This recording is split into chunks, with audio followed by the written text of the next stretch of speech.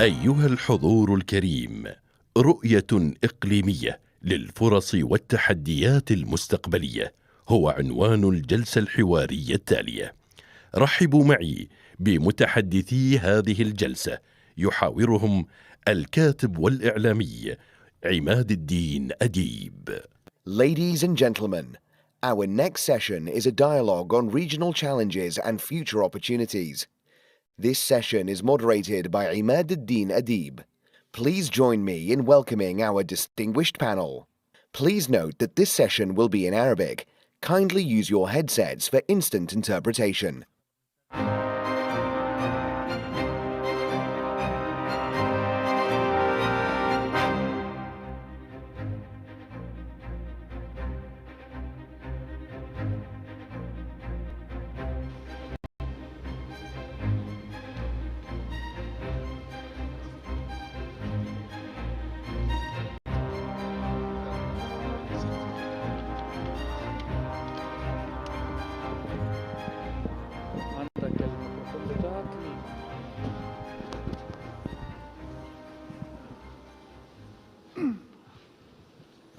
بسم الله الرحمن الرحيم. شرف عظيم لي أن تتاح لي فرصة إجراء هذا الحوار مع عقليتين من أهم العقول، يعني كل منهما يتولى مسؤولية مهمة جدا لمنظمة إقليمية ذات أهمية كبرى. معالي الوزير أحمد أبو الغيط أمين عام جامعة الدول العربية، معالي السفير والخبير العربي جاسم البديوي أمين عام مجلس التعاون الخليجي، كل منهما سوف يدلي بدلو في قضايا مهمة جدا في المنطقة: الفرص والتحديات. السؤال الأول مباشرة، معالي أحمد أبو الغيط، سيدي السؤال في دقيقتين: أهم تحديات موجودة أمامنا الآن في المنطقة العربية كما تراها بترتيب الأولويات. يعني هم يمكن أن الإنسان يقول هم تحديين أساسيين ومجموعة تحديات ثانوية، لكن التحدي الأول في تقديري هو لملمة الوضع العربي الحزين الذي جاء نتاجا ل 15 سنة أو 20 سنة من الأخطاء. حدث في ال10 سنوات الأخيرة ما سماه العالم الغربي ظلما الربيع. هذا الربيع أنا سميته من اللحظة الأولى خريف التدمير. فده تحدي إزاي نلم الوضع العربي ده تاني لتجاوز هذا العقد أو العقد والنصف. دي التحدي الأول، وله سياسات كثيرة. التحدي الثاني هو المأساة الفلسطينية اللي احنا بنشوفها في هذه اللحظة في غزة. ليس فقط ان احنا نوظف كل جهودنا لإنشاء هذه الدولة اللي أخيرا يبدو انه العالم الغربي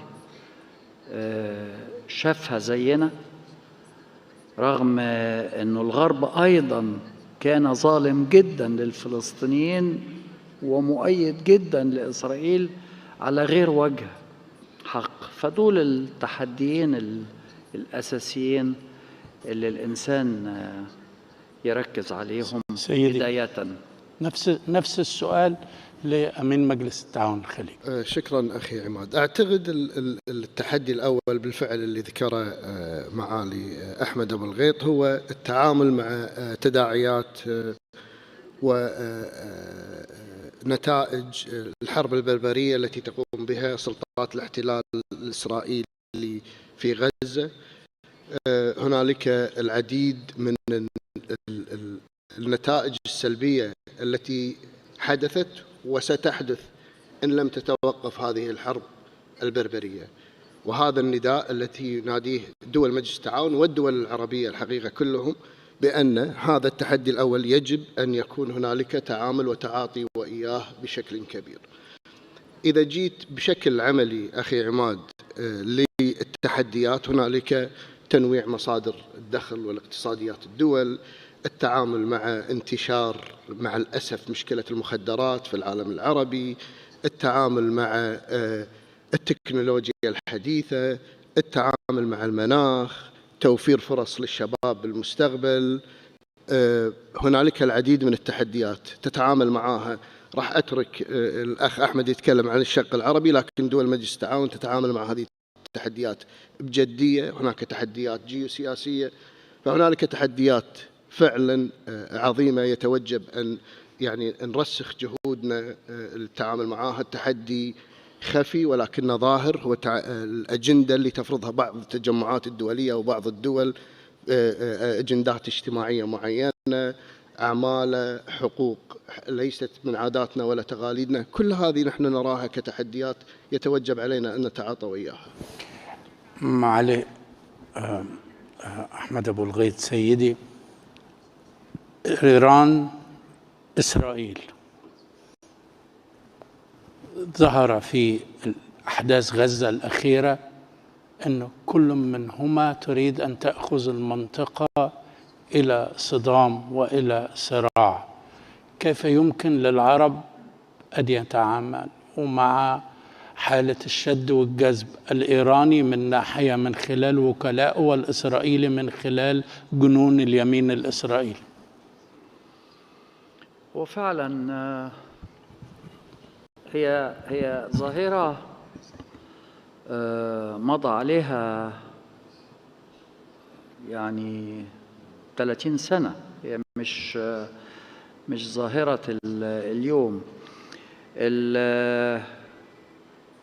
الحل في تقديري هو منع التدخلات الإيرانية وعدم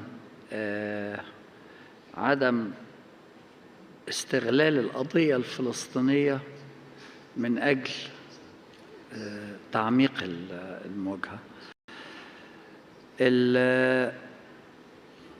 هي إيران بها صفة ثورية لكن المفتاح في رأيي هو الملف النووي الإيراني. الملف النووي الإيراني بيستثير العالم الغربي، وإيران تندفع في مواجهة إسرائيل لحماية هذا الملف. فالمقصد ينبغي أن يكون تأمين شرق أوسط خالي من أسلحة الدمار الشامل بالكامل. الدمار الشامل الذي تشكله إيران هل هو نووي فقط مع الأمين؟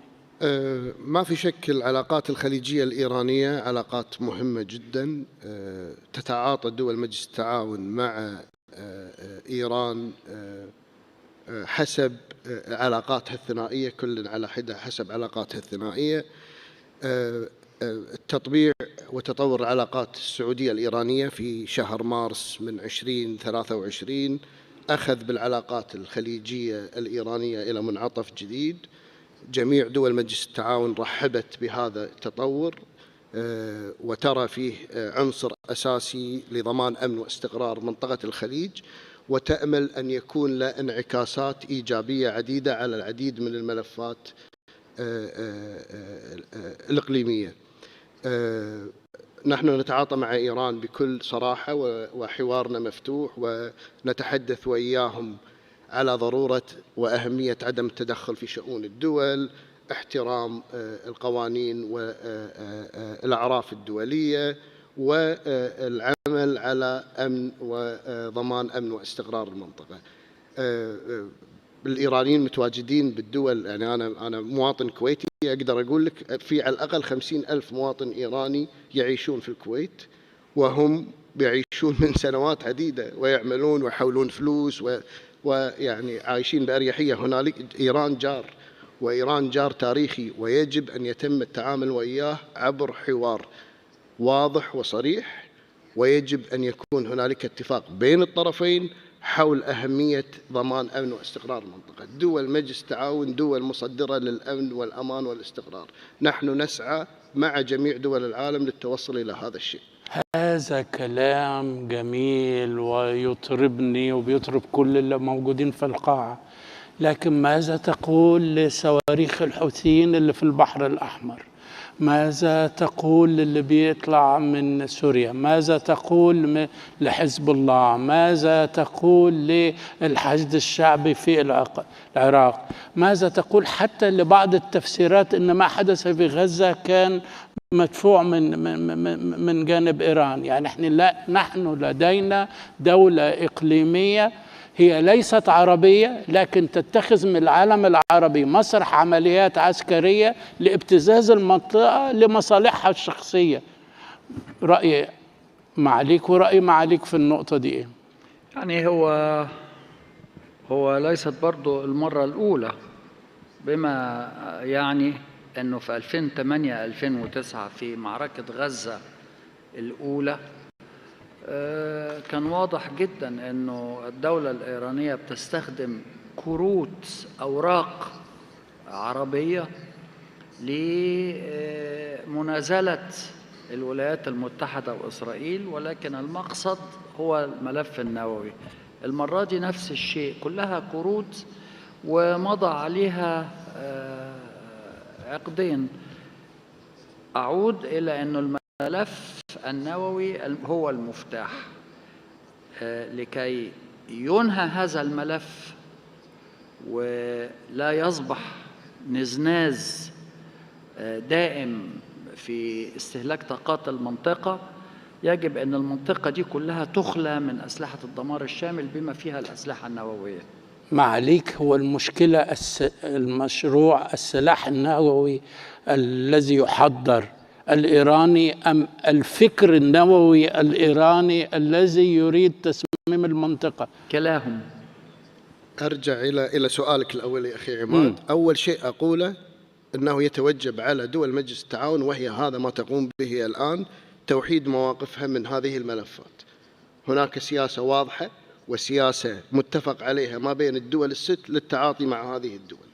ثاني شيء أعمله أني أتواصل مع حكومات الدول التي تطرقت لها، وأحاول أن أقدم لهم يد العون والمساعدة من أجل أن يصلحوا حالهم، من أجل أن يقووا وحدتهم ولحمتهم الوطنية. هذا ما يجب أن يتم العمل فيه. يجب حل ملف اليمني، يجب التوصل إلى إنهاء الصراع في سوريا، يجب مساعدة الأشقاء في لبنان، يجب الأخذ بيد العراق والمضي فيها قدما. هذا ما تقوم به دول مجلس التعاون، إذا كان هناك طرف وعمل دؤوب مع هذه سيدي، إذا كان هناك طرف هدفه ليس الحل، ولكن في علم السياسة ما يسمى بدور السبويلر أو المفسد الإقليمي، كيف نتعامل مع مثل هذا الدور؟ تتعامل معه من خلال وحدتك أنت ككتلة خليجية. تتعامل معه من خلال ضمان أن ينفذ القرارات، ضمان أن تصل معه إلى حوار مستمر. الحوار هو الحل أخي عماد. ما عندنا في منطقتنا شيء غير أن نحن نتحاور ونتباحث ونتحدث. نحن تكلمنا عن تحديات، حوارنا الآن بالجلسة هذه تحديات، لكن هنالك فرص عديدة وعظيمة في منطقة الخليج والعالم العربي. نستطيع أن نتكلم ساعات للأرقام المذهلة التي توفرها دول مجلس التعاون كفرص لإيران ولغيرهم للاستفادة منها.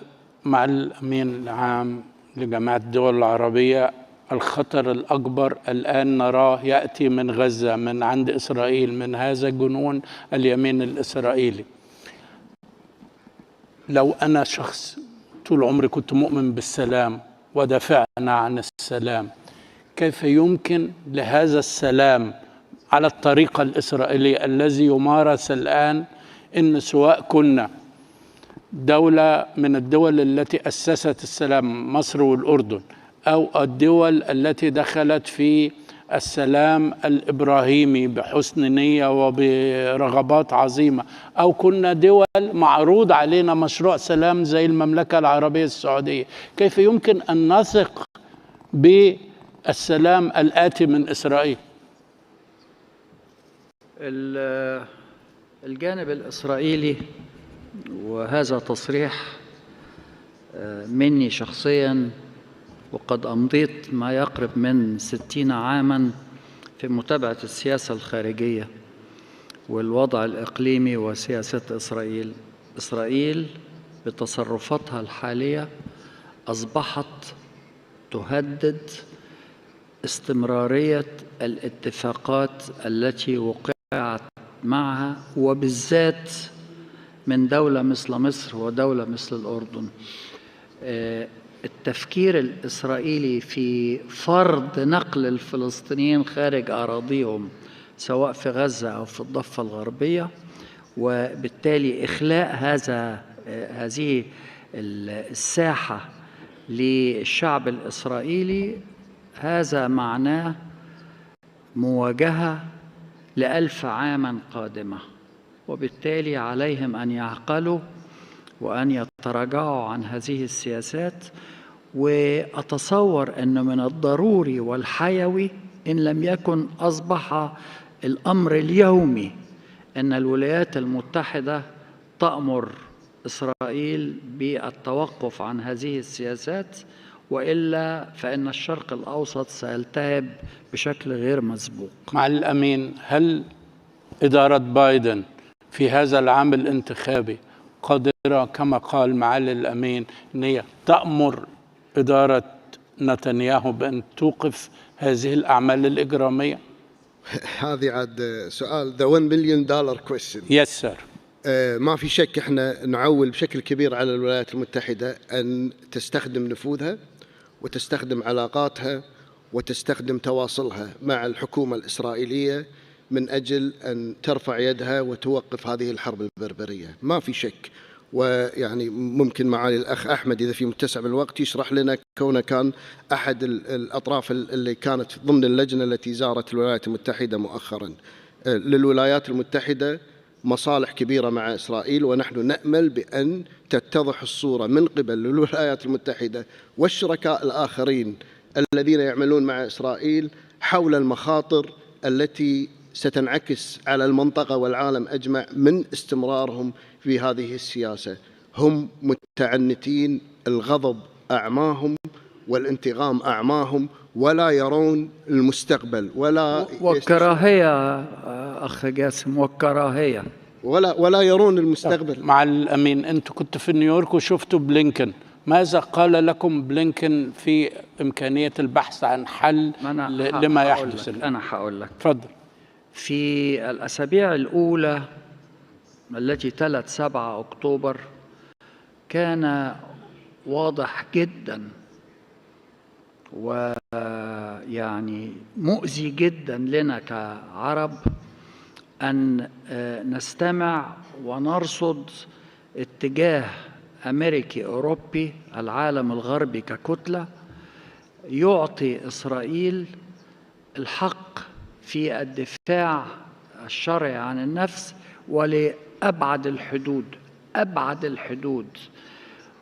وطبعا الطرف المحتل ما بيعترفش أنه محتل، والعالم الغربي لا يرغب أن يعترف أن إسرائيل دولة محتلة للأسف، وبالتالي بيعطوا حق الدفاع الشرعي عن النفس لمن هو محتل. بعد ذلك عندما قامت إسرائيل بعملياتها العسكرية ابتداء من 27 أكتوبر، 20 يوم بعد 7 أكتوبر، وأنا لست من يعني الذين أمتعهم ما حدث في 7 أكتوبر، لأنه كان هناك أيضا أوضاع غير صحيحة في هذا اليوم. بدأوا يتنبهوا أنهم ادوهم كارت أبيض وأنهم سمحوا لهم بطريق، وهم لا يعلموا حجم الكراهية الموجودة في مجتمعهم وحجم الرغبة في التوسع على حساب الفلسطينيين وإذلال الفلسطينيين، فبدأوا يتراجعوا.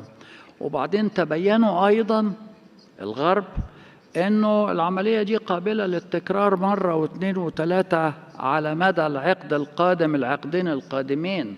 هي مش هتتوقف، المقاومة لا تتوقف. وهذا ما أقوله دائما لهم، أقول لهم هو في فرنسا المقاومة ضد النازي توقفت، هو في روسيا وفي أوكرانيا توقفت المقاومة ضد ألمانيا، هو في هولندا والنرويج وبلجيكا توقفت المقاومة ضد ألمانيا. كان في مقاومة، فالفلسطينيين هيقاوموا. بدأوا يتنبهوا في العالم الغربي أنه لا، يجب أن احنا ندي فرصة لإنهاء هذا النزاع، فتحولوا إلى تأييد فكرة الدولة. لأول مرة الليب سيرفيس اللي كانوا بيعملوها تحولت إلى مصداقية معقولة. الأيام كفيلة بقى، الأيام كفيلة. هل هذه المصداقية حقيقية ولا خداع زي ما حصل؟ أنا للأسف وقتي خلص، بس السؤال الأخير لمعالي الأمين. سيدي، حتى إذا استيقظنا غدا ولقينا طرف إسرائيلي راغب في مشروع الدولتين وطرف فلسطيني، رغم أن ما عندناش لسه طرف فلسطيني جاهز للتفاوض سواء سلطة أو حماس، لكن لو افترضنا أنه إن في عالم مثالي في طرفين جاهزين وفي رعاية أمريكية والعالم كله مهيأ لذلك، لما تنظر على خريطة الاستيطان، هل هناك مساحة جغرافية قابلة بامتداد جغرافي واحد لإقامة دولة فلسطينية فايبل؟ أعتقد من الصعب بمكان أنك أنت تنشئ دولة متقطعة. يعني غزة من جانب والضفة الغربية من جانب، يعني لا يمكن أن يخلوا المستوطنات. بالضبط أخ بالضبط، جاز يخلوها. ما أنشأ يخلى.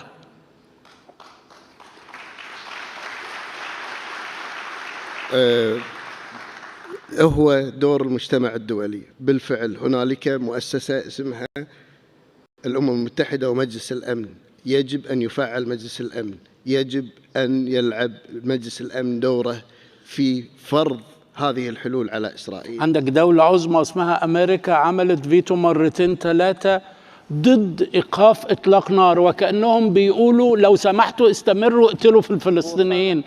إيه المنطق ده؟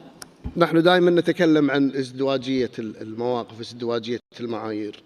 نحن نأمل من جميع الشركاء لإسرائيل وأعضاء مجلس الأمن وبالأخص الدائمين أن يتولوا مسؤولياتهم. هي مسؤولية دولية كاملة. في النهاية للأسف التحديات تقتل صورة الفرص القادمة، رغم أن الفرص ما أكثرها وعظيمة كما تفضلت حضرتك، لكن التحديات الحالة علينا. حفظ الله الأمة العربية، وشكرا لحضرتك. شكرا.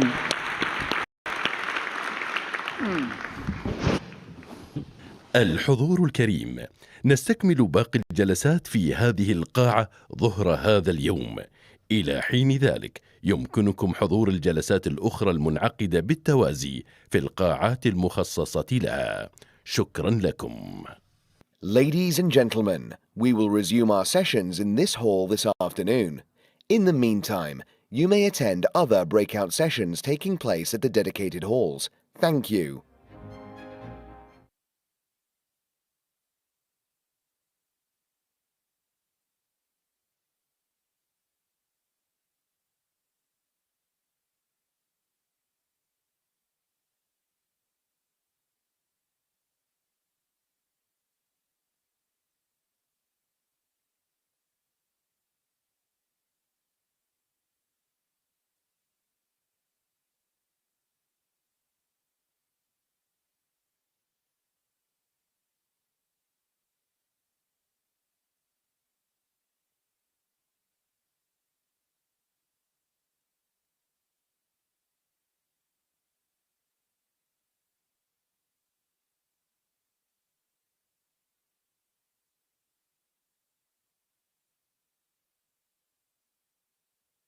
So to enable some time for questions and answers as demanded by our imperious chair, let me finish by giving two assessments. I said at the beginning there are risks. There are these uncertainties. I guess many of you will remember what Don Rumsfeld said about unknown unknowns and all the rest of it. So we have all of this. But the second part of this is also worth bearing in mind. Opportunities exist. We need to take these opportunities, find ways of regulating them, and that puts the onus on global political leaders to lead and not to pander to populism or other sorts of things. Now, for those of you who don't know, the Roosevelt quote is that we have nothing to fear but fear itself. I looked it up and found that it originated with the French philosopher Montaigne, who said, "He who fears he shall suffer already suffers what he fears." Shukran.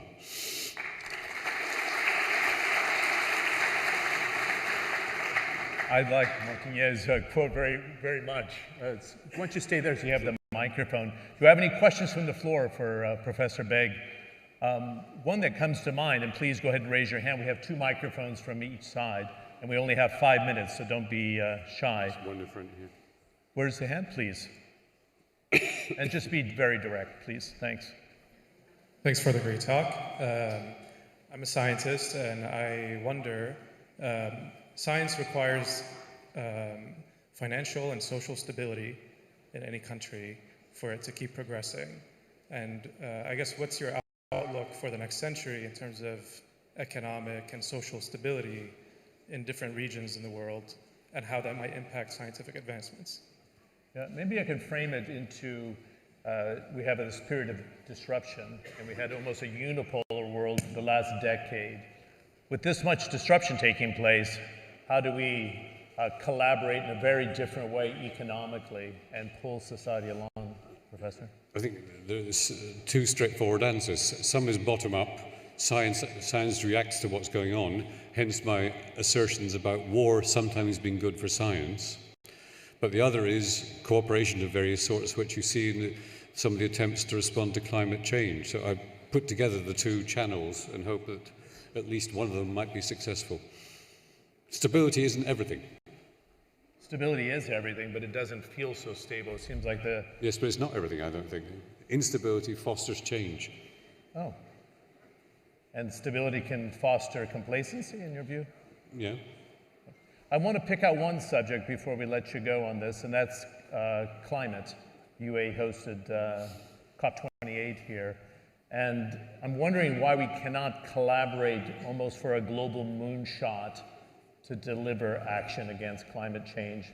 We're moving in the right direction. We know the targets have now been laid out, better than $4 trillion a year needed in spending. We have a global south to take care of. Why can't we rally countries at a much more rapid pace if we know there's a real threat out there? What's your view laying out? Because that was one of the 5 issues you put forward in your presentation.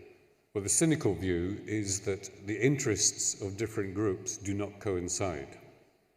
And if you're a coal producer, like Poland, why would you be excited about dealing with climate change, knowing that even if you abandon all your coal, it may make no difference to the global total?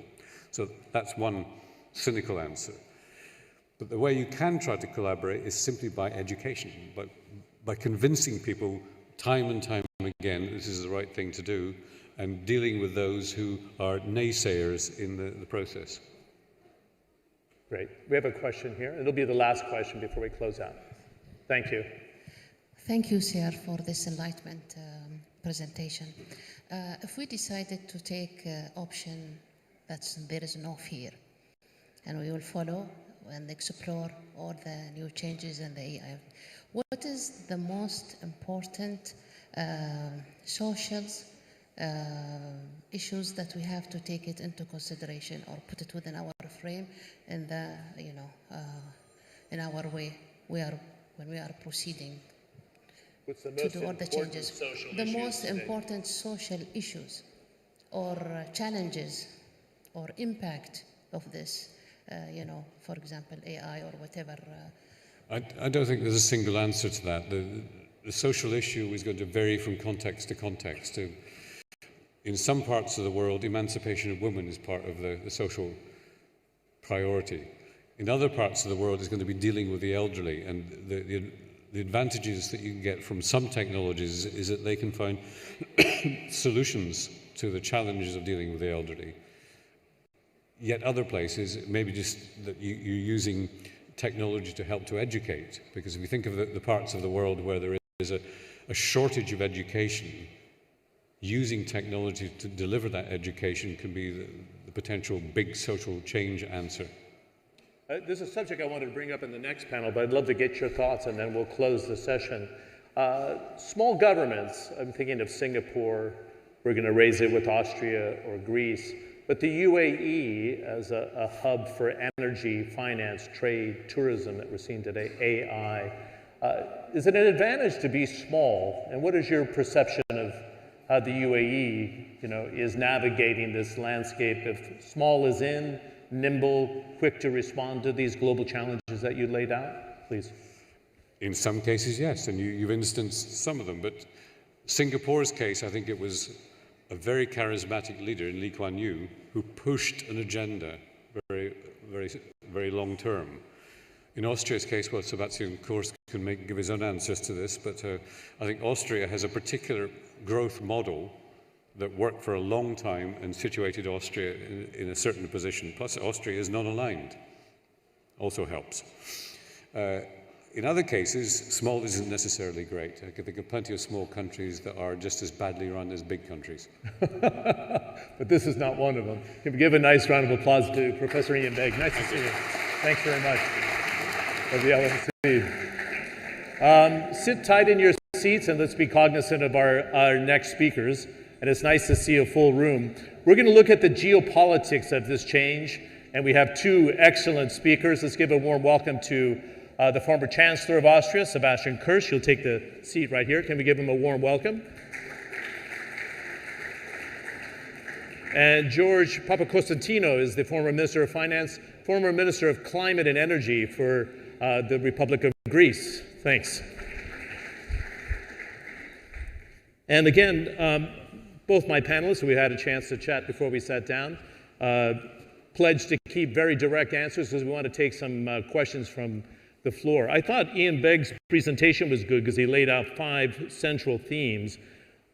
Just to be the devil's advocate here, and we want to kind of stretch the limits at the World Government Summit, this is a very challenging time because there's both conflict and rapid disruption on the way with artificial intelligence. And what we're trying to examine here is how governments can prepare their societies for doing so, because there's a lot of misinformation. And Sebastian, you laid out this idea about an issue that's often overlooked, but at the World Economic Forum, where I saw you in January, one of the top 5 threats for 2024 and 2025 was cybersecurity and cyber threats and misinformation. So how do you prepare your society to be aware of what's around the corner during an era of disruption? Do you want to start there? Yeah, first of all, thank you for inviting me. I think that we are living in times of change and challenging times, probably starting with the geopolitics you mentioned at the beginning. I grew up in a world of globalization. And now we have a totally different landscape from my perspective. We have a quite divided world. There are only a few places in the world, like here in the United Arab Emirates, where everybody is able to meet, but the world has become very divided, and especially for us Europeans, of course, the conflict in Ukraine changed a lot. Second, I think there are also new threats. I think we are all aligned that digitalization is very positive. It changed the way how we work, how we interact, how we experience and learn. And this is, from my perspective, an extremely positive development. But on the other hand, of course, it also creates new risks like cyber attacks. And if you saw the director of the FBI, for example, a few days ago. He said the number one risk for the US is not a terror attack or a war or whatever, it's a cyber threat. If you look at the targets of cyber terrorists, it's more and more not only companies, it's especially critical infrastructure that is in the focus. And the last issue you mentioned is, of course, the question how people get their information. And I think in the past, it was in a very traditional way. It was through newspapers, media, classical media, which gave them a lot of power. But on the other hand, it was also in a very controlled way. Social media, I think, is a huge chance to get information. It's a huge chance for everybody to share information, to share your opinion. But of course, there is also a new threat now, and this is disinformation.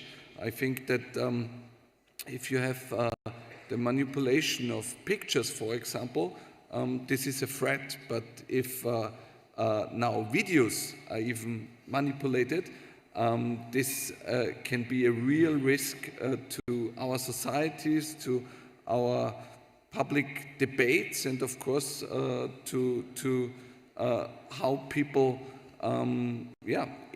get information and inform themselves. Yeah, you laid out very central themes for the discussion as well.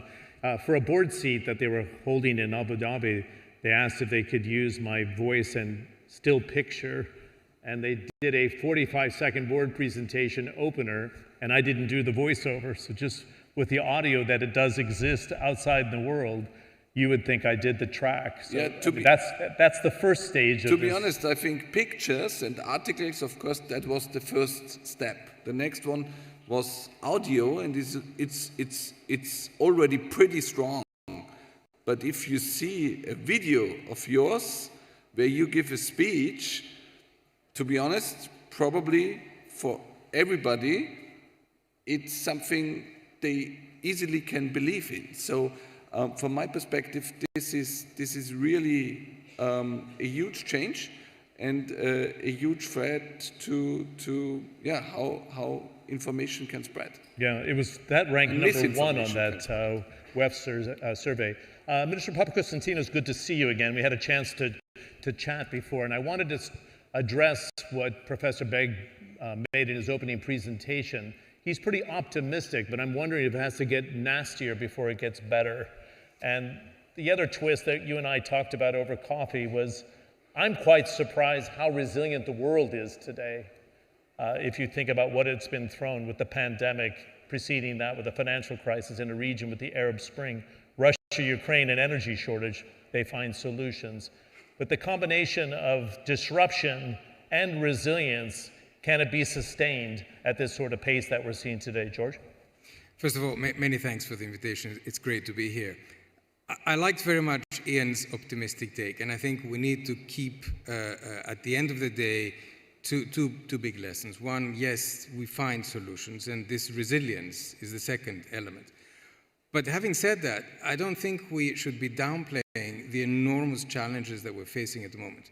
I think there is one fundamental issue that sort of acts as an umbrella for everything else, and this is that we are in a position of the greatest ever economic interdependence globally that we've ever had.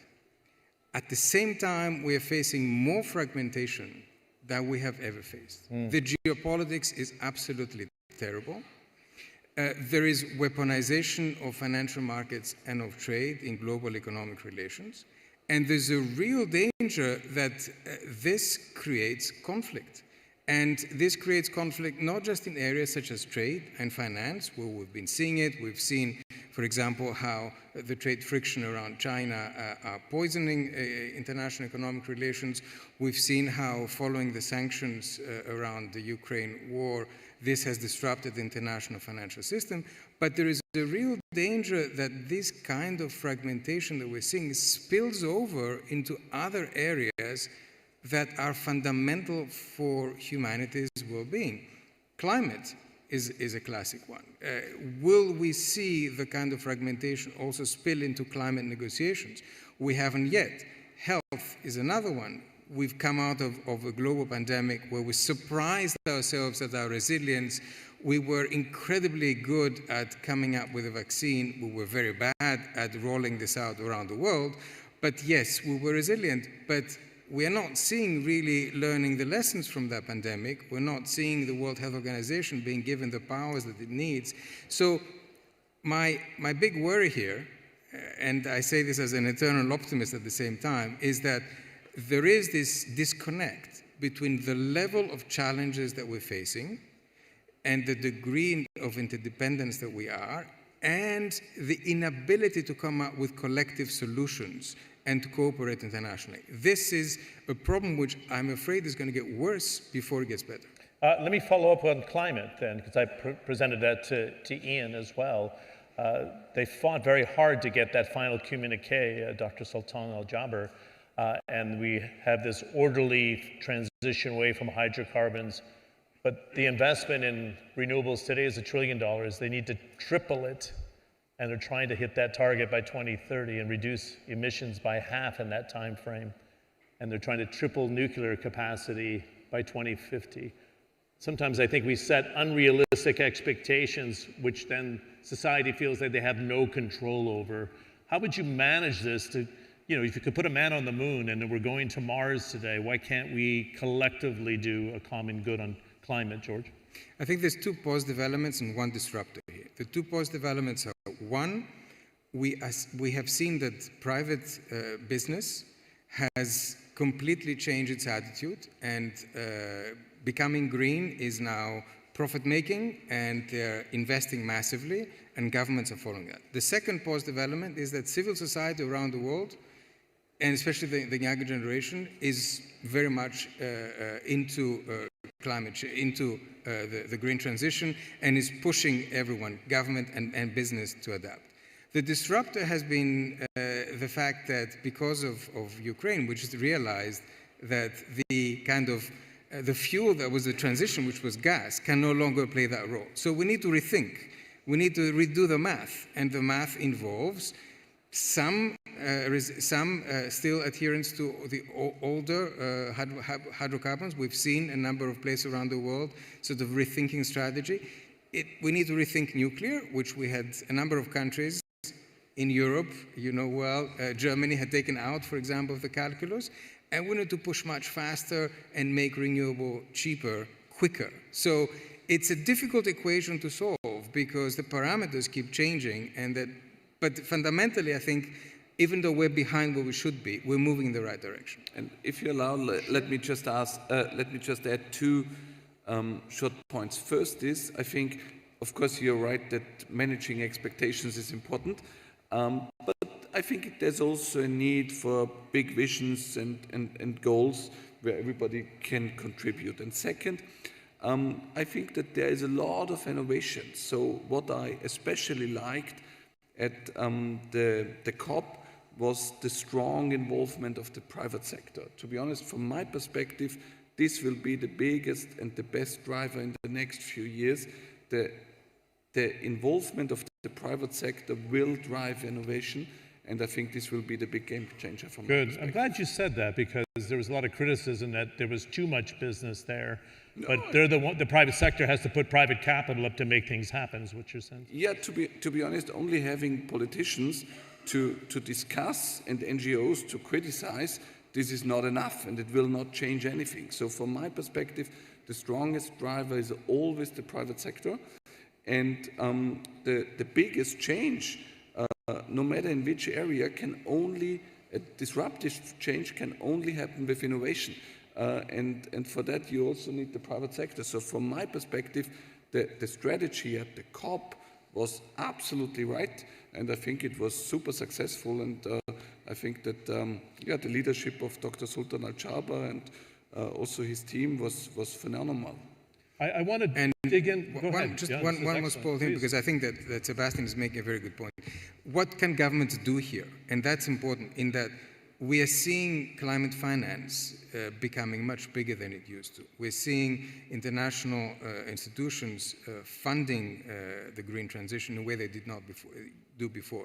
So there is a shift in terms of how we treat the legacy assets, and that's very important, to make business, make it even more profitable for business to innovate and move faster. So there is a regulatory aspect of this transition. Business is moving by itself as well, but there is a regulatory connection that needs to be made. Okay. There's an elephant in the room because we could have Donald Trump back into power. And I talked about the unipolar world. That has definitely changed. We see the expansion of the BRICS, for example, and Russia, Ukraine getting China, somewhat India on the fence. The Middle East are trying to engage with Saudi Arabia and the UAE and the expansion of those BRICS. Many people don't want to take sides and want to stay neutral, which makes perfect sense. But in the last 24 hours, one of his advisors said that he'd like to come out of NATO, and he wasn't a supporter of the climate agreement in Paris. So like many steps forward in COP28, you have a threat of going many steps back if the US pulls out. Can the world survive another term with Donald Trump? Let's go with you, Sebastian. So the world will always survive. I'm an optimist.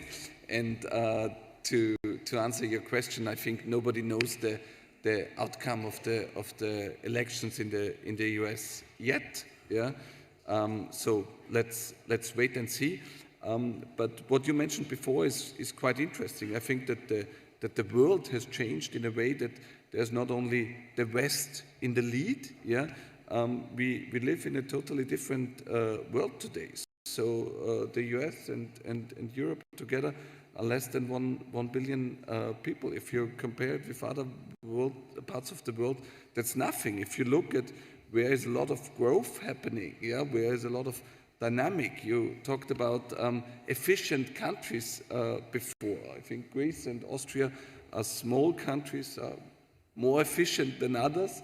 I think that the government of Mitsotakis is doing a phenomenal job, but I think there are not many countries in the world you can compare to Singapore and Abu Dhabi. So the world is changing, and this is something which is not easy for the West and especially for us Europeans. Yeah, in fact, the next century should be an Asian century if you just look at growth today. China's slowing down, but India's rising, and Southeast Asia's rising. Also, if you look at demographics, rising. Yeah, it's a question of efficiency. It's a question of course, how well countries are governed. It's a question of innovation, but it's also a question of numbers when it comes to the numbers of societies, and there I think the demographic development is very clear.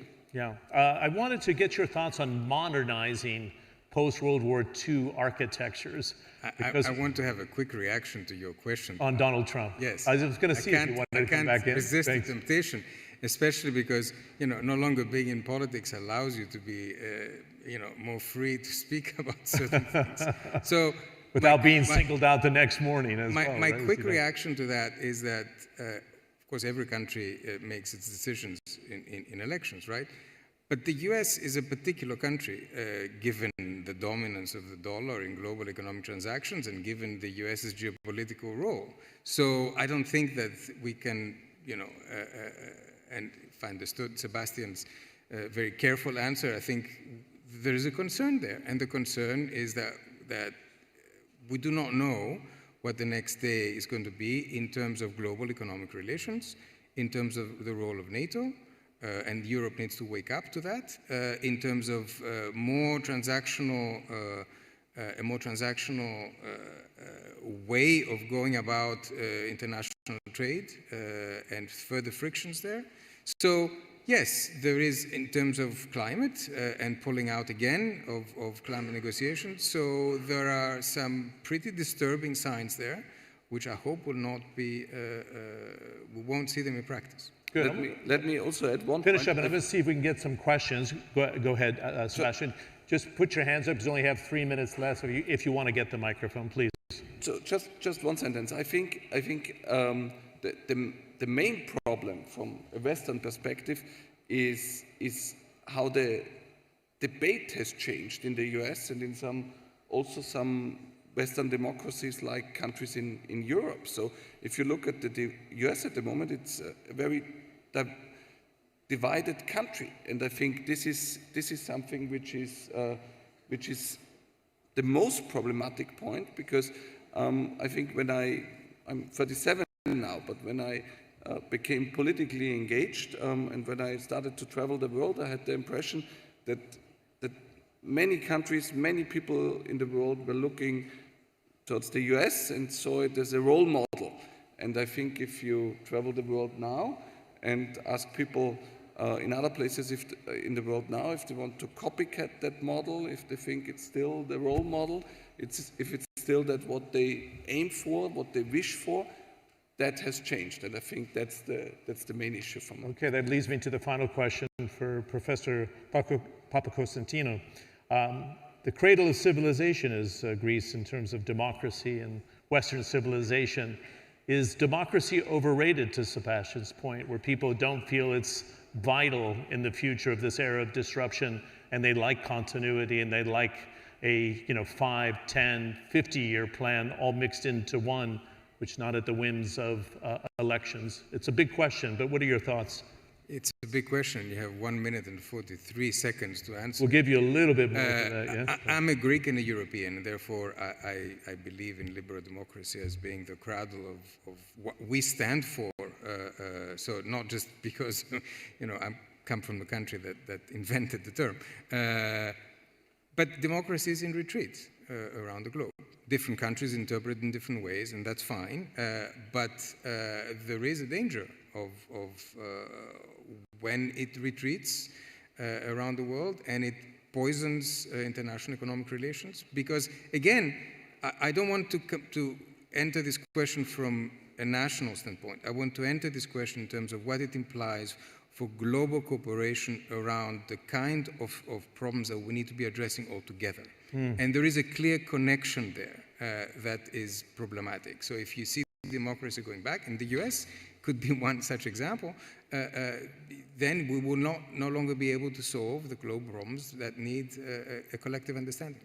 Good. Take the one example, Sebastian, because you were a young leader, the youngest, I think, in history of Austria, which says something. The European Union, and some would argue it's an amazing expansion.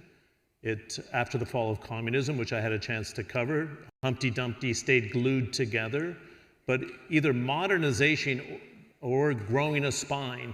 I mean, many think that the European Union should be firmer, more cohesive, and ready to stand up to the challenge like Russia, Ukraine, without the US having to step in a big way. Please.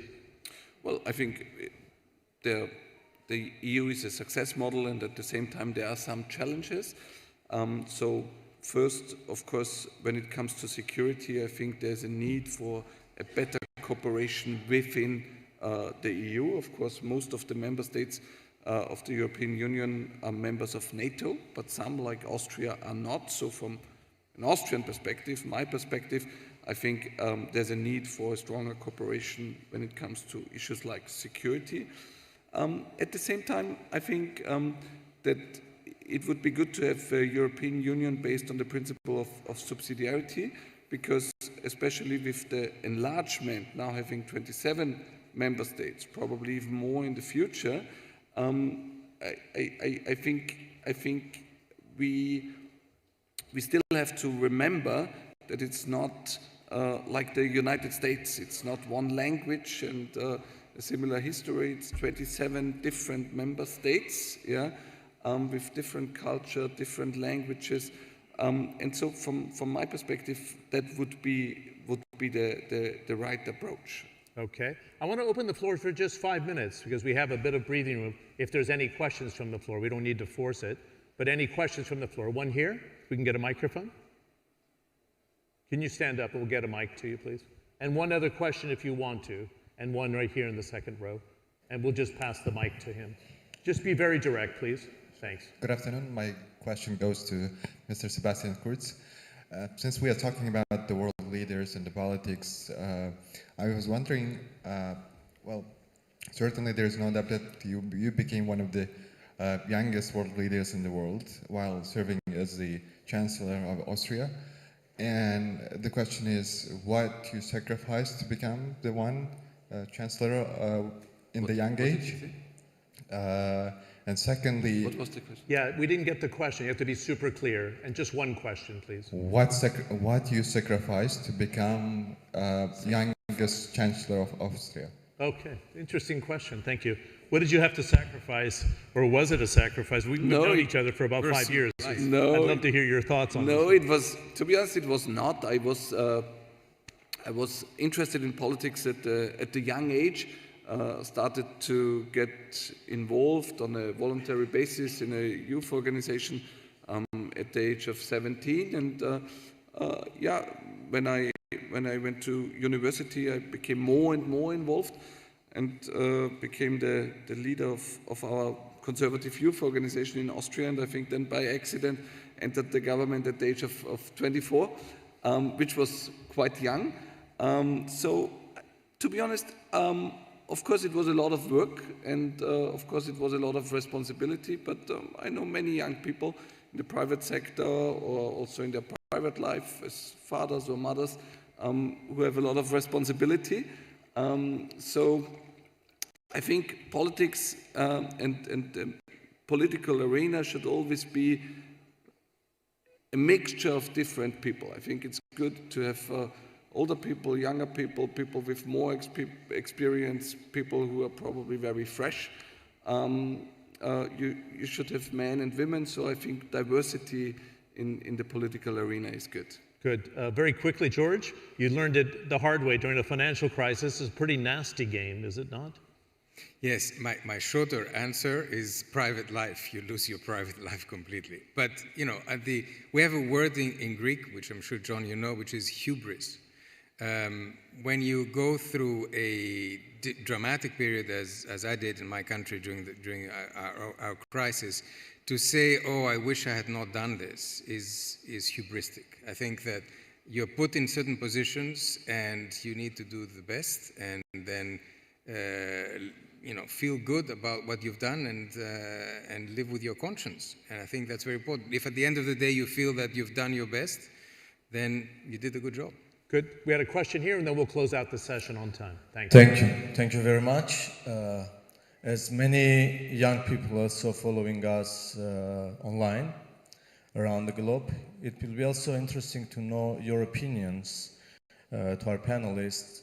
What are the future important values for the future leaders to have, especially when we are thinking about developing and shaping the future of the world? Thank you very much. Thank you for the question. It's excellent. What sort of value systems do you have? There's a breakdown in religion in some parts of the West, for example. Nobody really identifies with a religious base, but what value systems should we be teaching? And in the West, we're not teaching civil service or civics anymore in the United States. It's kind of gone away. What do you think, Professor? All right, I'll start. I'm sure Sebastian will have his own. I would use a few very simple words. I would start with empathy, understanding, tolerance. We live in societies, a lot of them are broken. There's a lot of inequality, there's a lot of social tensions. So you need to be able, when you go into politics or any leadership position, to understand that and work with it and work how to overcome it. Then, of course, the basic competence issues. But if you're talking about values, I think that's where you should be starting from. I totally agree, and I think probably the main thing is that if you should get involved in politics if you really like to serve your country. Yeah, if you want to serve the people in your country, then I think that's the right starting point. Good. I lived here for 10 years, and the level of tolerance with all the diversity you have here I was pretty astounded by. But I think in a post-pandemic world, I kind of simply went out of my way every time I take a train to reach out to somebody, or if somebody needs a seat, or if an elderly person needs a hand. And it sounds super simplistic, but I think we've lost that civility in many parts of the world because they're fighting inflation, which is hitting people in the pocketbook. They were cocooned for a couple of years because of the pandemic. And just taking pause to see that there's a human on the other side of the train seat or wearing a mask that may be struggling, I think is a pretty good way to finish off here. Thanks for all the questions from the floor. We have one more session on climate and energy and the geopolitics around it. Three superb guests, but can we give our round of applause to Sebastian Kurz and George Papakos and Nassim. Great to see you. Thanks. Nicely done. Thanks again, George. Yeah, thanks. You're welcome. Thanks for the question. Yeah.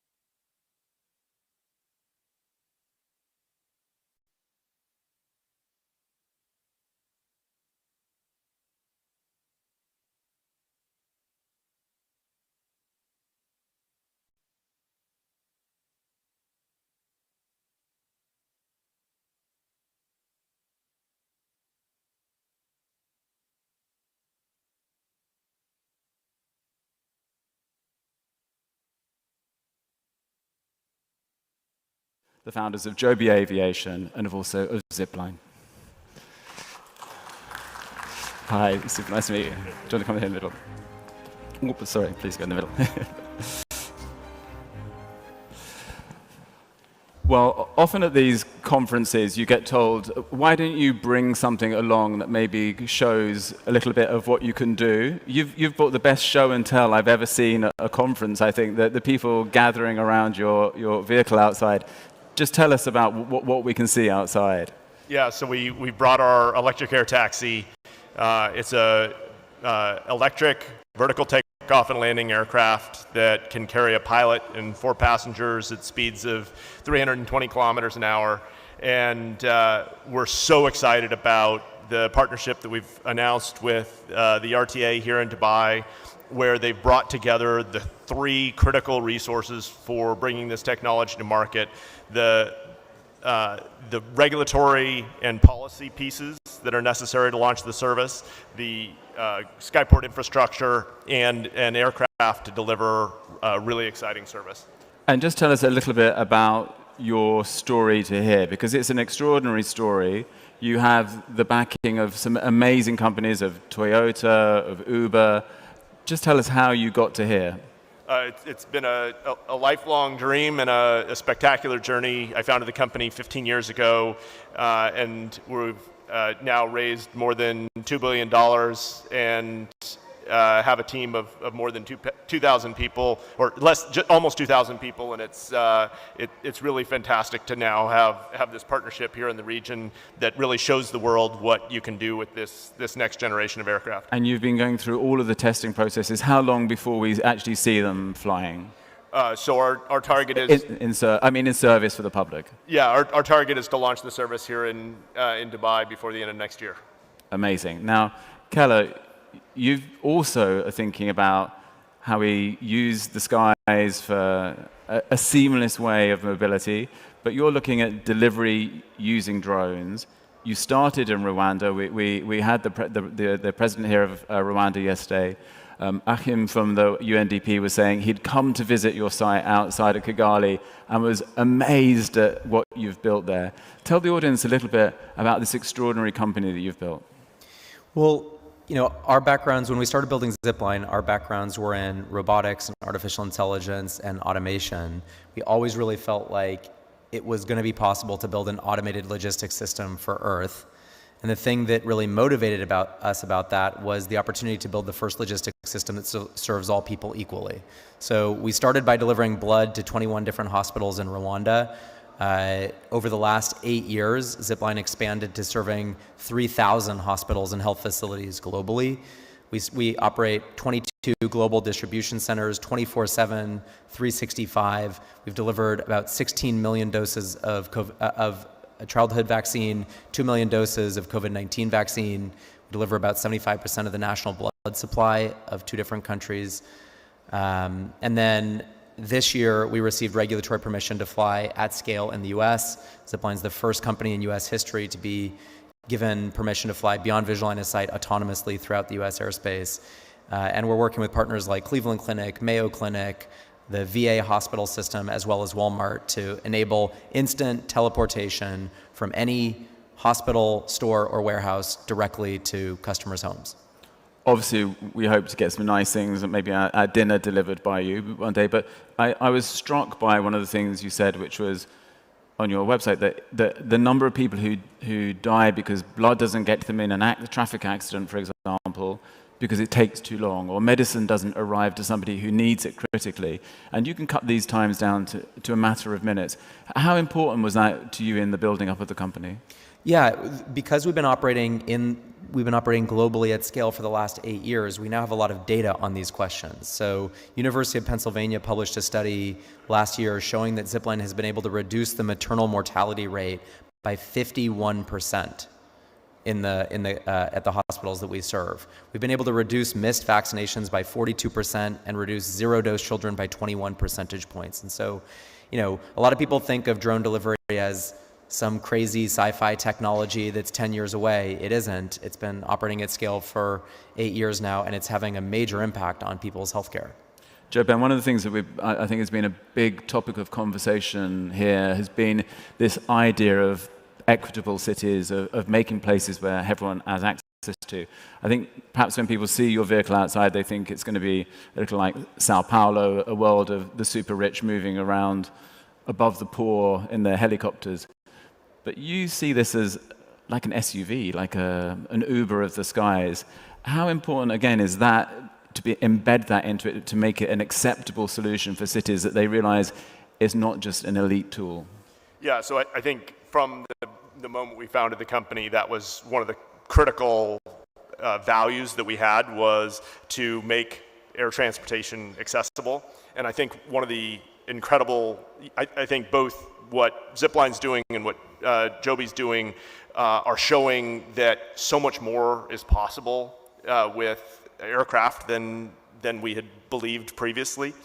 And I think that Zipline and Keller's work is just a spectacular example of what can happen as you drive scale, and the price points that they've been able to achieve for delivering goods and services. And we want to drive that same economies of scale as we work through multiple versions of aircraft to move people around. And, you know, the cars that we were building in the late 1800s were built in small quantities. And it wasn't until you got to the point where they began getting mass produced in the early 1900s that they began to be manufactured in quantities that were sufficient to get the price points down so that everyone was using them every day. So my goal is that we move from a civilization that moves around on the ground to one that moves around in the air. I think that that's going to take time. It's going to take decades, but it is incredibly promising. We just had that last session on resilient cities. And I think this is an incredible example of a technology that can help with resilient cities, both for moving people around and stuff around. And I also think that the kinds of technologies that Zipline's developing for moving things around cities can also scale up in length. And I think there's profound things you can do on the logistics front if you have a unique product that you're making. Let's say you have an agricultural product that you're making in a farm in Africa, and you want to be able to get it to Dubai. Currently, if you're not close to a large airport, it's very difficult for you to get access to delivering your product. But we can again use the kinds of autonomous systems that Zipline has pioneered to move things not just short distances but long distances, and really rethink the global logistics. And so I guess what I'm saying is, I think aviation, we can open the aperture of aviation to what it can bring and how impactful it can be, you know, as we look into the decades of the future. Yeah, people think of aerospace as being super expensive. It's only super expensive if you only rely on duopolists like Boeing and Airbus to build airplanes. Like, the problem is we don't have, you know, in 1920, there was a huge number of innovative startups building airplanes. Today it's just two. And so if you want to know why airplanes are super expensive, it's really easy, you know, to understand. So I actually think what's going to happen over the next decade is kind of a big revolution, a renaissance of getting back to building new things in aerospace, agile aerospace. And even to build on what Keller's saying there, even though we've got this duopoly and the cost of acquiring the aircraft is very expensive and the quantities of aircraft that we're building is relatively small, aviation is still our lowest cost mode of transportation. So it's an order of magnitude less expensive on a per passenger mile basis than driving in a car. It's also 3 orders of magnitude safer. So it's like between 1,000 and 10,000 times safer per passenger kilometer traveled to fly in an aircraft than it is to drive on the ground. And it's at least an order of magnitude faster. You're flying in a commercial aircraft at 500 miles an hour compared to driving on the ground at 20 to 50 miles an hour. So aviation is really remarkable when you think about it in that metric of it's faster, safer, and dramatically less expensive, and it can be even less expensive when you do the kinds of remarkable things that Zipline has been doing in scaling up autonomous aircraft. And we can transition all of this industry to zero emission, which both Joby and Zipline are doing. We'll come to that. Quick question: why did you start in Rwanda? When we were getting started, we knew that regulation was going to be the trickiest thing. No one had ever seen an autonomous aircraft really operating at scale in the way that we needed to operate. And so we wanted to find a country that was agile, forward-looking, technocratic, and Rwanda wound up being the perfect partner. It's a small country, 15 million people, but really focused on investing in the future. They initially asked us to deliver blood to 21 different hospitals. We ended up delivering all medical products to every hospital and health facility in the country. Then we expanded to deliver animal vaccines, animal healthcare products. We're now the major deliverer of artificial insemination products for cattle and pigs in the country. We're now delivering e-commerce products. They're building a national postal service on top of the system. So it's been amazing to start in healthcare, but see the technology grow into broad national infrastructure over time. And just going forward, quickly on that. Sorry, yeah, go. Just to build on that, I think the model that was employed there is like absolutely genius on Keller's part and genius on Rwanda's part, and it is a framework for innovation writ large. So you start with small scale and you iterate, and the iteration that Zipline has done, right? At Joby, we took the full frontal approach on certifying with the FAA. We began that process, that conversation 15 years ago. We've been now working on it in earnest for 9 or 10 years with the FAA. We began our formal certification in 2018. So we are doing the hard, heavy lifting of going straight at the problem of certifying our aircraft in one of the most regulated markets in the world. Whereas what Zipline did was find a sandbox in which they could rapidly iterate, which is much more of akin to the Silicon Valley ethos of being able to try and learn quickly. Learn by doing. And just quickly on that, as you iterate and as you go forward, obviously you have built the drones, you've run the drones, you've done the deliveries. As the model evolves, do you step out of some of that chain? Is it a drone system that you give to a city and they run it, or how do you see the future of Zipline? It's quite the opposite. I think one of the counterintuitive things about Zipline, people always look at us and they say, oh, it's such a cool aircraft. It's such a cool autonomous aircraft. I think the key thing to realize here is that when it comes to autonomous logistics, the vehicle is only 15% of the complexity of the solution. So, what we ended up learning over those 8 years was we also needed to build unmanned traffic management systems. We needed to build computer vision-based pre-flight checks, communication architecture, data logging. We had to figure out how to operate these complex logistics distribution centers. We had to build customer ordering interfaces and platforms. So none of our customers care about drones. This is kind of important. All our customers are buying is teleportation. They want something to go from point A to point B fast enough to save someone's life. And so our business model has evolved over the last 8 years by just taking more and more things internal and keeping all that complexity behind a curtain so that to our customers, this just looks like a logistics system that is 10 times as fast, half the cost, and zero emission. When we look at regulation and we went to Rwanda with Zipline, you're going to be launching here in Dubai next year.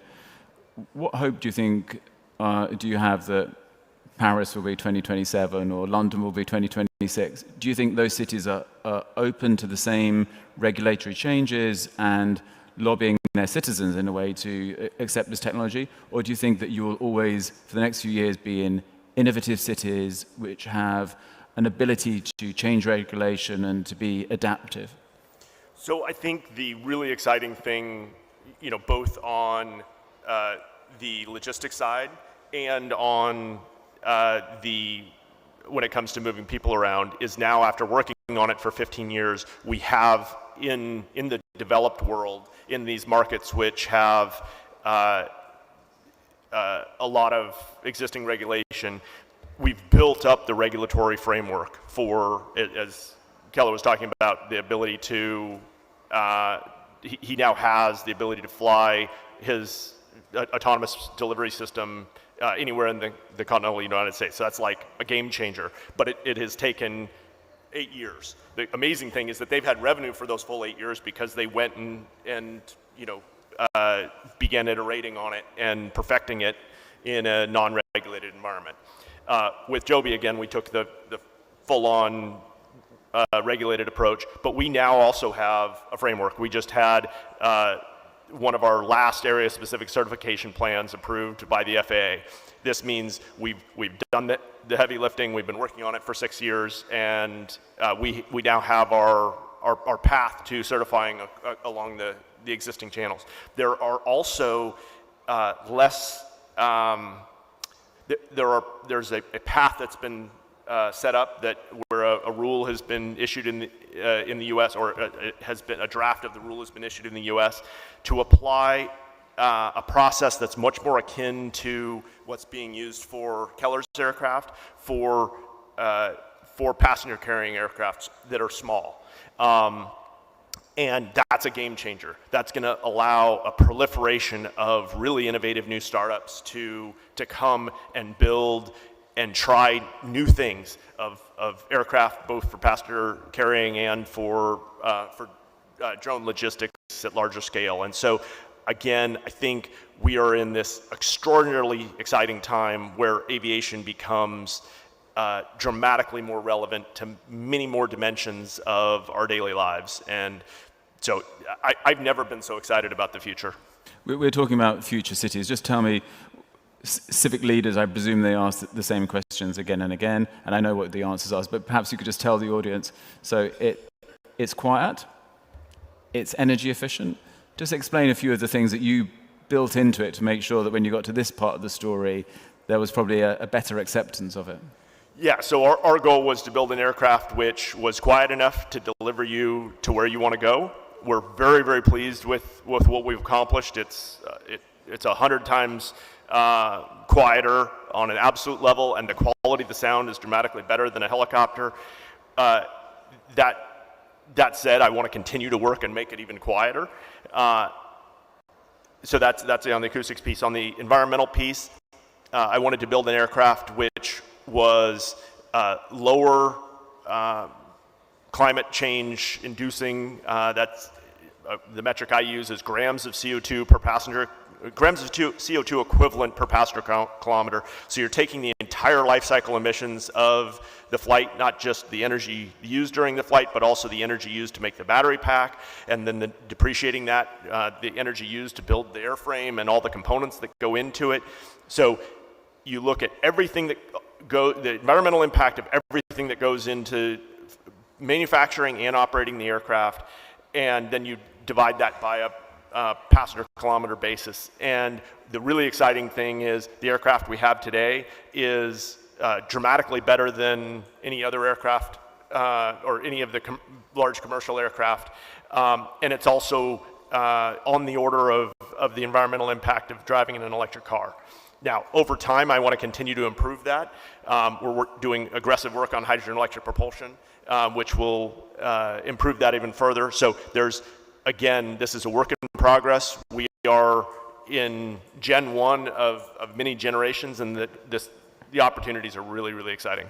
And Keller, just quickly for you then, these are all things that challenges you've faced as well, because I think in many cities people think as drones as that thing that the kid darken the skies. Yeah, the kid down the block has that's buzzing over your house and making you go crazy. Yeah, everybody has this like apocalyptic vision, of like drones darkening the skies. But the reality is, we don't have to guess at this anymore. You can go visit any of the 8 countries where Zipline operates at scale today, and the reality is, the communities we serve love the technology. Most people know someone who is alive because the service exists. And there are going to be 5 billion instant deliveries, just instant deliveries done in the US this year alone. That's like using a 3,000 to 4,000 pound gas combustion vehicle driven by a human to deliver something to your house that weighs 3 to 5 pounds on average. This is insane. It's very expensive, it's very slow, it's bad for the environment, and it's causing tons of traffic in the cities that we live in that frankly don't have great options for building more highways. And so getting all of that traffic that is currently being used to do these small one-off courier deliveries for Instacart or DoorDash or GoPuff, getting all of that traffic off of the roads into a system that is zero emission and 30 times more efficient and 10 times as fast and half the cost is just an extremely obvious thing to do from a first principles perspective. Well, I'm afraid that's all we have time for. There's so many more questions I think that I would have loved to ask both of these amazing entrepreneurs. But thank you for joining this cities panel, looking at the future of our cities, and thank you to our two great panelists, to Keller and to Joben. Thank you. Well done. Thank you.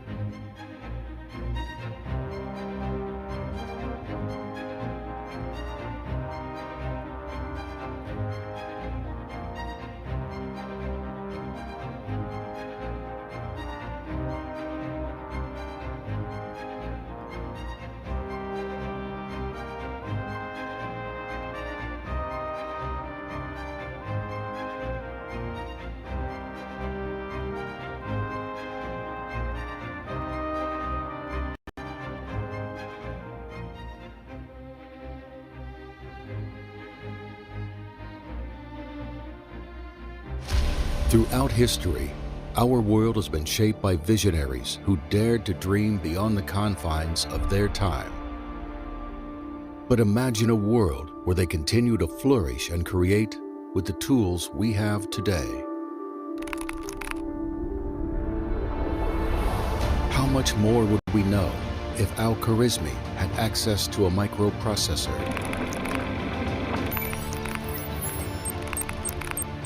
Where would we be if Ibn Sina took a look through a digital microscope?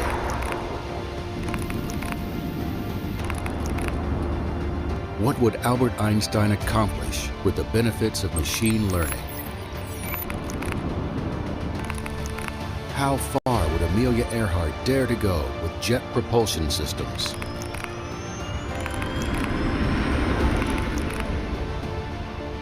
They inspired us then, but who will inspire us now?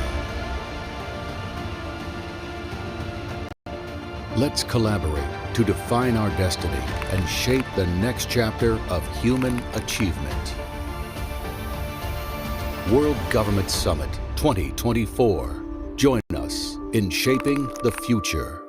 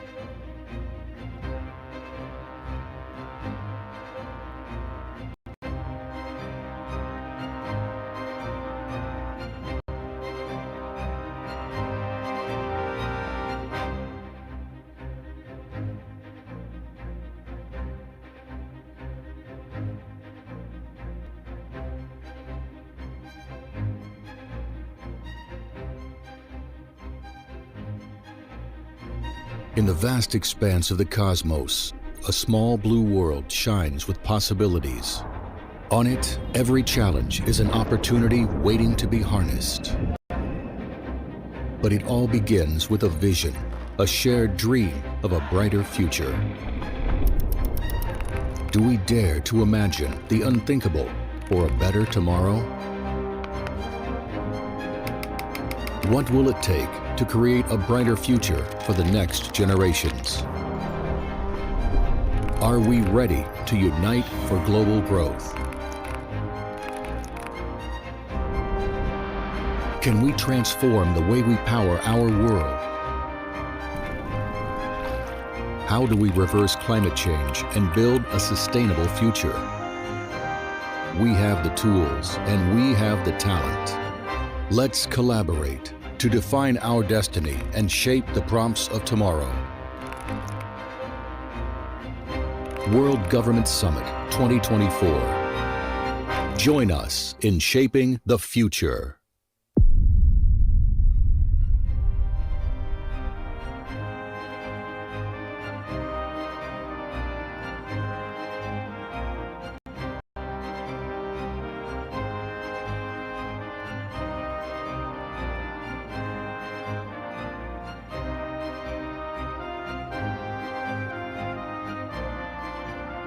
Ladies and gentlemen, the topic of our next session is Powering the Future, Pathways to Sustainable Global Change, with His Excellency Rafael Grossi, Director General of the International Atomic Energy Agency. This session is moderated by Becky Anderson from CNN.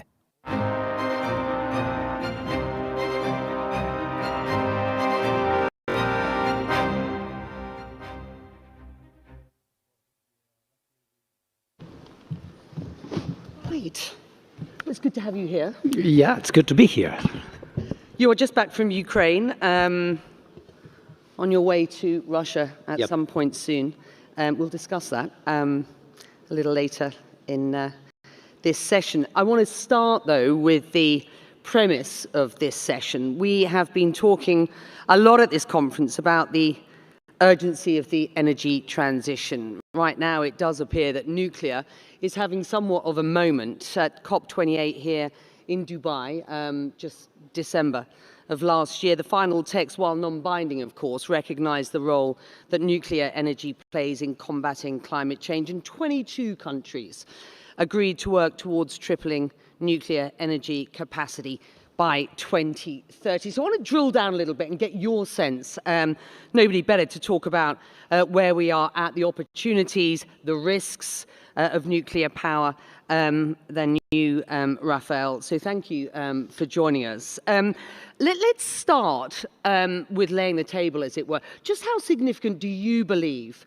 COP28 was in terms of the energy transition? And from those countries who signed up to what was a non-binding agreement, but an important one at that, and historic, where do you see the real investment?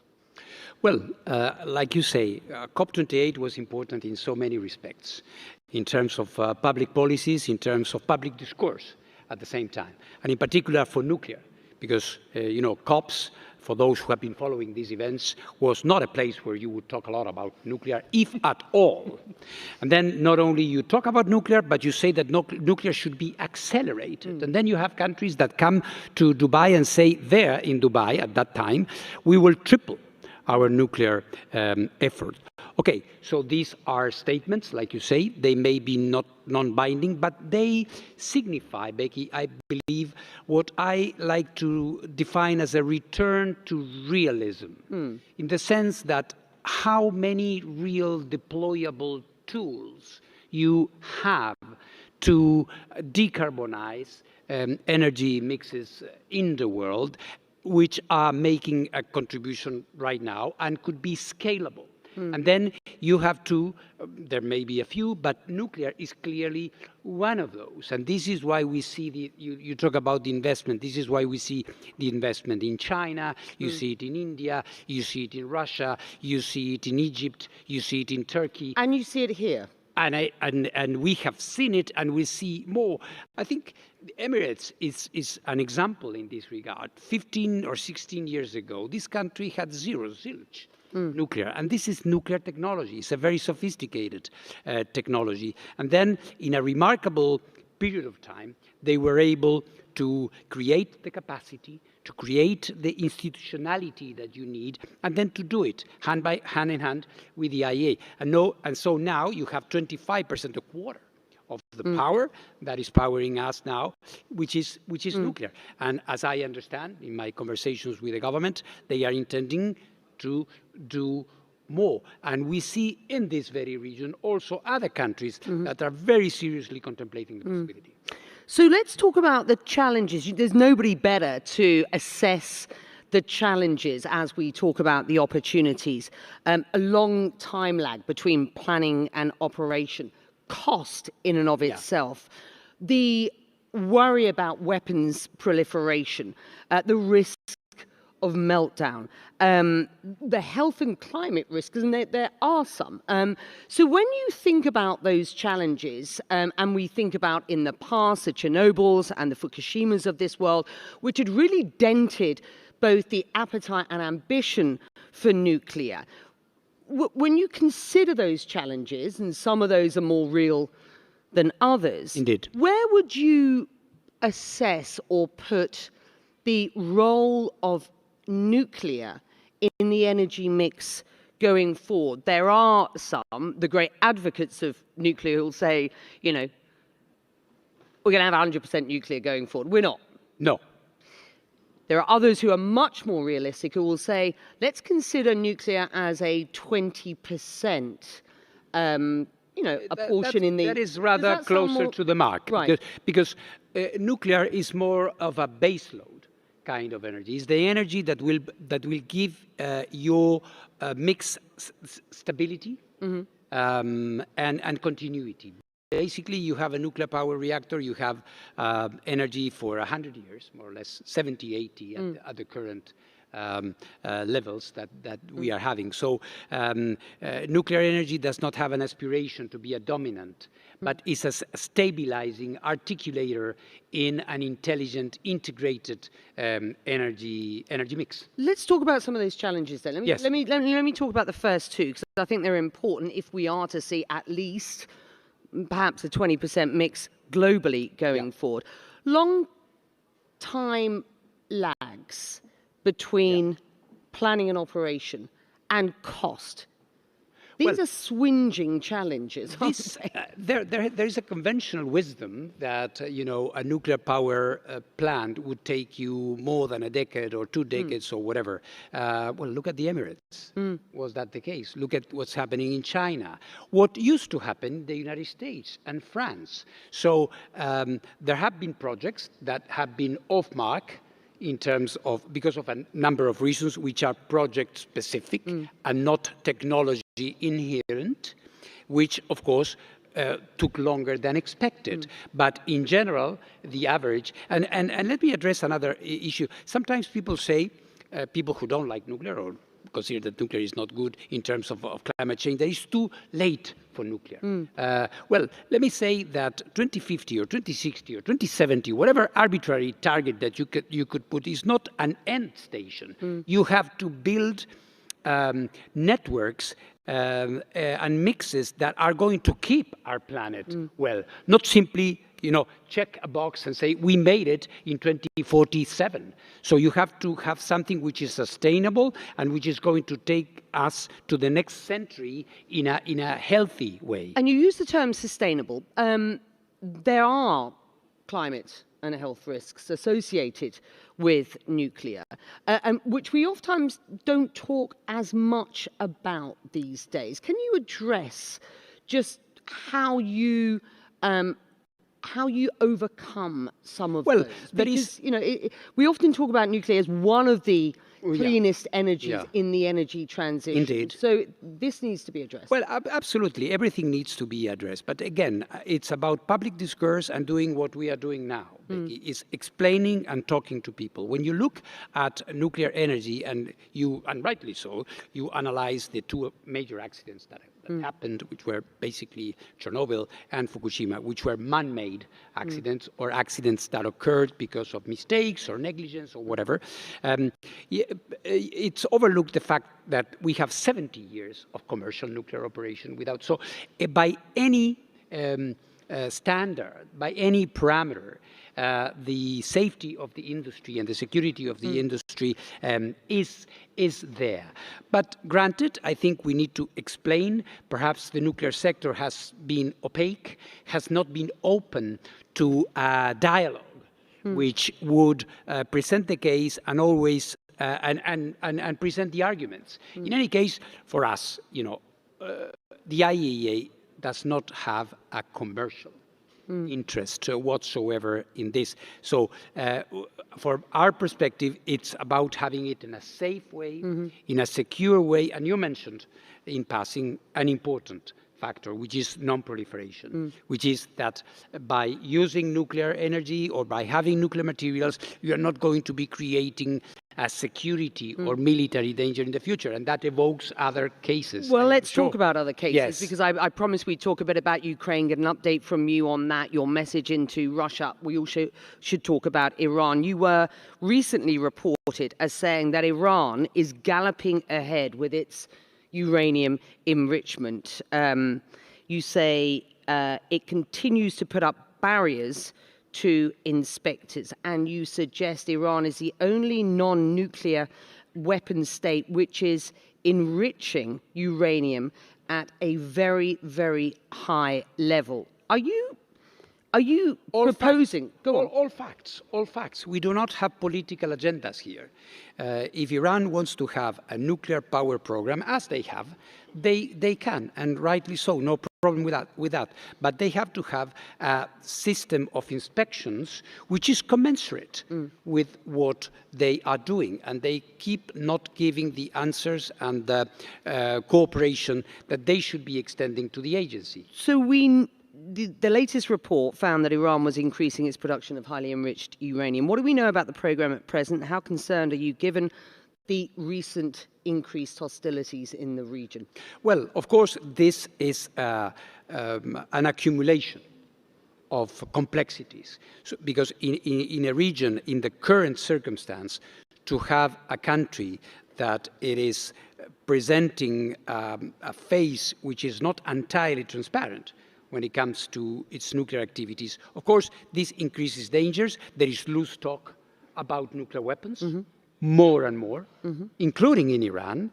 Recently, a very high official said, in fact, we have everything. It's disassembled. Well, please let me know, what do you have? Because you are an NPT, non-proliferation treaty party, so you're not supposed ever, by your own decision, to have nuclear weapons. We see this in this country. We see this in other countries as well. So I believe that the nuclear factor should be always within the well-established rules that apply to the vast majority of the 30-something countries that use nuclear energy without any problem. Is this talk of nuclear weapons, is it being normalized? Because it is an incredulous narrative, it's a good point. Appears to be more credulous at this point. That's the danger, Becky. That's the danger, that we normalize, that we get used to hearing these things. And look, let me give you an example. Look what happened in North Korea. Until 2006, we were in the same kind of situation. There were negotiations, 6-party talks, 4-party talks, conference here, conference there. One day, the line was crossed.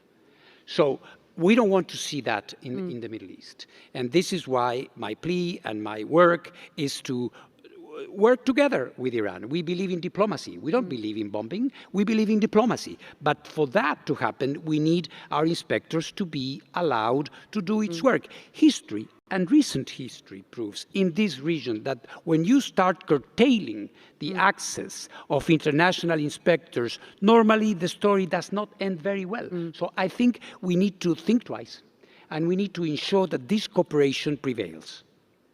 the IAEA effectively has a sort of, a civil nuclear power program for dummies. I mean, there are guardrails Indeed. and there is a program which includes the IAEA's Absolutely. involvement. It's called the Milestones. It's like your user's guide for nuclear. And actually, it was the book that the Emirates first read when they decided they wanted to transform this country into one of the, beacons of peaceful nuclear energy in this part of the world, which means that we work with them, we give them the assistance, we help create the institutionality, density that you need to get it right. Let's talk about Ukraine. As far as Ukrainian authorities are concerned, the latest inspector's report reveals no positive news at Zaporizhzhia. What's your sense? You're just back. I'm just back. I crossed the front lines for the 4th time since the beginning of the war, and this is quite dramatic because this power plant is not in any part of the occupied part of Ukraine. It's on the front line. I cross a line and there is a Ukrainian soldier, and then a few meters down the line there is a Russian soldier. Okay, so it's there. So of course the volatility, the fragility of the whole thing is huge. And when the war started, there were attacks, direct attacks on the nuclear power plant. So we, in a way, imposed, if I can use the word, being a head of an international organization, I should never say that, but in a certain sense, we thrust ourselves, we plunged into the conflict, and now we have a permanent presence there, which is in and by itself a deterrent of sorts. People know, whomever this would be, that the international community is there. We are providing technical support, and most importantly, like you do, we are informing. We are telling, have you noticed that when it comes to Zaporizhzhia, there is no fake news? Why? Because the IAEA is there. If somebody says, well, Zaporizhzhia is in flames, or the contrary, is a kindergarten, no. The IAEA is there telling it as it is. What's your assessment in a word? I mean, on a scale of 1 to 10 at this point, you were significantly and very concerned this time last year.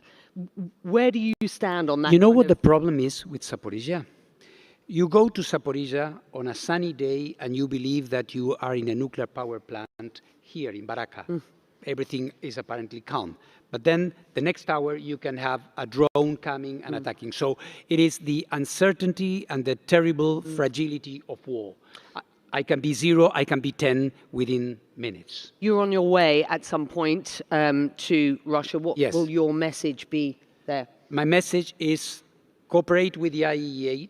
Remember that it's only working with us, avoiding a nuclear accident, that we will all benefit, because no one, whichever side of the conflict you are sitting, will benefit from a nuclear accident. And this is why I'm going to Russia. I will speak to President Putin, as I did last year. And this dialogue should continue. At the end of the day, it's about dialogue. And I want to finish this on a positive note. The IAEA is an organization that's been around for, some 70 years. As we started this conversation about powering the future and discussed pathways to sustainable global change, which very definitely at this point includes the nuclear file. What's your message to this audience? The message is that we are, in spite of all the challenges that we have discussed just now, I think nuclear is part of the mitigation of the real problem. And let me mention something we did not touch upon.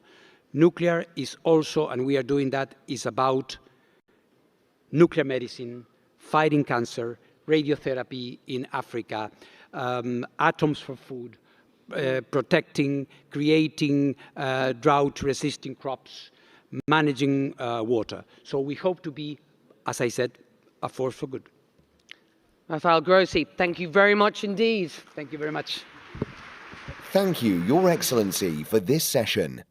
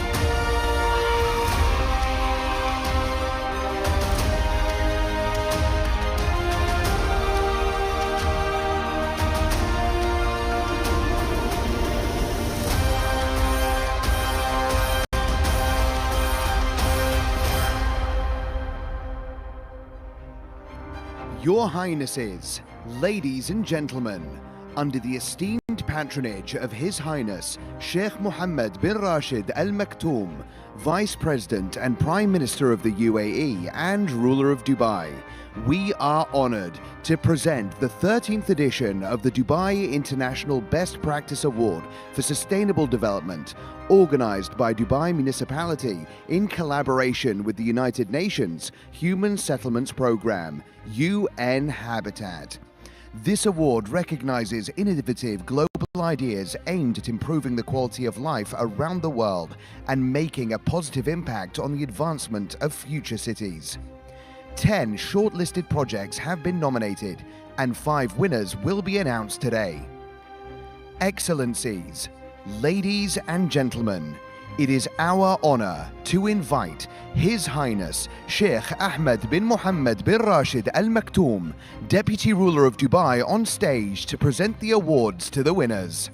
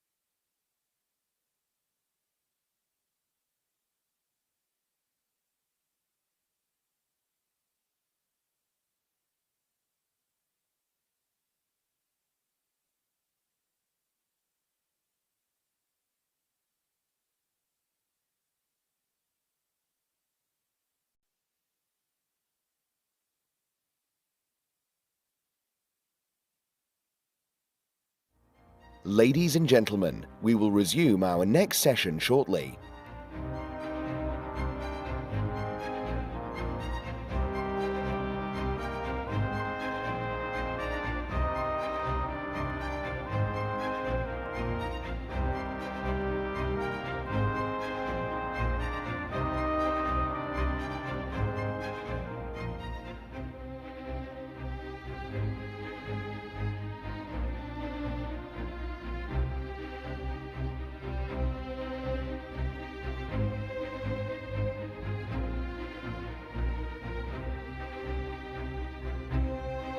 Ladies and gentlemen, the topic of our next session is, will our future economy still be fueled by oil? With His Excellency, Haytham Al Ghais, Secretary General of the Organization of the Petroleum Exporting Countries. This session is moderated by Dan Murphy from CNBC.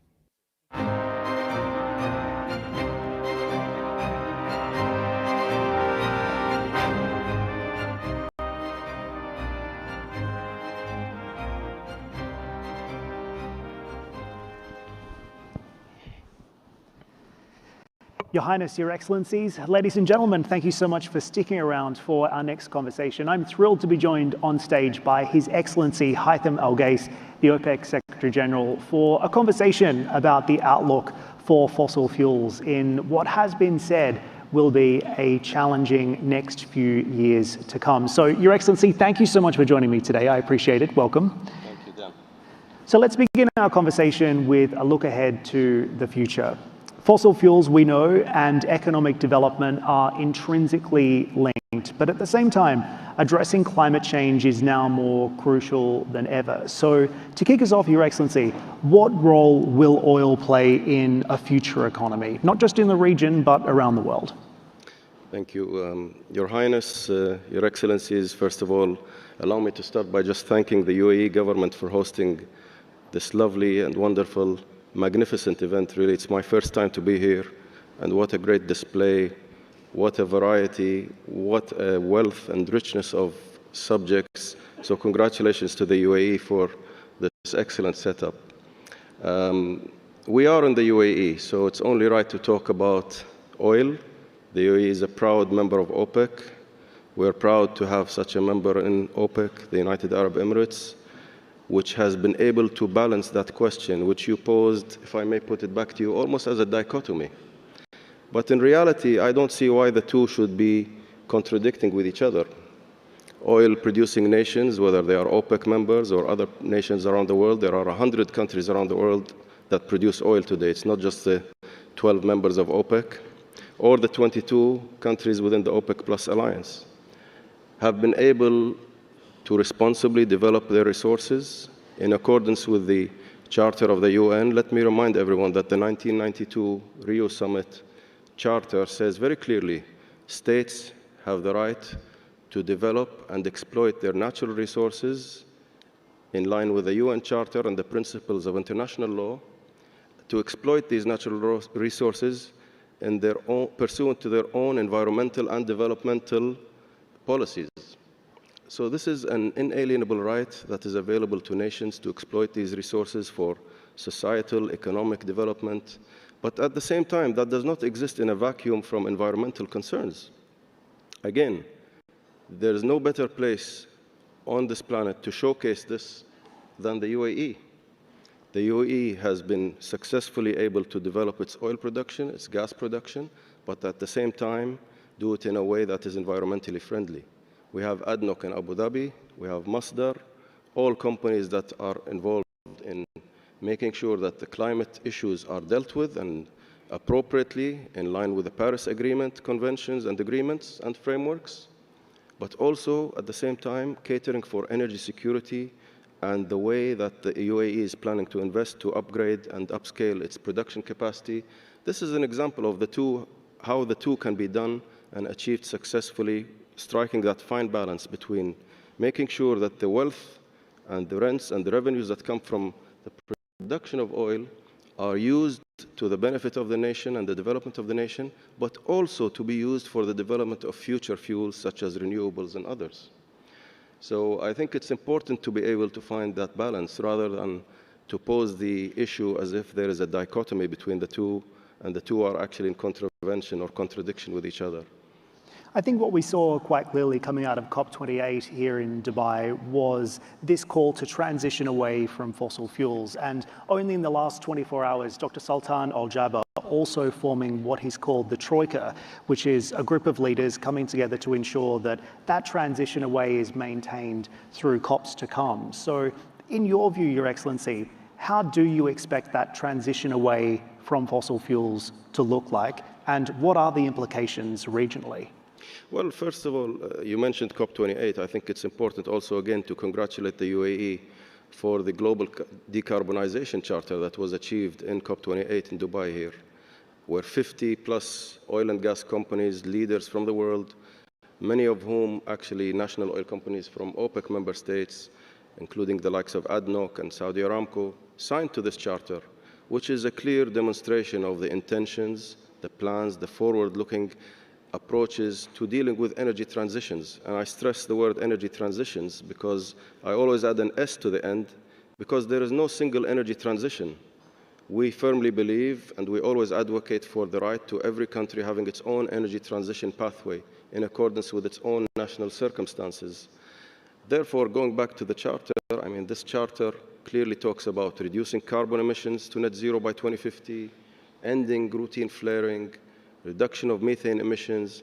So the industry is clearly playing a very active and proactive role, actually, in leading by example. The beauty of COP28, as you mentioned, is that everybody was included in this discussion. This is something very important. As we tackle future energy challenges, while oil, we believe, remains a cornerstone for economic development, for societal development, for progress that has been created by the presence of oil for the past 200 years. However, going forward, this approach has to be more based on inclusiveness, dialogue, and therefore this Troika example that you mentioned is a clear sign of continuity in the approach and moving from one COP to the other, making sure that the pledges are implemented in the right way as we move forward. Total Energy CEO Patrick Pouyanné said peak oil demand will take longer than we think. So what timelines seem realistic for significantly reducing our dependence on oil in your view? And what does peak look like in terms of a timeline?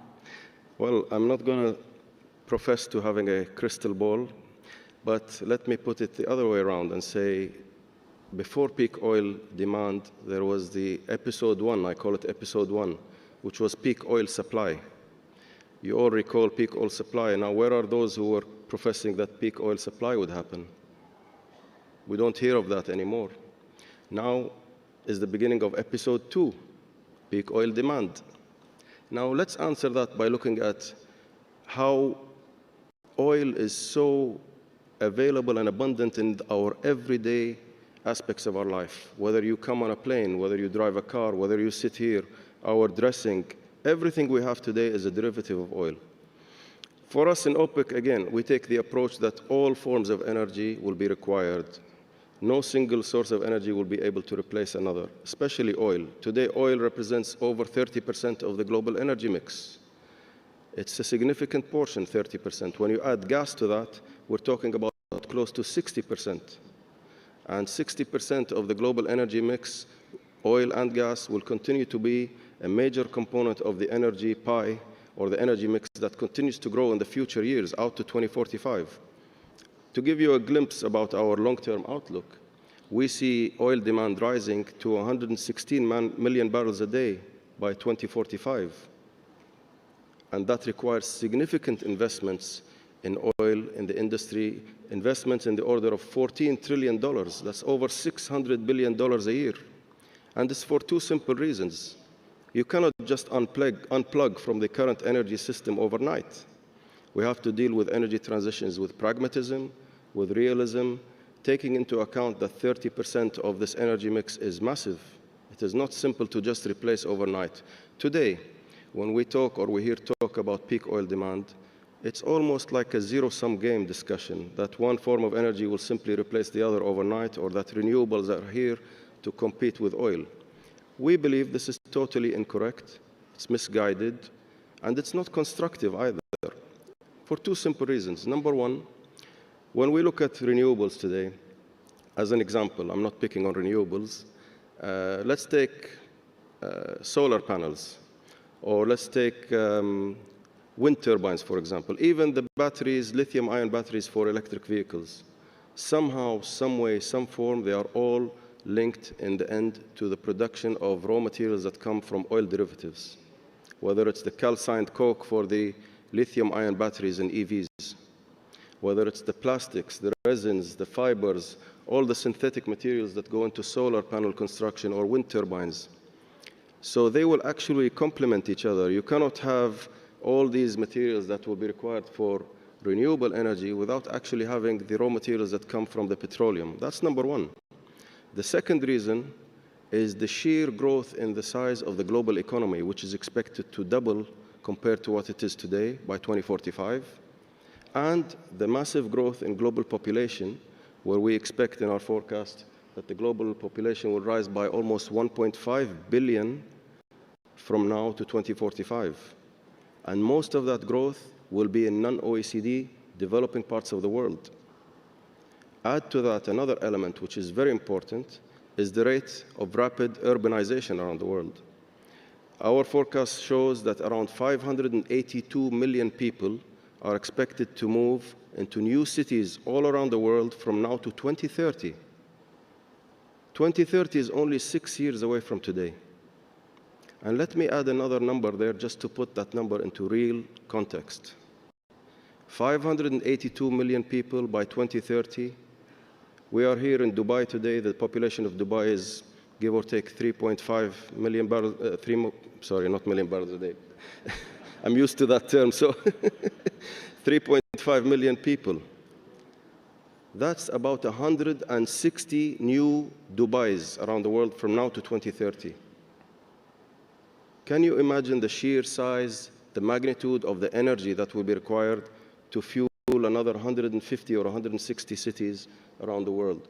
So it's not simple just to say we can say there's going to be peak oil tomorrow or in 5 or 10 years. I don't like to give a time horizon, to go back to your question, Dan, because nobody has a crystal ball. But I can say the discussion based on data, driven estimates, which we do in OPEC very well. Everybody has been complimenting our long-term outlook from independent sources, whether it's media as well.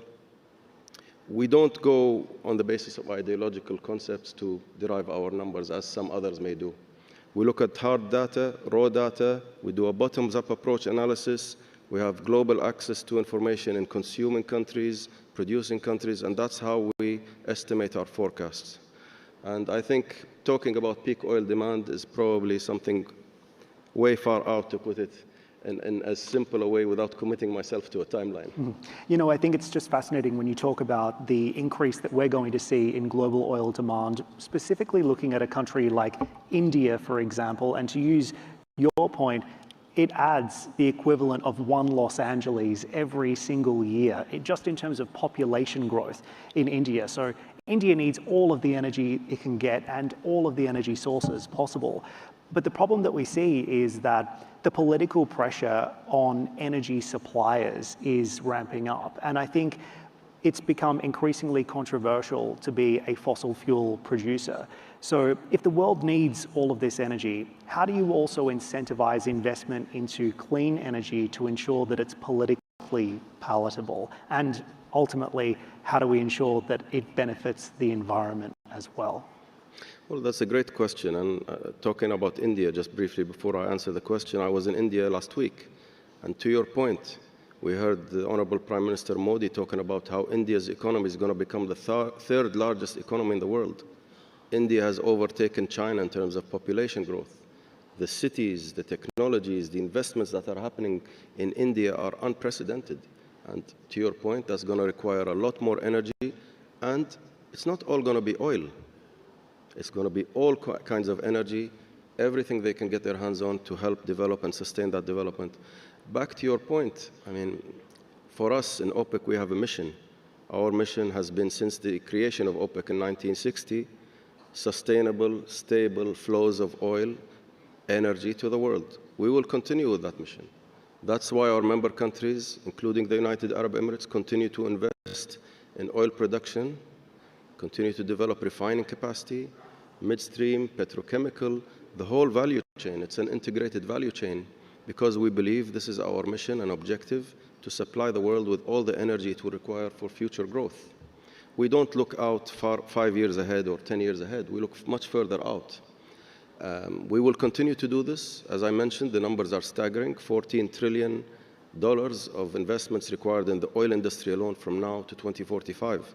It is a challenge with some of the pressures that we face on how people look at the oil industry. But I think what has happened here in COP28, what will happen, inshallah, in COP29 and in COP30, is that all players are coming to the table. And this is a successful method to deal with these issues. The UAE has started and led by example by bringing everybody to the table here in Dubai, COP28, and we saw the results of that. Positive results where people are included in the discussion. So we always emphasize that when energy transitions occur, they have to be just, they have to be orderly, they have to be inclusive, and they should leave nobody behind. When we talk about transitioning and the pressures that you mentioned, rightly so, Dan, these pressures sometimes fail to take into account that we have over 650 million people around the world today without access to basic electricity. I have seen these people. I have been to some countries and I have seen these villages where people don't have access to switching on the light. They don't have access to taking a bike or a car to the nearest village. They have to walk 100 kilometers or so. People still using wood as cooking fuels in certain parts of the world. Over 2 billion people, that's almost a quarter of the population of this planet. So when we talk about not investing in conventional sources of energy, hydrocarbons specifically, also part of the equation has to account for energy transition. We talk about energy security, we talk about energy affordability, energy availability, but nobody really touches on the word energy poverty. And that's another critical element of this discussion that must not be left behind. We only have a couple of minutes left, so I'll ask you a few rapid-fire questions. This is a question that was asked to His Royal Highness Prince Abdulaziz in Saudi Arabia just yesterday. He was in conversation about the current state of the market, and I want your assessment of market balances right now. Do you see the current range that we're in as being a Goldilocks environment in terms of oil pricing? I know you don't talk about pricing, but where do we stand in the market right now with regards to balances?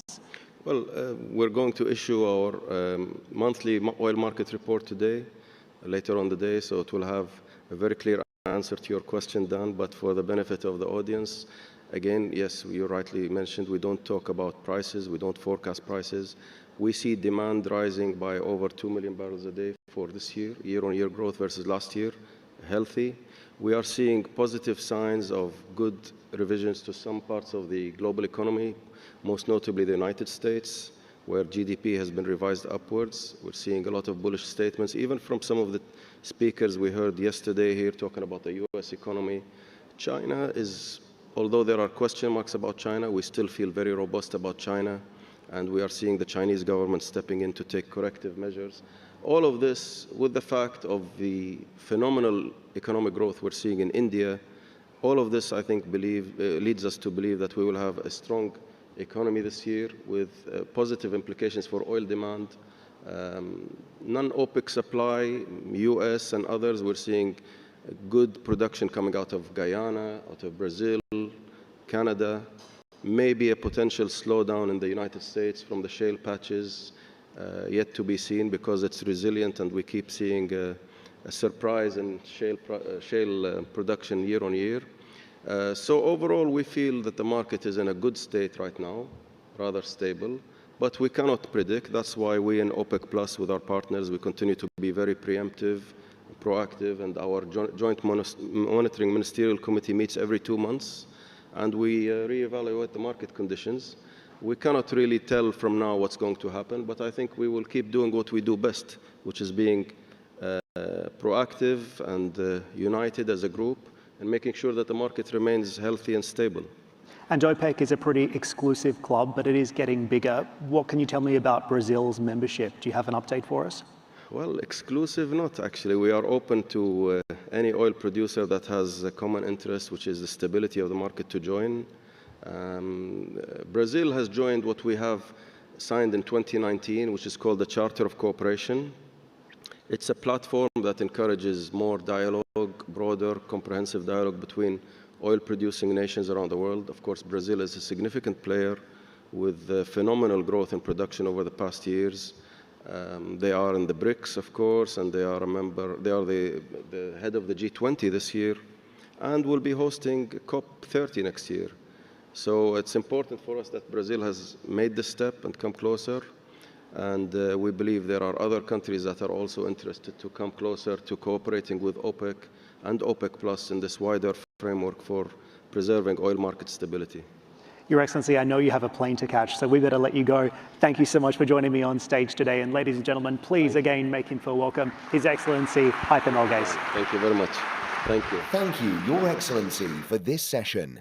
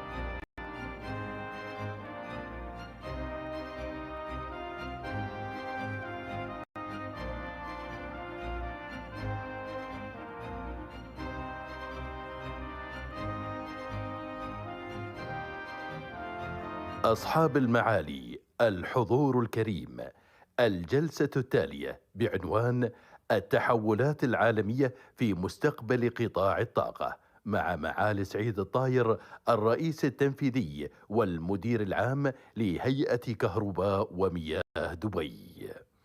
Ladies and gentlemen, our next session is titled Global Energy Transitions with His Excellency Saeed Al-Tayr, Managing Director and CEO of Dubai Electricity and Water Authority. Please note that this session will be in Arabic. Kindly use your headsets for instant interpretation.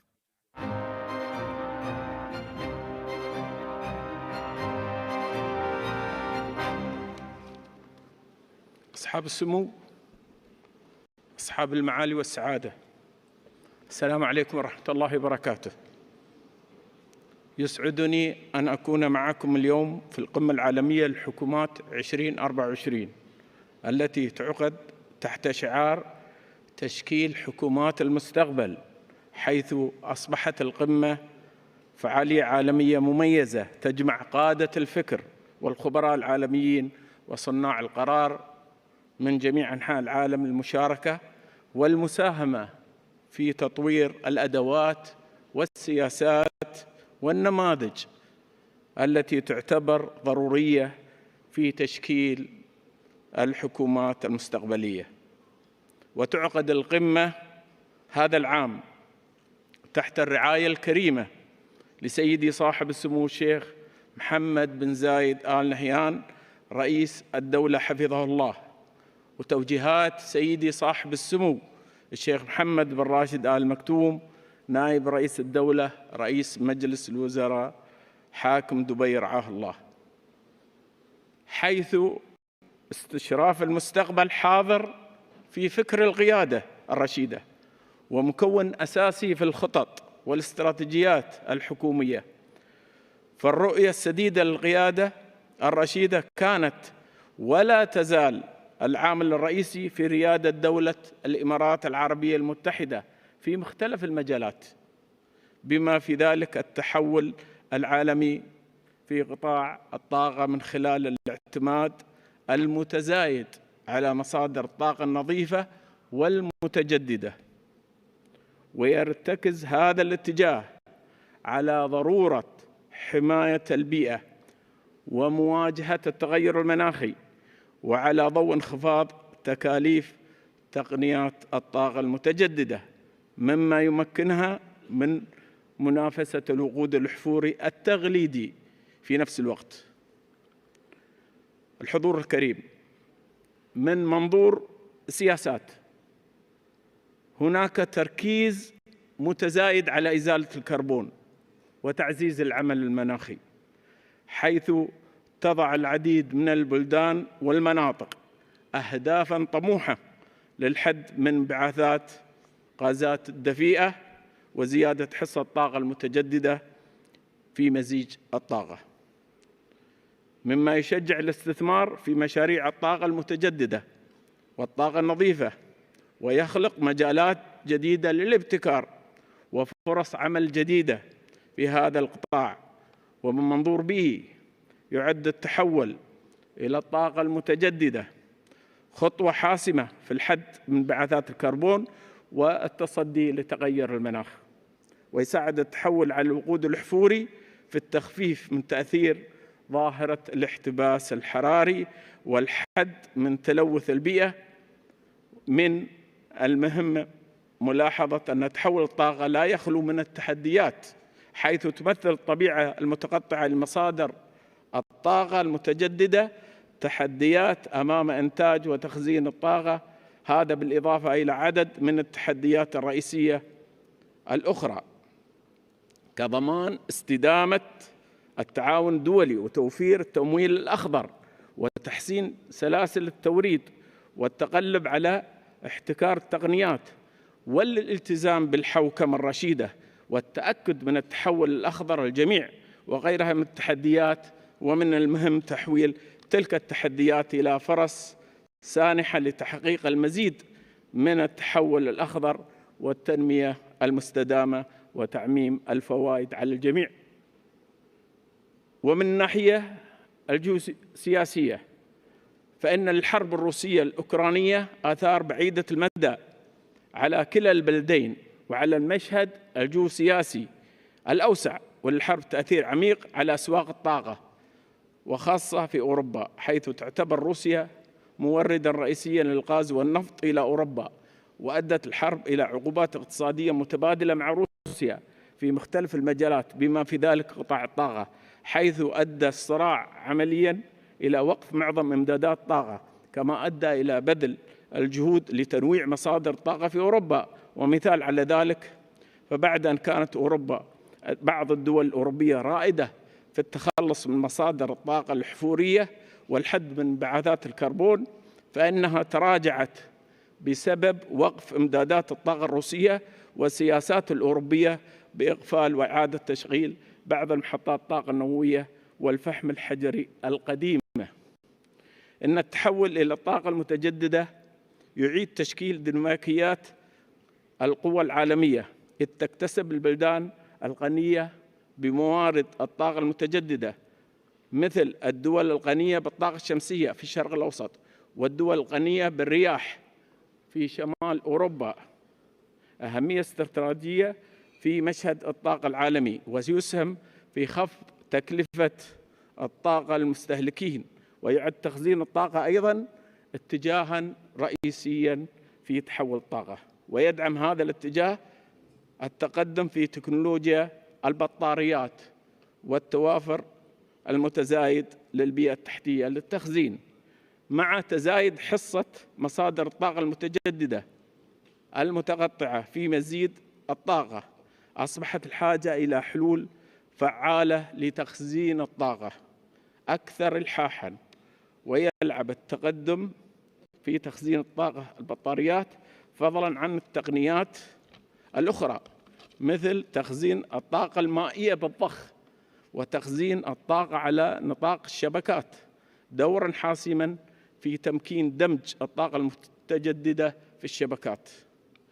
ووفقاً لتقرير الطاقة 2023 الصادر مؤخراً عن وكالة الطاقة الدولية، فإن اعتماد سيناريو تحقيق الحياد الكربوني 2050 سيؤدي إلى خفض أسعار النفط مقارنة مع أسعار 2022 بأكثر من 50% بحلول 2030.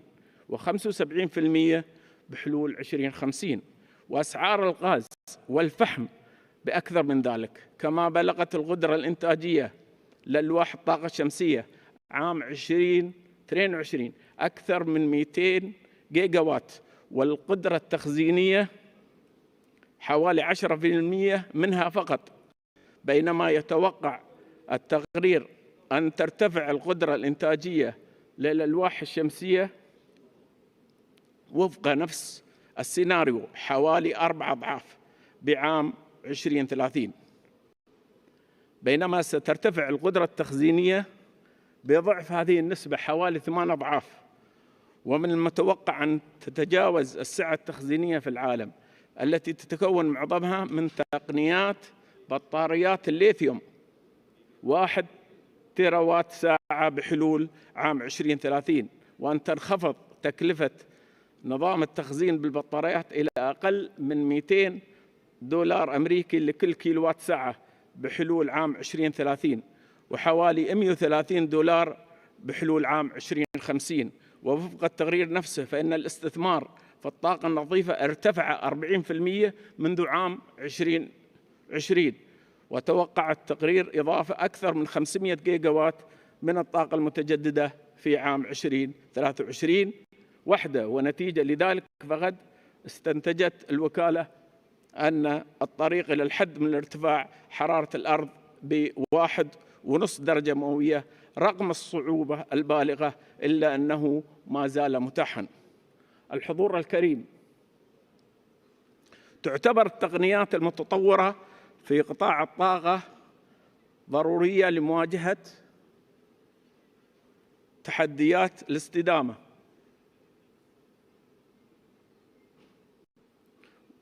والاعتماد على البحوث والتطوير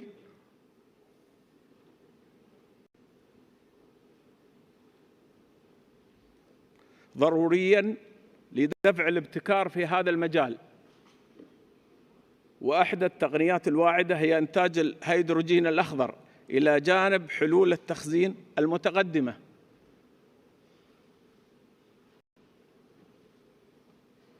حيث يتمتع الهيدروجين الأخضر الذي يتم إنتاجه باستخدام مصادر الطاقة المتجددة بالقدرة على لعب دور مهم في إزالة الكربون من مختلف القطاعات، بما في ذلك النقل والعمليات الصناعية،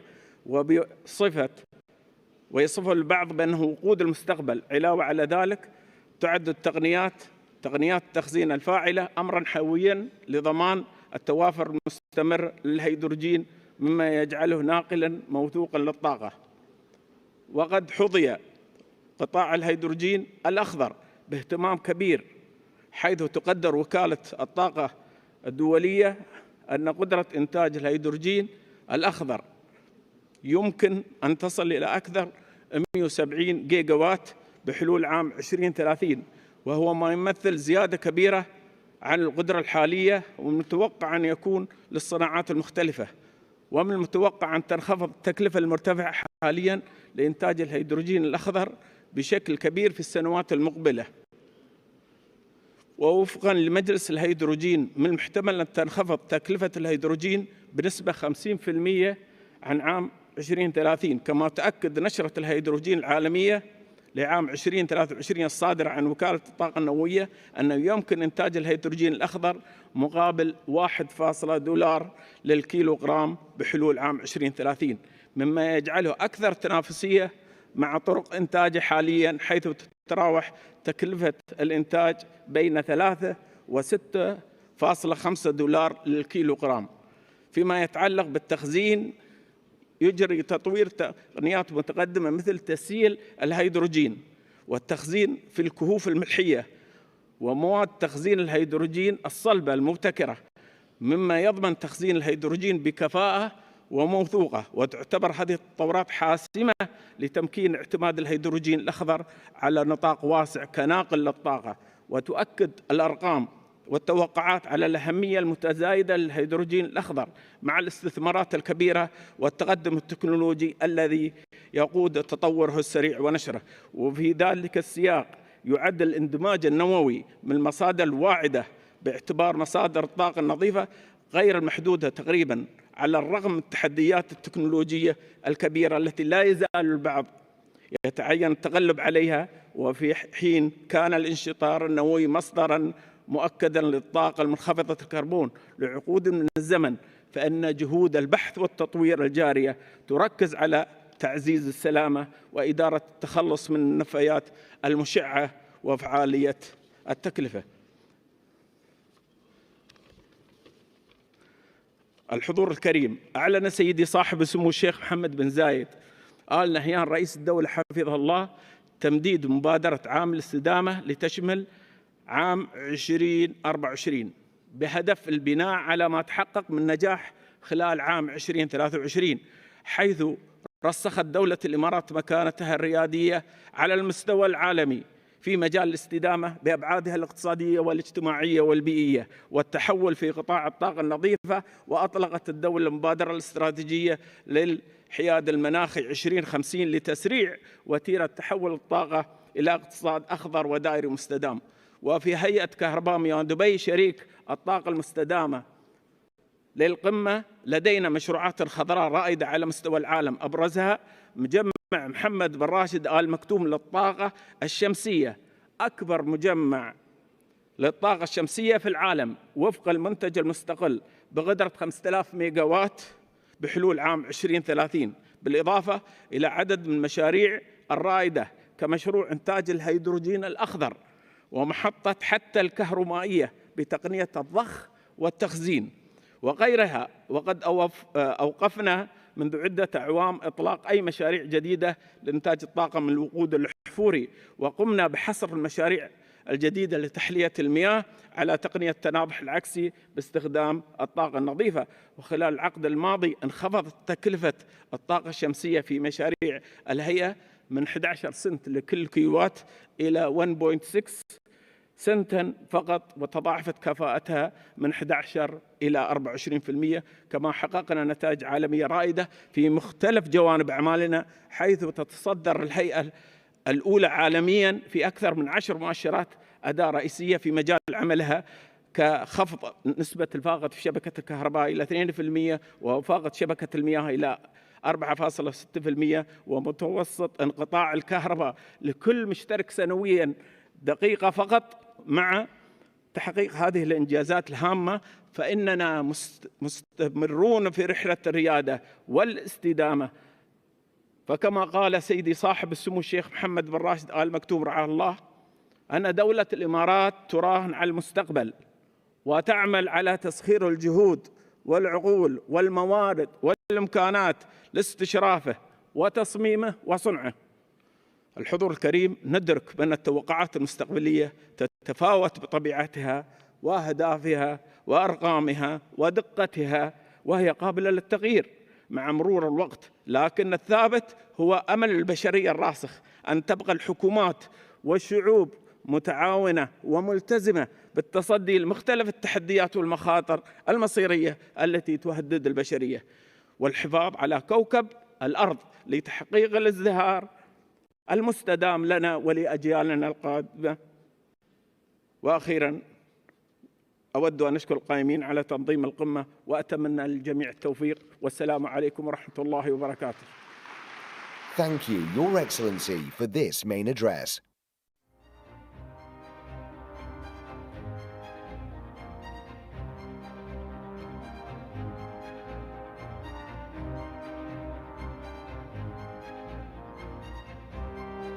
أصحاب السمو والمعالي، الحضور الكريم، نستمع الآن لكلمة رئيسية لفخامة رجب طيب أردوغان رئيس الجمهورية التركية، ضيف الشرف لهذه الدورة من القمة العالمية للحكومات. يرجى ملاحظة أن هذه الجلسة ستكون باللغة التركية، يرجى استخدام السماعات للترجمة الفورية. Your Highnesses, Excellencies, ladies and gentlemen, please join me in welcoming His Excellency Recep Tayyip Erdogan, President of the Republic of Turkey, the guest of honor for this edition of the World Government Summit. Please note that this session will be in Turkish. Kindly use your headsets for instant interpretation.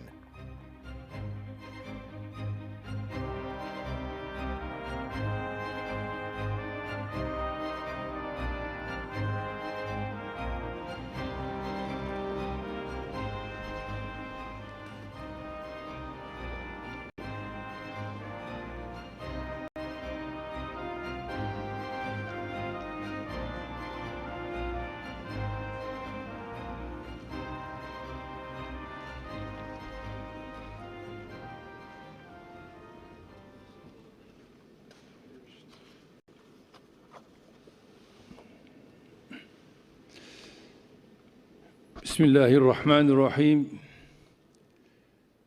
Birleşik Arap Emirlikleri Devlet Başkanı Sayın Şeyh Muhammed bin Zayed El Nahyan, Devlet Başkanı Yardımcısı Duva-i Emiri Sayın Şeyh Muhammed bin Raşid El Maktum, saygıdeğer devlet ve hükümet başkanları, kıymetli misafirler, hanımefendiler, beyefendiler, sizleri en kalbi duygularımla, hürmetle geçirilen zirvenin, siz değerli misafirler, Selamun Aleyküm, sizin 100. yıl dönümüyle birlikte hayata geçirdiğimiz Türkiye 100 yılı vizyonumuzla geleceğin Türkiye'sini inşa ediyoruz.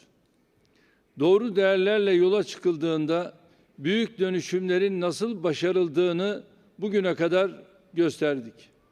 Özellikle son 21 yıllık iktidarlarımız döneminde Türkiye'yi her alanda 3 kat, 5 kat, 10 kat büyüterek ileriye taşıdık.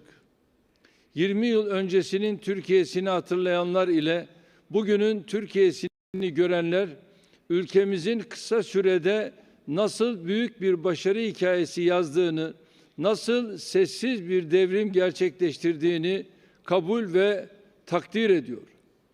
Bugün büyüyen ekonomisiyle, güçlü altyapısıyla, uluslararası alanda artan etkinliğiyle, diplomasi kulvarında elde ettiği başarılarıyla, savunma alanındaki atılımlarıyla kendinden söz ettiren bir Türkiye gerçeği var. Böyle bir Türkiye'yi inşa etmekten gurur ve heyecan duyuyoruz.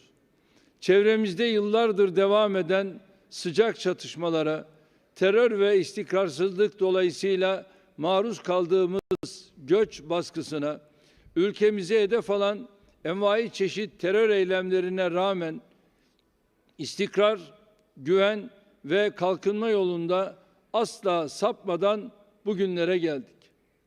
Biliyorsunuz, geçen yıl 6 Şubat'ta tarihimizin en büyük doğal afetlerinden birini yaşadık.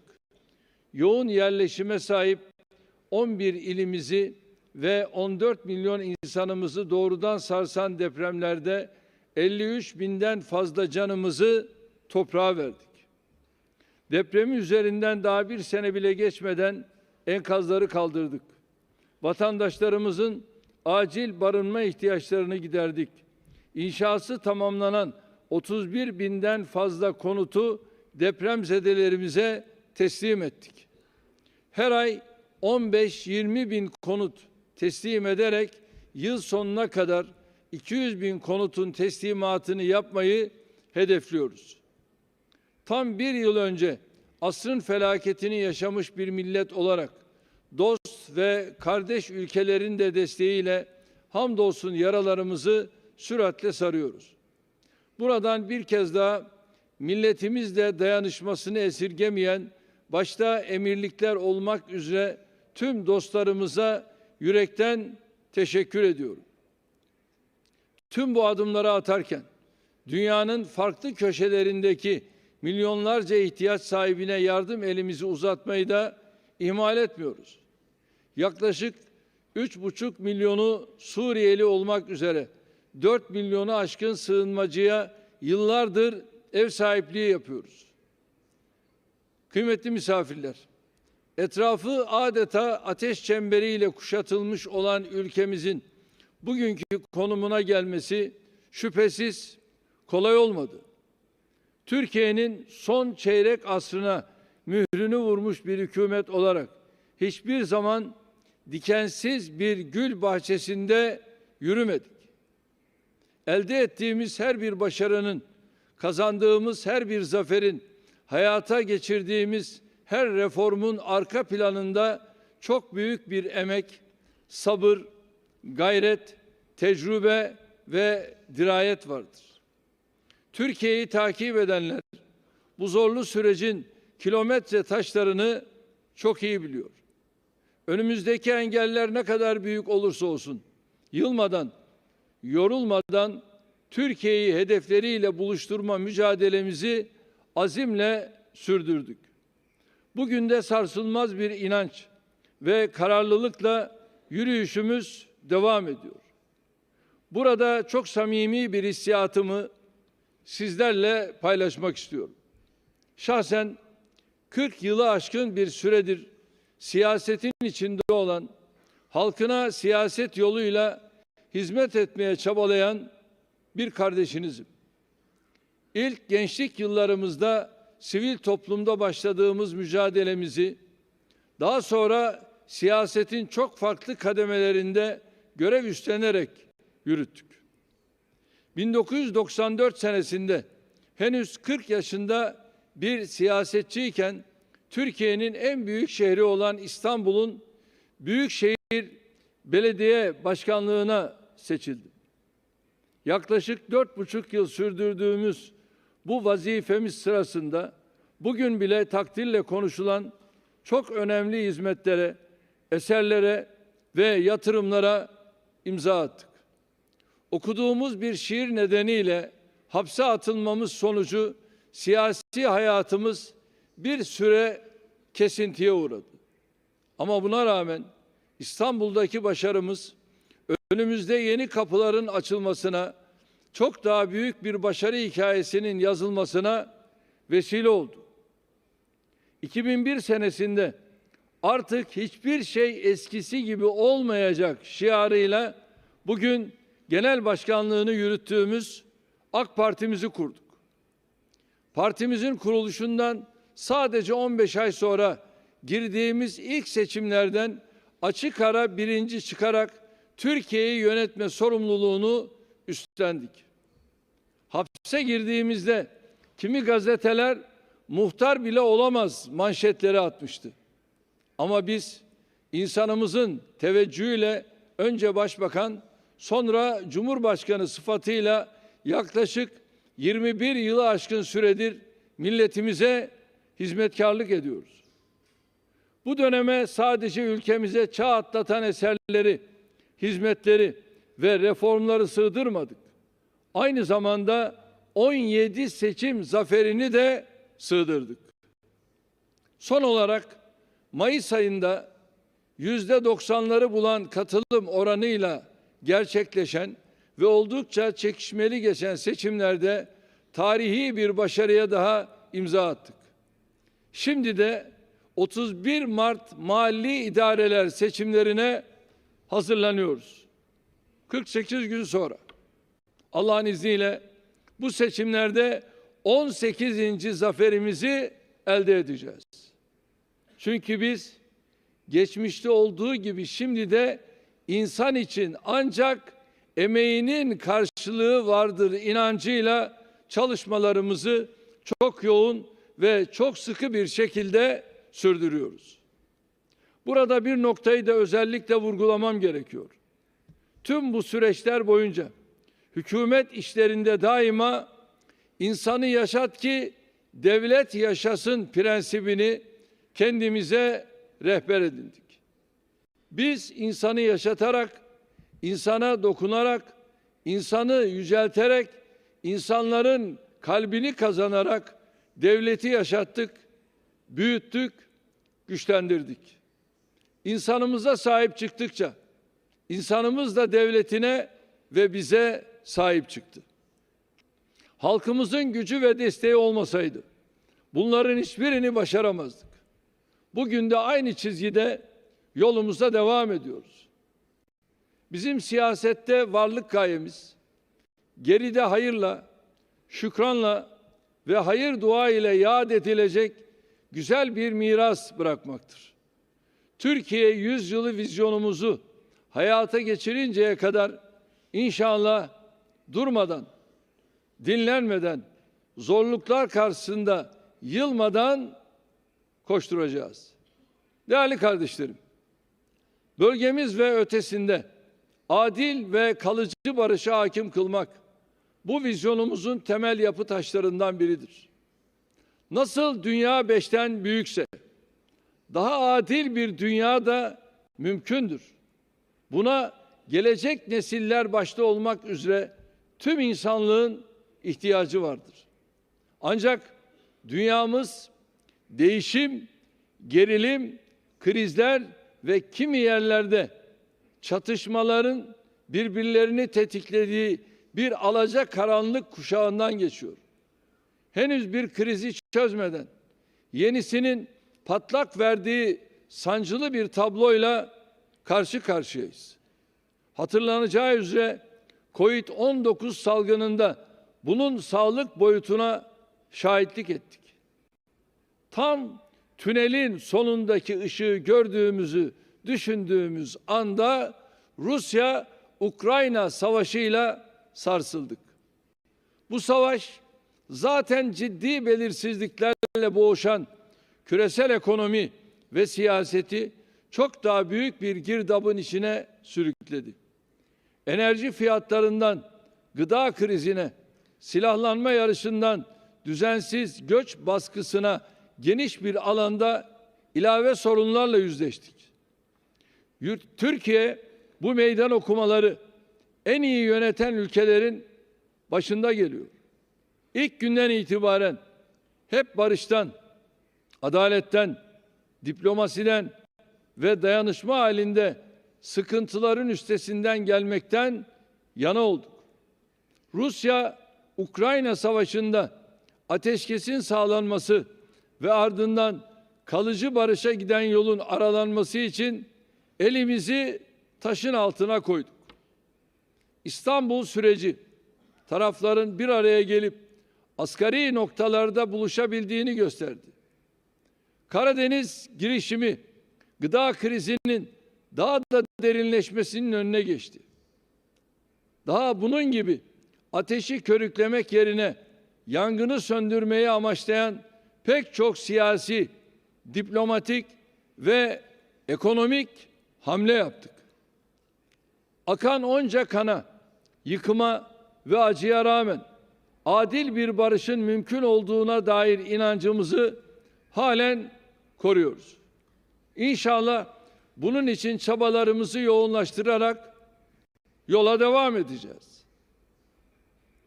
Değerli kardeşlerim, çözüme kavuşturulamayan her mesele zamanla büyümüş, çetrefilleşmiş, adeta bir körüm haline gelmiş olarak karşımıza yeniden çıkmaktadır. Halının altına süpürülerek sorunların çözülemeyeceğini yaşadığımız her hadiseyle bir kez daha görüyoruz. Bunun en son ve acı örneği Gazze'deki krizdir. Geçen yılın 7 Ekim'indeki hadiseden bağımsız olarak bugünkü krizin kaynağı Birleşmiş Milletler kararlarına rağmen Filistin topraklarındaki işgalin artarak devam etmesidir.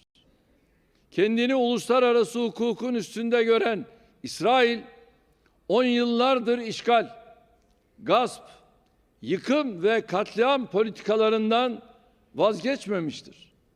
Filistin halkının nasıl bir adaletsizlikle karşı karşıya kaldığını anlamak için çok uzağa gitmeye gerek yok.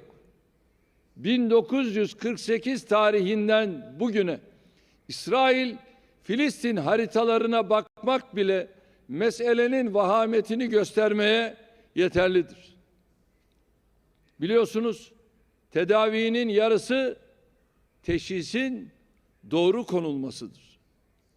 Burada da sorunun kaynağını doğru tespit etmezsek çözüm yolunu da bulamayız. İsrail bölgede kalıcı barış istiyorsa yayılmacı hayaller peşinde koşmayı bırakmalı, 1967 sınırları temelinde bağımsız bir Filistin devletinin varlığını kabul etmelidir. Gazze'deki insani trajedinin de giderek bölgeye yayılma riski taşıyan çatışmaların da sona erdirilmesi her şeyden önce İsrail'in Filistin halkının en temel haklarını tanımasına bağlıdır. 1967 sınırlarında başkenti Doğu Kudüs olan bağımsız, egemen ve coğrafi bütünlüğe sahip bir Filistin devleti vücut bulmadan atılan her adım yarım kalacak, sorun çözüme kavuşturulmuş olmayacaktır.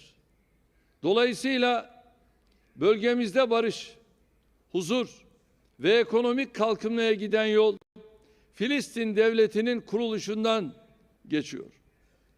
Bu çerçevede bir barışın tesisi ve temini için diğer bölge ülkeleriyle birlikte garantörlük dahil sorumluluk üstlenmeye hazır olduğumuzu dile getirdik. Bunun yanında çoğu çocuk ve kadın, 28 binden fazla masumun hayatına mal olan 70 bine yakın sivilin yaralandığı, 1,5 milyondan fazla insanın göçe zorlandığı Gazze'nin büyük bir enkaz yığınına çevrildiği trajedi karşısında her türlü çabayı gösterdik, gösteriyoruz ve göstereceğiz. Şimdiye kadar 34 bin tonluk insani yardım malzemesini Gazze'ye ulaştırılmak üzere bölgeye gönderdik. Toplam 380 hasta ile 344 refakatçi Türkiye'de misafir ediyor, tedavilerini sağlıyoruz. Gazze'li kardeşlerimize yönelik işlenen savaş ve insanlık suçlarının takibi için uluslararası hukuk kulvarında atılan adımlara destek veriyoruz. Güney Afrika Cumhuriyeti nezdinde hak ve adaletin tecellisi için inisiyatif alan tüm ülkelere, özellikle de Afrikalı kardeşlerimize teşekkür ediyorum. Aynı şekilde Ekim ve Aralık aylarında Birleşmiş Milletler Genel Kurulu'nda kabul edilen kararlara destek veren ülkelere şahsım, milletim adına şükranlarımı sunuyorum. Filistinli kardeşlerimizi asla sahipsiz, çaresiz ve yalnız bırakmayacağız. Son dönemde Birleşmiş Milletler Filistinli Mülteciler Ajansı'na yönelik dozu artan itibar suikastlerini de esefle karşıladığımızı belirtmek isterim. Bu kritik dönemde ajansa yaptığımız katkıları artırmamız önemlidir. Vicdan sahibi tüm ülkeleri, Ürdün, Suriye, Lübnan ve işgal altındaki Filistin topraklarında yaşayan 6 milyon mülteci için can damarı olan ajansa sahip çıkmaya davet ediyorum. Bakınız, tüm bunları sadece nüfusu Müslüman bir ülkenin cumhurbaşkanı olarak söylemiyorum. Aynı zamanda 5 asır önce Engizisyon zulmüne maruz kalan Musevilere kapısını açmış, 4 asır boyunca İbrahim Halilullah düsturuyla Kudüs-ü Şerif'e hizmet etmiş bir milletin evladı olarak ifade ediyorum. Mevcut İsrail yönetiminin sorumsuz, pervasız ve acımasız politikalarının tüm dünyada antisemitizmi körüklediğini görüyor, bundan rahatsız oluyor, insanlık adına gerçekten endişe duyuyoruz. Daha fazla kan dökülmeden, daha fazla çocuk, kadın ölmeden, daha fazla gözyaşı akmadan, bölgemiz çok daha büyük tehditlerle karşı karşıya kalmadan bir an önce Gazze'deki katliamı durdurmamız gerektiğinin altını burada tekrar ifade etmek istiyorum. Değerli dostlarım, mevcut tehditler karşısında etkin küresel yönetişim, etkin işbirliği ve dayanışma dünyamızın geleceği bakımından belirleyici olacaktır. Sürdürülebilir kalkınma hedeflerinin hayata geçirilmesi de bu sürecin önemli bir parçasıdır. Bu hedefleri ulusal kalkınma plan, strateji ve vizyonumuzun ana unsurlarından biri olarak değerlendiriyoruz. Bununla yetinmiyor, hedeflere ulaşmak için uluslararası çabalarda en ön saflarda yer alıyoruz. Ancak bu konuda da uluslararası toplum ne yazık ki başarılı bir sınav veremiyor. 2030 itibariyle sıfır açlığa ulaşma hedefinden giderek uzaklaşılmaktadır. Kapsayıcı ve sürdürülebilir bir kalkınma için yeşil dönüşümün gerekliliğini gün geçtikçe daha net görebiliyoruz. Ortak yuvamız olan dünyamızı çevre felaketlerinden, atık krizinden korumak da hepimizin sorumluluğudur. Aralık ayında Birleşik Arap Emirlikleri'nin ev sahipliğinde düzenlenen COP28 Dünya İklim Eylemi Zirvesi'ne bu bilinçle katkı verdik. Türkiye olarak belirlediğimiz 2053 yılı itibariyle net sıfır emisyon hedefimiz ve eşim Emine Erdoğan'ın himayesinde başlatılarak yürütülen sıfır atık projesiyle bu alandaki mesuliyetimizi yerine getiriyoruz. 2026 yılında düzenlenecek Birleşmiş Milletler İklim Değişikliği 31. Taraflar Konferansı'na ev sahipliği için adaylığımızı açıkladık. Sizlerin de adaylığımızı destekleyeceğinizden şüphe duymuyorum. Değerli kardeşlerim, yapay zeka gibi çığır açan teknolojiler çalışma hayatında ekonomiye, bilgiye erişimden uluslararası siyasete her alanı dönüştürüyor. Türkiye olarak dijitalleşmenin sunduğu fırsatlardan yararlanırken beraberinde getirdiği riskleri de başarıyla yönetmenin çabası içindeyiz. Adımlarımızı dijital Türkiye vizyonu temelinde atmaktayız. Teknoparkları yaygınlaştırarak, üniversite sanayi işbirliğini destekleyerek, Ar-Ge çalışmalarını, bilimsel faaliyetleri, genç girişimcileri teşvik ederek ülkemizde güçlü bir yenilikçilik ekosistemi kurduk. Yenilikçiliğin mimarı ve taşıyıcısı olan Teknofest gençliğinin yetişmesi için tüm imkanlarımızı seferber etmiş durumdayız. Elektronik devlet kapısıyla 65 milyona yakın kullanıcının 8 bine yakın kamu hizmetine ulaşmasını sağlıyoruz. Oluşturmakta olduğumuz Türkiye Dijital Devlet Stratejisiyle de devletin dijitalleşmesi için ana yol haritasını belirlemiş olacağız. Yapay zekanın gayri safi yurt içi hasılaya katkısını %5'e, bu alandaki istihdamı ise 50 bin kişiye çıkarmayı hedefliyoruz.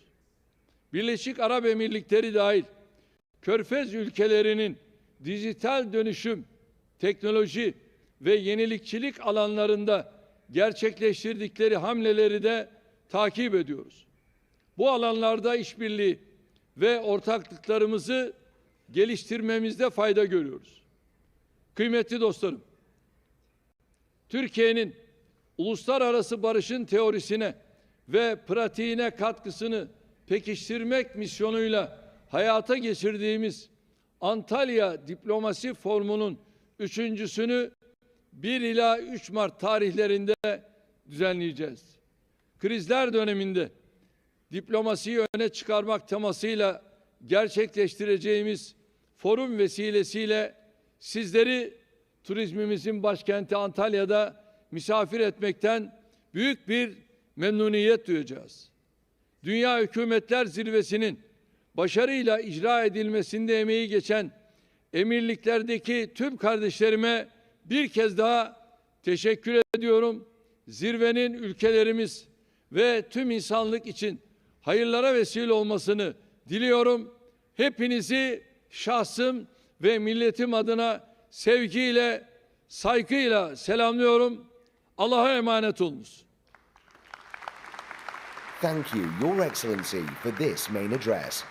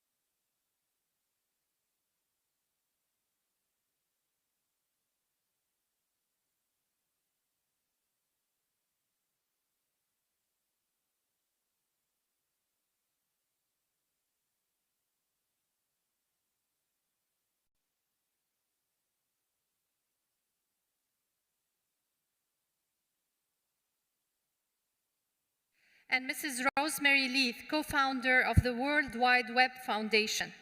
Our next panel will explore how governments can integrate educational technology in its initiatives to improve education systems and make the public sector work better, thus help government leaders grow.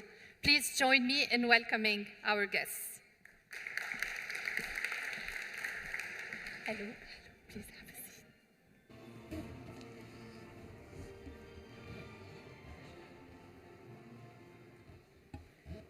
Thank you both for being with us today.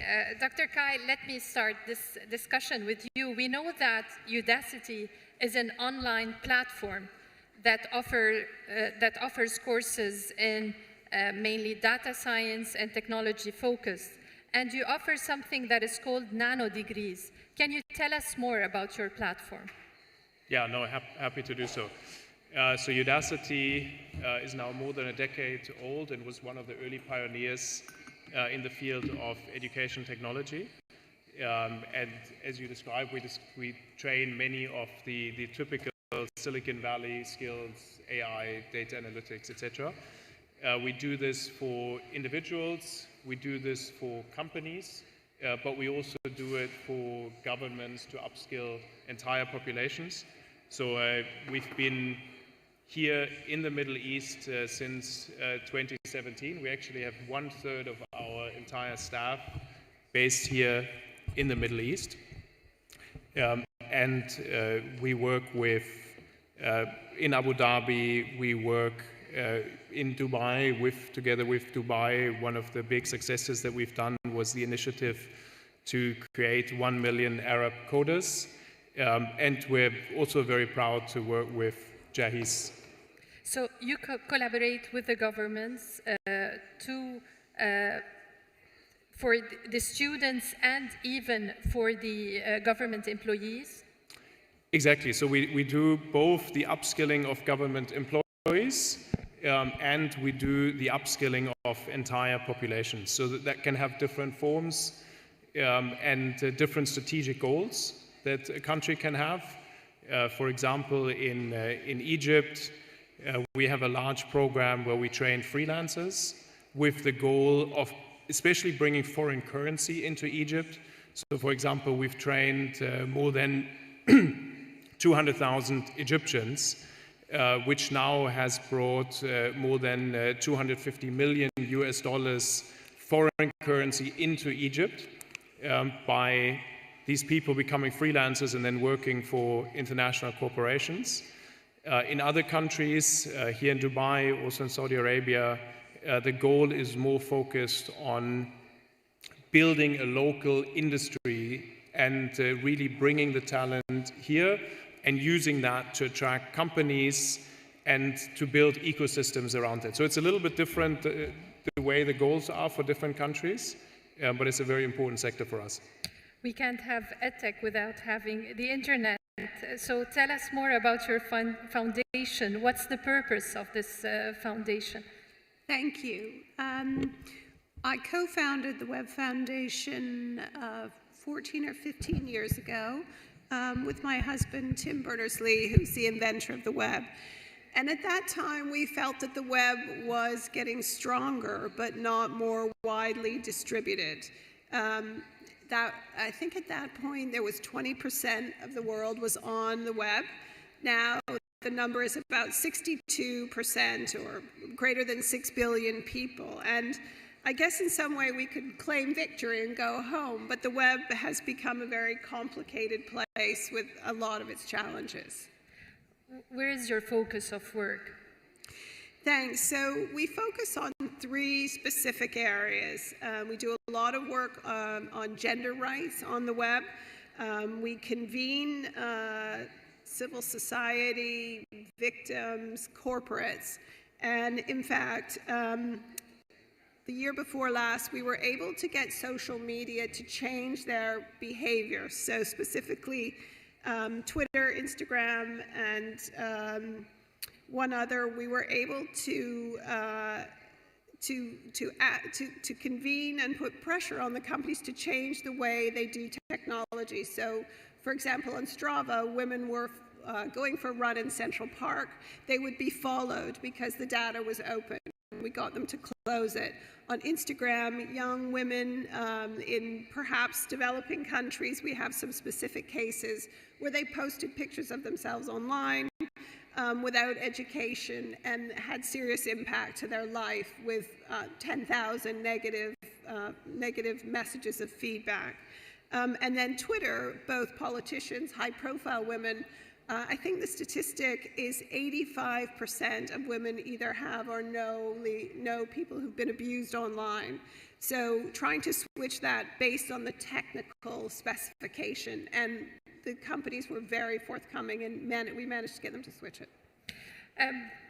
You're an AI expert, and when you look at the services and the courses that are offered by companies like Udacity, do you think that they fill the gap when it comes to the skills that are needed by the workforce? Well, I'm not specifically familiar with Udacity, but I think these courses are critical because government transformations then give rise to societal transformation. And I've spent a lot of time over this past day or two meeting with digital government leaders who all are interested in upskilling. AI courses can be short. I mean, one of the challenges, the technology is moving so quickly that the challenge is to keep updated. So it's very important that the courses are short and engaging. I think 87% of employees will stay longer if they're educated. So in fact, it's the reverse that you would think. They're very interested in having these online courses. But the speed of change is the biggest challenge.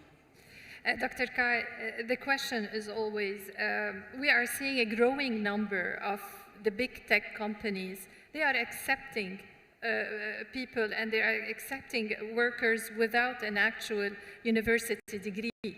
So do you think that a platform like Udacity can replace a university degree?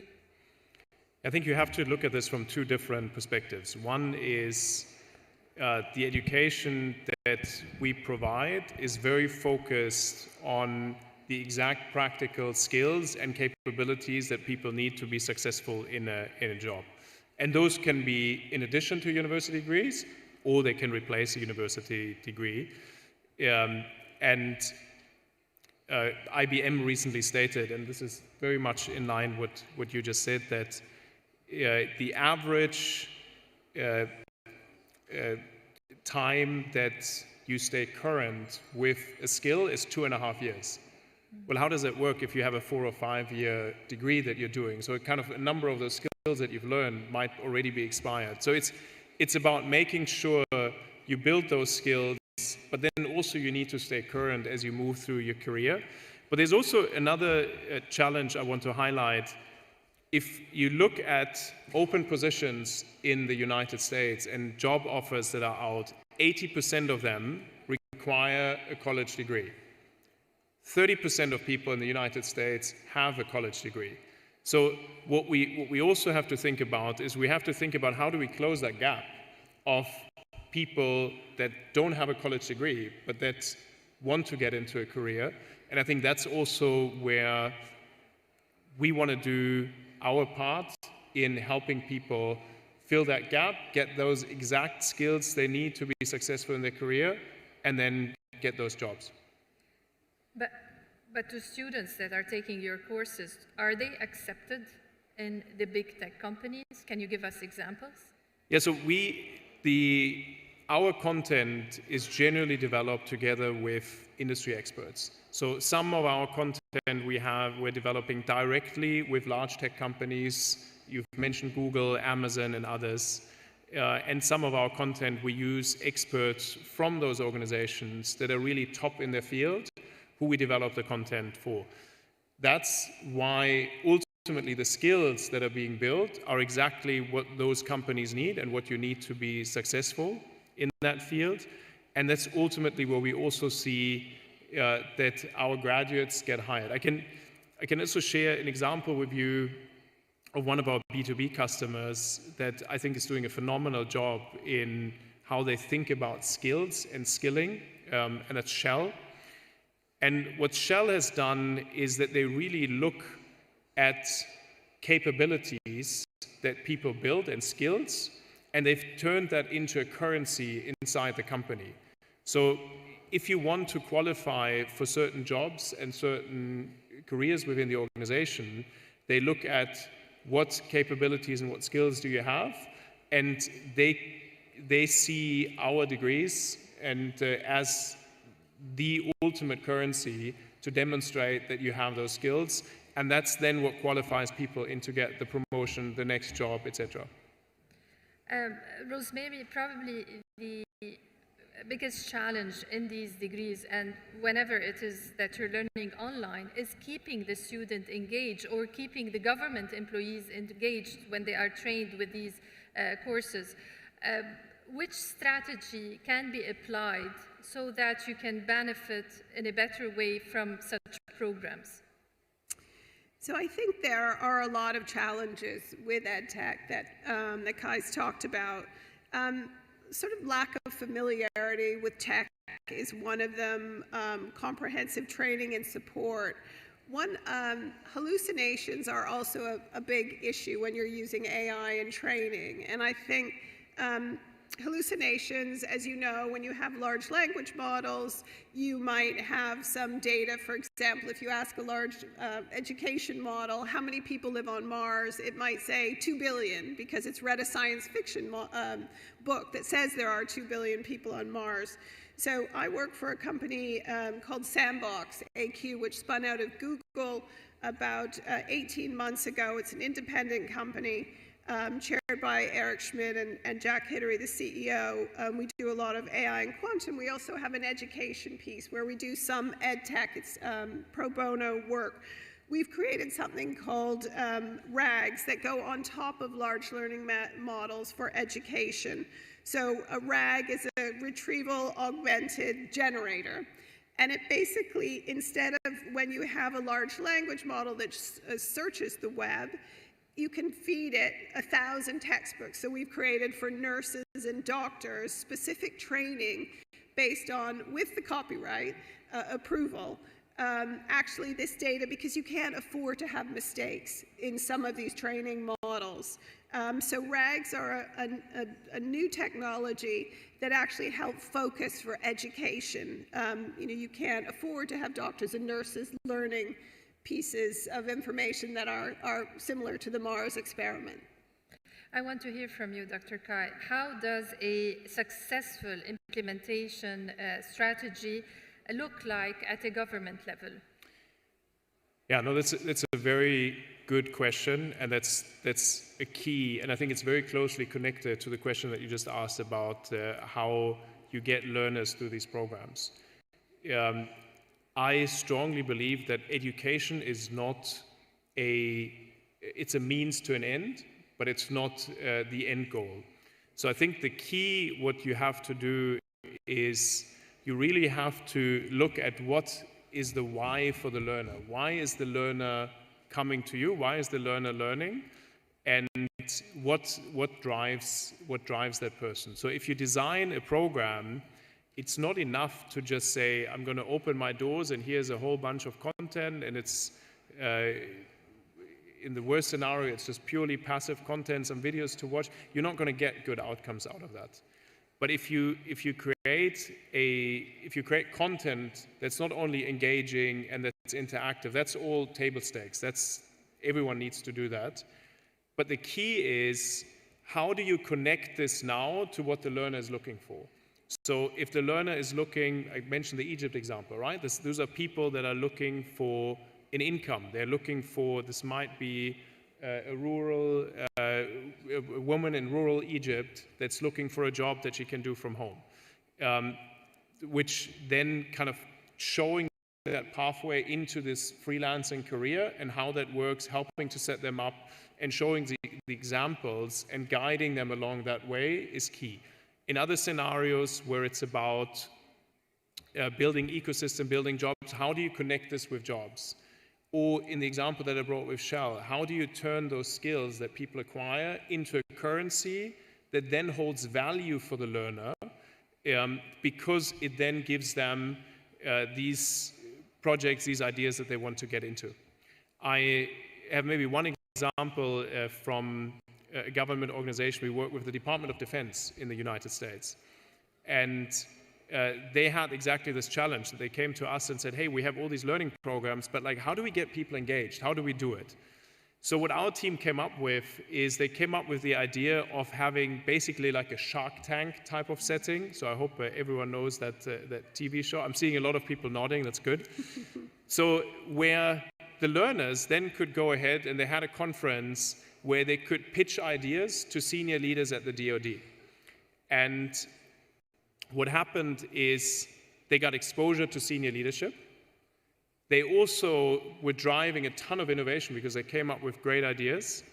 And then senior leadership at the DoD took those ideas, got behind them, and turned them into a lot of real projects that now these learners could actually go run and get done. And this gave them exposure, it showed them there's a career path, and these stories then create a culture of learning and innovation that just keeps going. And just to give one example of a project that came out of this is they're now developing a system where they're using machine learning and AI to detect counterfeit spare parts.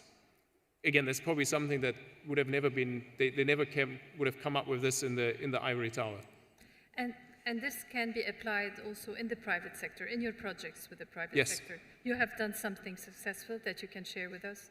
Yes, we've done this many times, and I just shared the example of Shell, with whom we've done many projects. And the key for us is always when we work with an organization is not to, it's not to come in and say, okay, you have learning needs, here's the capabilities, that's it. But we try to understand what is the strategic problem that our partner is trying to solve, and how can then these capabilities pay into solving these problems. And that connection is really what from my perspective is key, both to drive value in an organization, to be strategic, but also to drive that value for an individual. So, and we've done projects where we also have a customer in the healthcare space who's using us to build their team up to use AI for skin cancer detection. And so there's many of these projects, but the key is to be strategic, both for the company, but also have that strategic relevance for the individual. Thank you. Rosemary, as an AI expert, what kind of critical skills that you would like EdTech companies to teach that you don't see right now or you don't find right now in on a university level? I think, actually, just to finish the point that Kai was talking about, I think the culture of experimentation for leadership is really, really important. And that's a little bit about what you've given some great examples. And I think we need to encourage people who are here to go back and to be able to experiment a little bit. Often learning, it can be very rote. And I think as you bring in AI, first of all, we need to train, whether it's government sector, ed tech, train them about AI. So at Sandbox, we're developing a course of AI on AI so that there is an understanding, a clear understanding from the base up to what the benefits that AI can provide, how to go about it, how to weave it through. You know, we used to talk about a tech, have a tech division over here, a technology division, and then it became pervasive. I think it's the same for AI. AI will be pervasive, so it's very important for employees to understand exactly how AI is going to work across all departments and what benefits can come from it. Thank you so much. One last word, Dr. Kai. What are the critical courses that you're looking to introduce or you are introducing right now that are essential for the current workforce to learn for the future? Yeah, so we've just introduced a set of courses on generative AI, and they have already become kind of the highest, most in-demand courses on the platform. Those courses, and as you just highlighted, what we're doing is those we have what we call discovery and fluency level courses, which are more entry level. We have the deep nano degree level that really gets you to a practitioner level. And we have courses for managers in order to be able to manage teams that do it and do that translation work. But we also see, and it's interesting, with the rise of the AI courses, we've seen a similar uptick in a lot of basic courses such as Python, etc. And we still see that, especially in the B2B world, topics like cloud computing, data analytics are still absolutely essential. Thank you so much. Thank you for your valuable insights today. Thank you. Pleasure. Thank you. Thank you very much. Thanks. Thank you.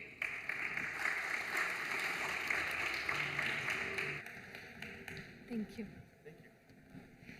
So I would like now to invite Mrs. Helena Lurch, Vice President of TikTok, Mrs. Aparna Bawa, Chief Operating Officer of Zoom, and Mr. Matt Dalio, Founder Endless, to continue these discussions. And our next panel will explore more the role that the private sector should play to foster the minds of the future.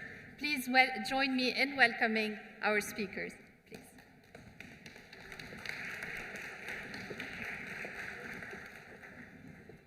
Hi. I think. Yeah.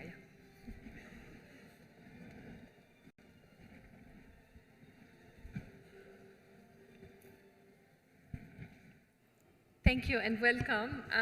Helena, I would like to start with the impact of social media on education. When our kids are spending a lot of time on social media, what role is TikTok playing in pushing educational content to our kids? And what can you tell us about the educational content present on TikTok? Yeah. First of all, thank you so much for inviting me and having me. I love coming to Dubai. I think people come to TikTok for very different reasons. Some come to TikTok to learn a language, some come to TikTok to learn how to cook, some come to TikTok to be entertained. I think there are a lot of different reasons to spend time on TikTok. But what I'm personally very excited to see is that there is a whole community on TikTok now, which you can find on a hashtag called Learn on TikTok, where we're seeing a lot of educational content that's created really organically. And I think on TikTok, you really can consume content in a very snappy, very short video, which helps you to memorize something or to helps you prepare for an exam maybe. And I think we can absolutely play a role in sort of fostering this type of content. And if I may, I want to share one example of how we do that. In Pakistan, we recently partnered with a nonprofit called Ed Kaza, as well as Lahore University. And we partnered on a project called Exam Ready. And so we worked on 500 videos with the university together. I think what's very important is we are not an educator. We really rely on experts to help us. And so we worked on these 500 videos to help students prepare for the year-end exams, which are really important. And then we saw the community in Pakistan develop 500,000 videos on this hashtag, on TikTok, to really help each other on how to prepare for the exams, how to prepare for tricky questions. And then we also, as part of this whole campaign, we actually gave out 20,000 scholarships to, again, help students be successful and finish the exam. So I do think we have a role to play. I also think that we are seeing a lot of positive educational content on TikTok, and again, we're very excited about. But how are the views on educational content versus entertainment content, for instance? I think it depends on what you come to the app to. I think if you want to use the search tool, you can actually very proactively look for this educational content or whatever you are interested in. I think we're an app that works on interest-based recommendations, so you're not getting the content just from your friends, but you can actually really deliberately also look proactively for this type of educational content. Aparna, let's discuss Zoom now. We know Zoom was a major enabler to the education system during the pandemic. what can you tell us about the usage of Zoom post-pandemic in the education sector? Thank you for having me. It is such an honor and a privilege to be here at the World Government Summit. Obviously, we have done a lot since 2019, since the pandemic, and education, people may not know, but education has always been a key critical value and a pillar for us at Zoom. In fact, some of the first customers at Zoom when we launched in 2015 were universities in the United States. That has always been our operating model. Education has been a key focused vertical for us. So during the pandemic, it did become a no-brainer for us. I remember when we turned on K through 12 schools for free. I'd started in the East, traveled with the pandemic, of course, and then landed in the United States around March timeframe. And I think at that point in time, I know my own kids went home, and my own kids, friends, mothers, and fathers were finding like, oh, we know what you do now. Before that, Zoom was really focused on workplaces, but it became a commonplace verb with parents through the pandemic. Well, since then, we've gone back to school, but our focus on education remains. We've always felt that it is a key contributor for us to society. It also makes good business sense. So about 46 out of the top 50 universities across the globe still use Zoom actively in their education delivery model. We also have the top 25 US school districts around the country in the United States using Zoom as part of their active delivery model. I would say for us, it is really important to stay a part of that education vertical. There are so many ways in which education is delivered. I'll tell you, part of the value system of Zoom, our own employee base, you talk about Silicon Valley companies, you hear a lot of folklore about all the benefits, the crazy benefits you get. At Zoom, one of the key benefits we get is we get unlimited books. Like I can buy and read for me and my family unlimited books. So I'm telling you, it's a key pillar of value of Zoom. Post-pandemic, we are enabling the same applications, a hybrid environment where you have, children, youth, college-age students, even adult students coming to class, maybe not able to coming to class, enabling a hybrid environment. It's the same platform the technology that powers our enterprises that allows you to look in this classroom-style setting where there's a lecture, just like what we're seeing today, and the person remote can actually see each speaker in a box. Those types of technologies enable a hybrid environment. We also enable a lot of schools to reach kids that might not be a part of the system. For example, in the situation in Ukraine, we've enabled about 180,000 licenses for free to the Ukrainian government so that they can continue to provide school for Ukrainian children displaced all across the globe. We continue to make inroads like this. It's a key vertical for us. We focus on universities, but also K through 12. And provide an environment that fosters education. Thank you.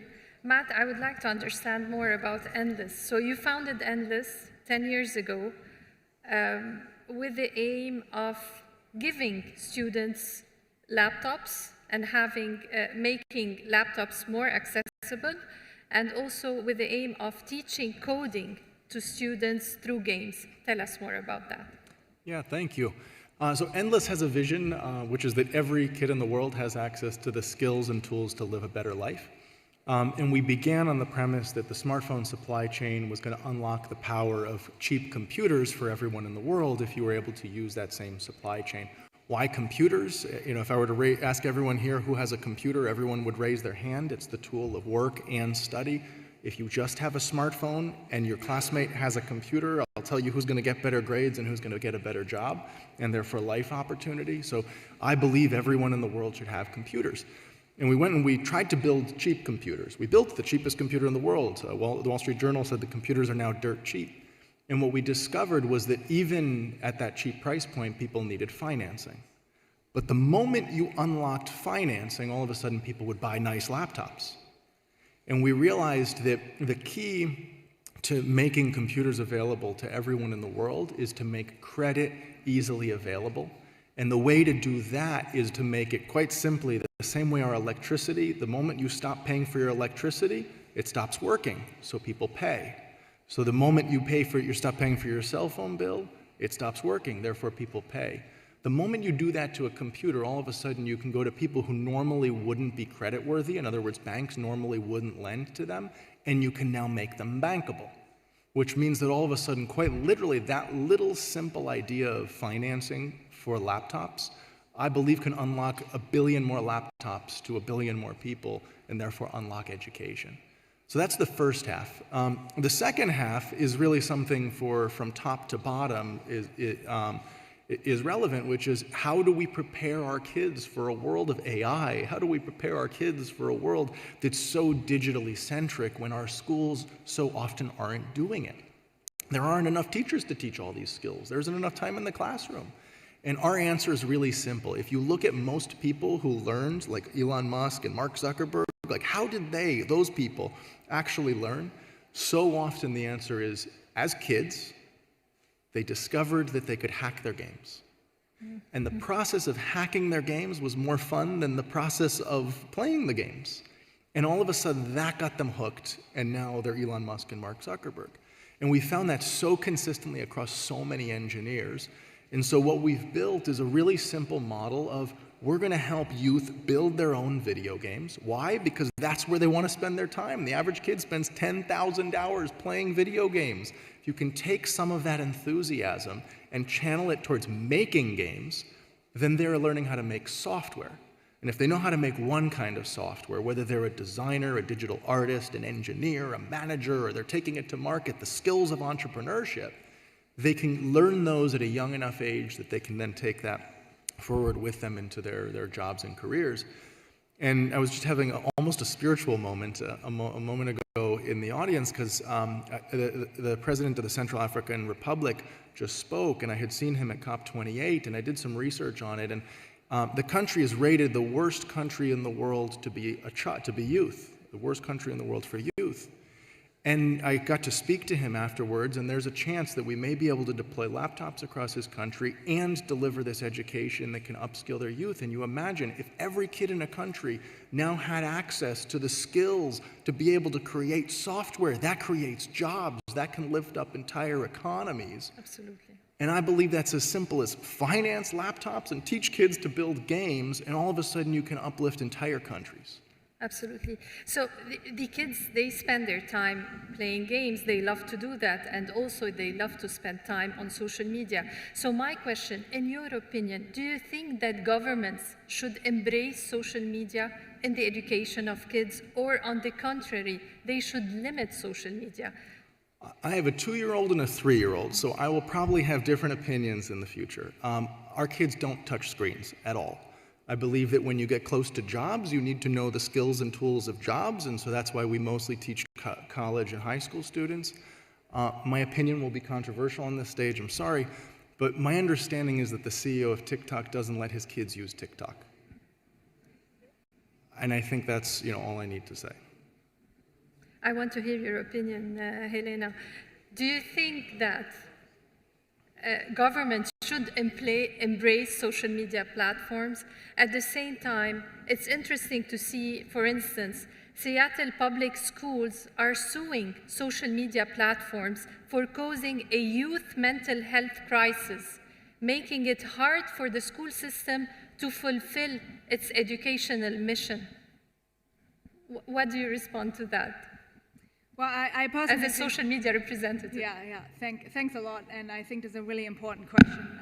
I think there is a huge opportunity actually to collaborate with governments and work on programs and work on the really vibrant platform and really vibrant community that we can reach on TikTok. Actually, just this morning and during this conference, I have worked with other governments trying to find new programs to work on. You've mentioned upskilling, which I think is very important. I think we run an upskilling program in the UAE with Injas, which is another nonprofit. We also do that in Egypt with the youth ministry. So I think there's actually a lot of excitement and a lot of opportunity to work together with TikTok. And I do believe that the topic of well-being and safety is incredibly important. We actually restrict the time that we want anyone under 18 to spend on TikTok to 60 minutes. We also set accounts for under 16-year-olds to private. We don't allow DMs to be exchanged between under 16-year-olds. I do believe that this is really an incredibly important topic, and we at TikTok really prioritize this. I don't think this is a job that's ever done, investing in this topic and working on this topic. Thank you. Aparna, there are also some privacy concerns when it comes to Zoom and the leakage of data when using these platforms, and that's why maybe governments can be hesitant in using your platform. So how are you addressing these challenges? So first, I'd just like to say that I have a 15-year-old son and a 12-year-old son, and my kids were in grade school during the pandemic. And my younger son, so I'm responding to you, my younger son did not have a computer, did not have a phone, and it was inevitable to give him the computer during the pandemic. It was going to happen. I couldn't stop it. And I work for Zoom, and he was on Zoom school. And I will tell you, it's a challenge, because I do note that ever since the pandemic, the kids, you know, I'm a well-meaning mother as well, okay? And I've realized that taking the screens away completely, it's also cheating them of a social life that they had and developed during the pandemic in a lot of communities. And so it's a really tough conversation. I don't think it is one and done. What I do think, and in answer to your question about privacy, we struggled with this a lot at Zoom. So we were created for workplaces. And university students. We weren't anticipating that K through 12 schools were going to go on for free, where teachers were administering classes by themselves and, you know, turning off passcodes and taking away the waiting room to make it easier for their kids to join. Well, what we realized is we had to become the IT department of the world. And I think when you are a technology vendor approaching a delivery for children, you have to change the way you approach. Number one is you have to work to educate the educators. So we created pre-configured settings, a configuration package. Then we just went on the offensive to train teachers to say, look, we know you want to turn off the waiting room so that Johnny can come to class when he's 5 minutes late and can make it even though his parents don't know how to get him in and he's bugging the other kids, but don't do it because it's safe and it, you know, promotes safety for the classroom.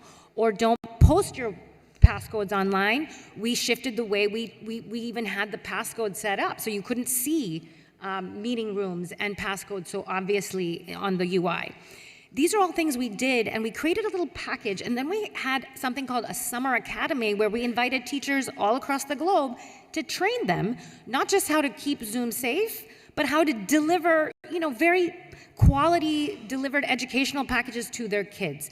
I will tell you, as a mom of a 5th grader going through Zoom school, it drove me crazy because, you know, half the time you're wondering if the child is actually absorbing while you're spending your time on Zoom work. So, you know, working with the educators to create an environment that is flexible and allows for multivariate delivery models for education, super important, whether you're the content provider or you're the mechanism for delivery. And then I would say involving governments and getting feedback. You know, once we instituted some of these security and privacy safeguards, look, they're not enterprises. Commercial enterprises want to dial up the usability and reconfigure privacy security based on their own needs. For schools, you have to provide more assistance and you have to provide more education. And working with governments across the world, whether it's Singapore, whether it's the Middle East, whether it's the United States, to, you know, enable what they want in that educational delivery system is super important, and you have to put the work in to do it right. And now you're going to introduce AI on your platform. So what kind of opportunities that would offer to the education system? It is amazing. I mean, obviously, you have to have the right privacy and security safeguards. You are dealing with children who may not know, you know, the last speaker talked about hallucinations. My 12-year-old son may not understand some of these things about hallucinations and probably believes what he sees, and those are the kinds of safeguards you have to have. But if you look at the use of AI to make the teacher more productive, more efficient, and in turn, enable the students to absorb more, whether it's Zoom, it's our whiteboard capability and embedding AI in the whiteboard capability. It's even in the meetings, the ability to take notes, to provide meeting summaries. If you're late for a class, how many times did you go to college and you were 5 minutes late for the class, you missed the first 5 minutes and you're sort of trying to catch up? If you can ask the technology provider to catch me up so you can get a summary of what you missed, you don't skip a beat and you're back in to the class as if you never missed that 5 minutes. Those are the kinds of innovations that we see helping. We can also see, teachers absorbing some of, you can assess whether, based on polling, based on questions to the audience, whether the kids are actually absorbing that material. And you can use sort of generative AI to help them, to respond back to them and adjust your lesson planning on the go. These are the kinds of ideas that we have, and we're actually creating a sort of a verticalized solution for the education vertical. But again, it is a partnership with educators and with government. It is not by yourselves because, pre-pandemic, as a mom of little kids that were kind of adolescents, I would have said no screens, no screens, no screens. That's not a reality when your kids are socializing on screens nowadays. And you don't want them to be depressed and sad and feel like they don't have friends, but at the same time, you want to use technology for good. One last word. We have 1 minute. Should governments, because that would be some of the topic that I will be discussing in the next panel, should governments, in your opinion, Matt, embrace AI in the education, generative AI? There's no choice. If you don't know how to use AI in the future, your job is going to be replaced by someone who knows how to use AI. So the real question is, how do you teach it? Traditionally, AI teaching is like same tests, it's just that now AI can do it better than you can do it, or same essay, now AI can do it better than you can do it. If you reconfigure it and say, we are making something together, so we are a youth game making studio, youth make games together, and if you use AI to create, whether it's on the art side, the narrative side, on the coding side, and you use these incredibly powerful tools to make the best possible products you can, just like the real working world, then measure people based on the quality of the product that they've created. Measure students the way that real companies are measured, which is what have you done with the same tools. But if you don't teach the tools, they won't have jobs. So you have to teach the tools. Thank you so much. Thank you for your participation here today. Thank you. Thank you.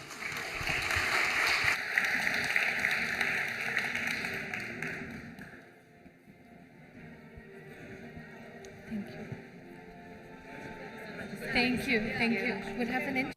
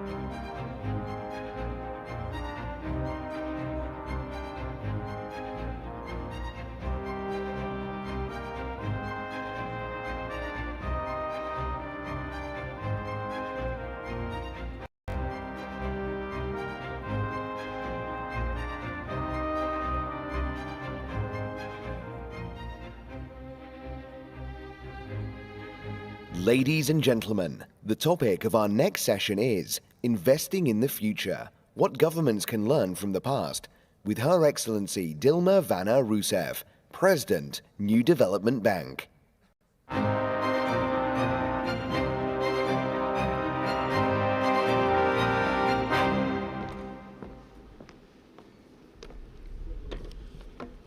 Good afternoon. I would like to thank our host for the kind invitation to take part in the World Governance Summit 2024. The world is facing overlapping crises. Developed countries deal with persistent poverty, food insecurity, fragility, conflicts, and the growing existential threat of climate change. This is why the central theme of Investing in the Future, the role of financing for sustainability, and the rise of multilateralism is most timely. The issue of development is crucial for the future of any country to be sustainable and contemplate simultaneously actions against inequalities and climate change. It is important to highlight that international community agree with this in various meetings. For example, the Conference of Parties, the COPs, with their consensus over the SDGs in the Agenda 2030, the adoption of nationally determined contribution under the Paris Agreement. More recently, COP28 here in Dubai and also G20 in India stressed the importance to increase the level of financial resources in an effective, timely, and easily accessible manner as a condition to overcome these challenges. The overlapping crises we face require to understand the trends and the facts that could impact our capacity to access sufficient financial resources to overcome inequalities and prevent the rise of temperature over 1.5 degrees. In this sense, we need to take note that the globalization drive with the internalization of trade and finance lost momentum as far back as the 28-29 crisis. And since then, protectionism was strongly introduced in international trade. Geopolitical conflicts, in turn, have created uncertainty and instability with the indiscriminate use of sanctions. In addition, the disruption of global trade chains was intensified as a result of COVID-19 and the coupling and the risky policies that are still in practice. The very dynamics of globalization, however, although more fragile, combined with all that issues that I mentioned before, has given rise to a counter-movement, producing a deep interdependence among economies and regions of the so-called the Global South. We are talking about an increase in international trade among the emerging markets and developed countries, opening the way for the emergence of a more multilateral and financial order, deepening the density of global value chains. While the great emerging economies in Asia, Latin America, and Middle East have seen the multiplication of capital flows in their direction. As an example, let's look at the BRICS. The power of the BRICS countries has indeed grown rapidly, which is a good base for understanding the force that support multilateralism.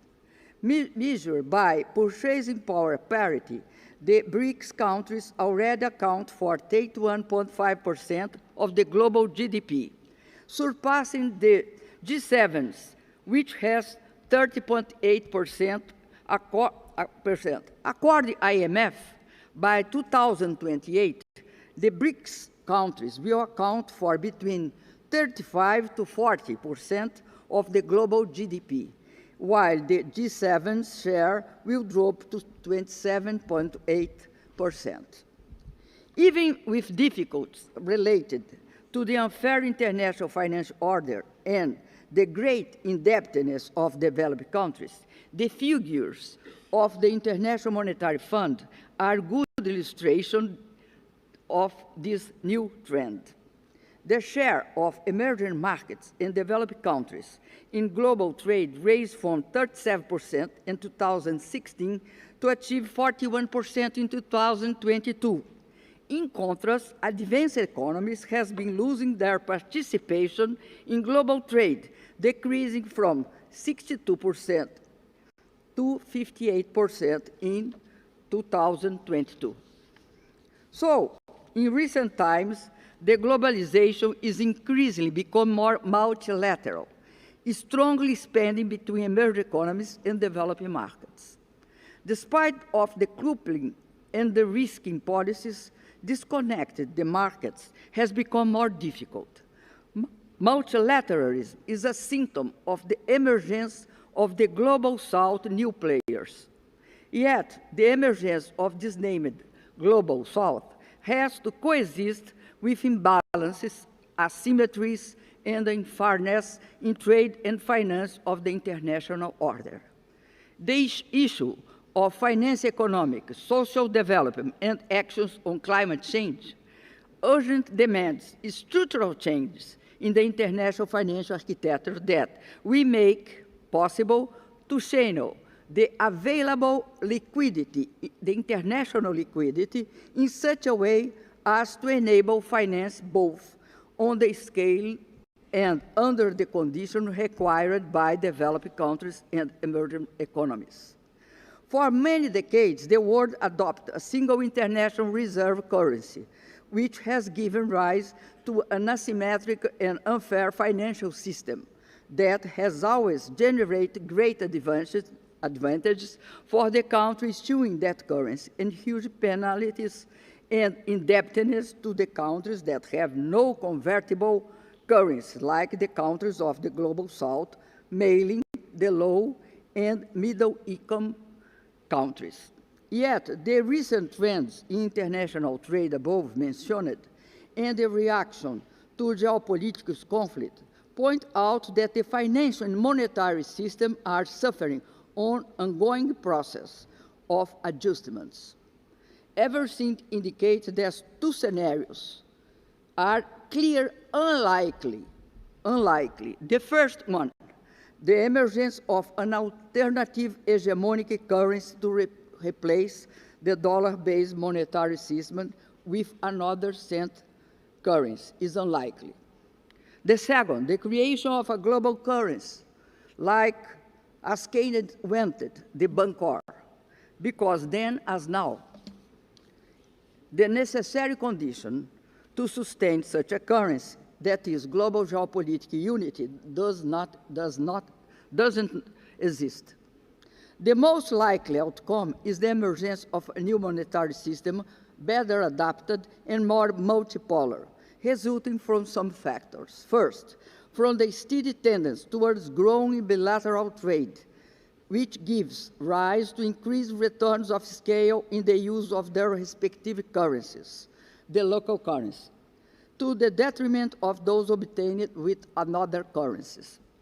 Second, from the deepening of the local capital markets in emerging economies and the trend to have a hedge against the volatility in interest rates and exchange rates. In developed countries, that is the issuance of bonds in local currency also. Another possibility is the CBDC, Central Bank Digital Currency, that could promote the central banks of emerging market and developed countries as a clearing house. So the predominance of one single currency will diminish further, make the global monetary system more diverse and multipolar, with the occurrence of major developing countries and regional markets gain in importance, without any adjustment that is not necessary.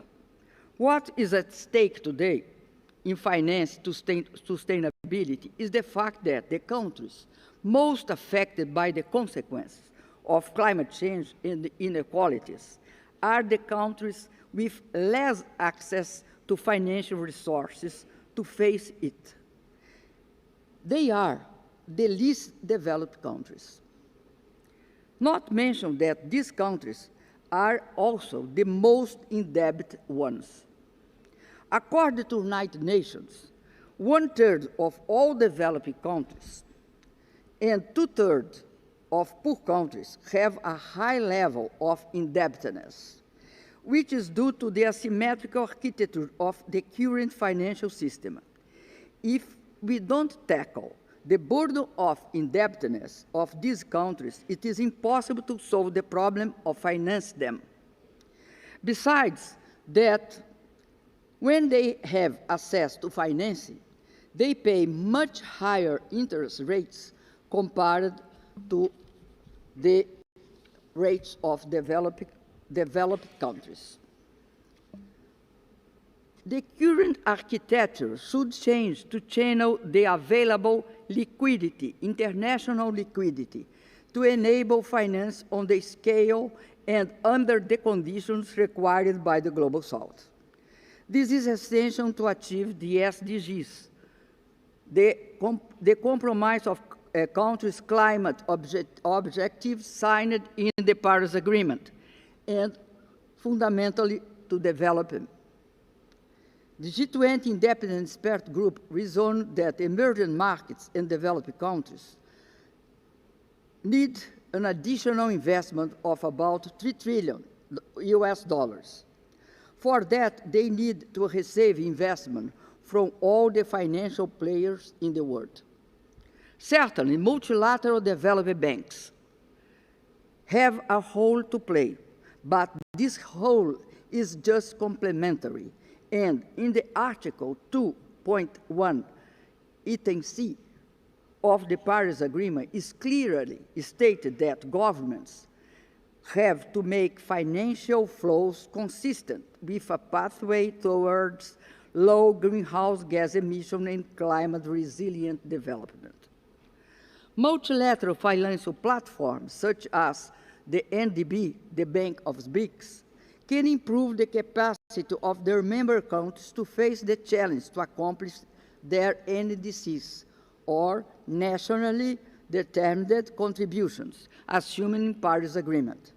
Even so, there is a huge amount of resource that is necessary and must come from the developed economies and also in some proportion from new emerging markets. In this new architecture, MDBs have a crucial role to play by promoting long-term financing, be it in dollar, be it in local currency, boosting economic growth and leading to greater opportunities for employment and income, and financing new technologies and innovations that is crucial for the development of emerging markets. So, some of the measures NDB, the Bank of BRICS, can take to support their member countries include, first of all, financing development projects in local currency to reduce dependence on foreign currency, while maintaining financing in convertible currencies in a basket of options. 2, provide guarantees and insurance to help attract private investors and reduce the perception of risk associated with this type of financing and the high cost of hedging them. 3, providing technical assistance and support, project preparation, and financial modeling. 4, establishing strategic partnership with local governments, private sector, and other developed banks in the form of co-financing to provide local currency financing and the great currencies also. To this end, NDB has the strategy of broadening its base by developing capital markets in the local currencies of its member countries, issuing bonds in different markets and currencies, and also expand its capital base by attract other countries of the Global South to be partners and shareholders. When dealing with goals of this magnitude, it is clear that only a multilateral vision and action can make the difference and not leave any country behind. For that, it is essential to restore an effective coordination role of the United Nations and reform the Bretton Woods institution to play a key and strategic role. The NDB, the Bank of BRICS, is ready to join hands with all countries in the world, multilateral development banks, international institutions, and other stakeholders, in order to work together addressing development challenges, provide avenues for the Global South to access finance for development that must be sustainable, inclusive, and resilient. And it is important to reiterate that it is necessary a joint effort to reduce the reliance on established and limited traditional financial practices and create architecture that could provide effectively, timely, easy, accessible, and fair financial process. Peace, cooperation, and dialogue are essential for multilateralism and financial sustainability. I wish all a very fruitful and productive summit. Thank you very much. Thank you, Your Excellency, for this main address.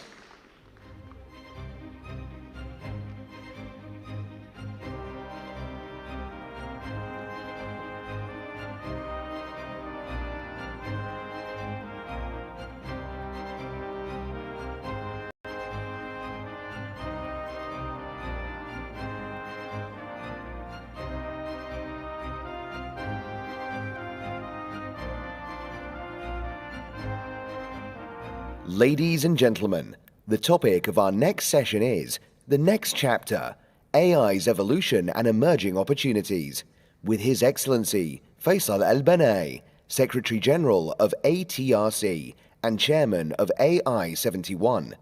This session is moderated by Anna Stewart from CNN.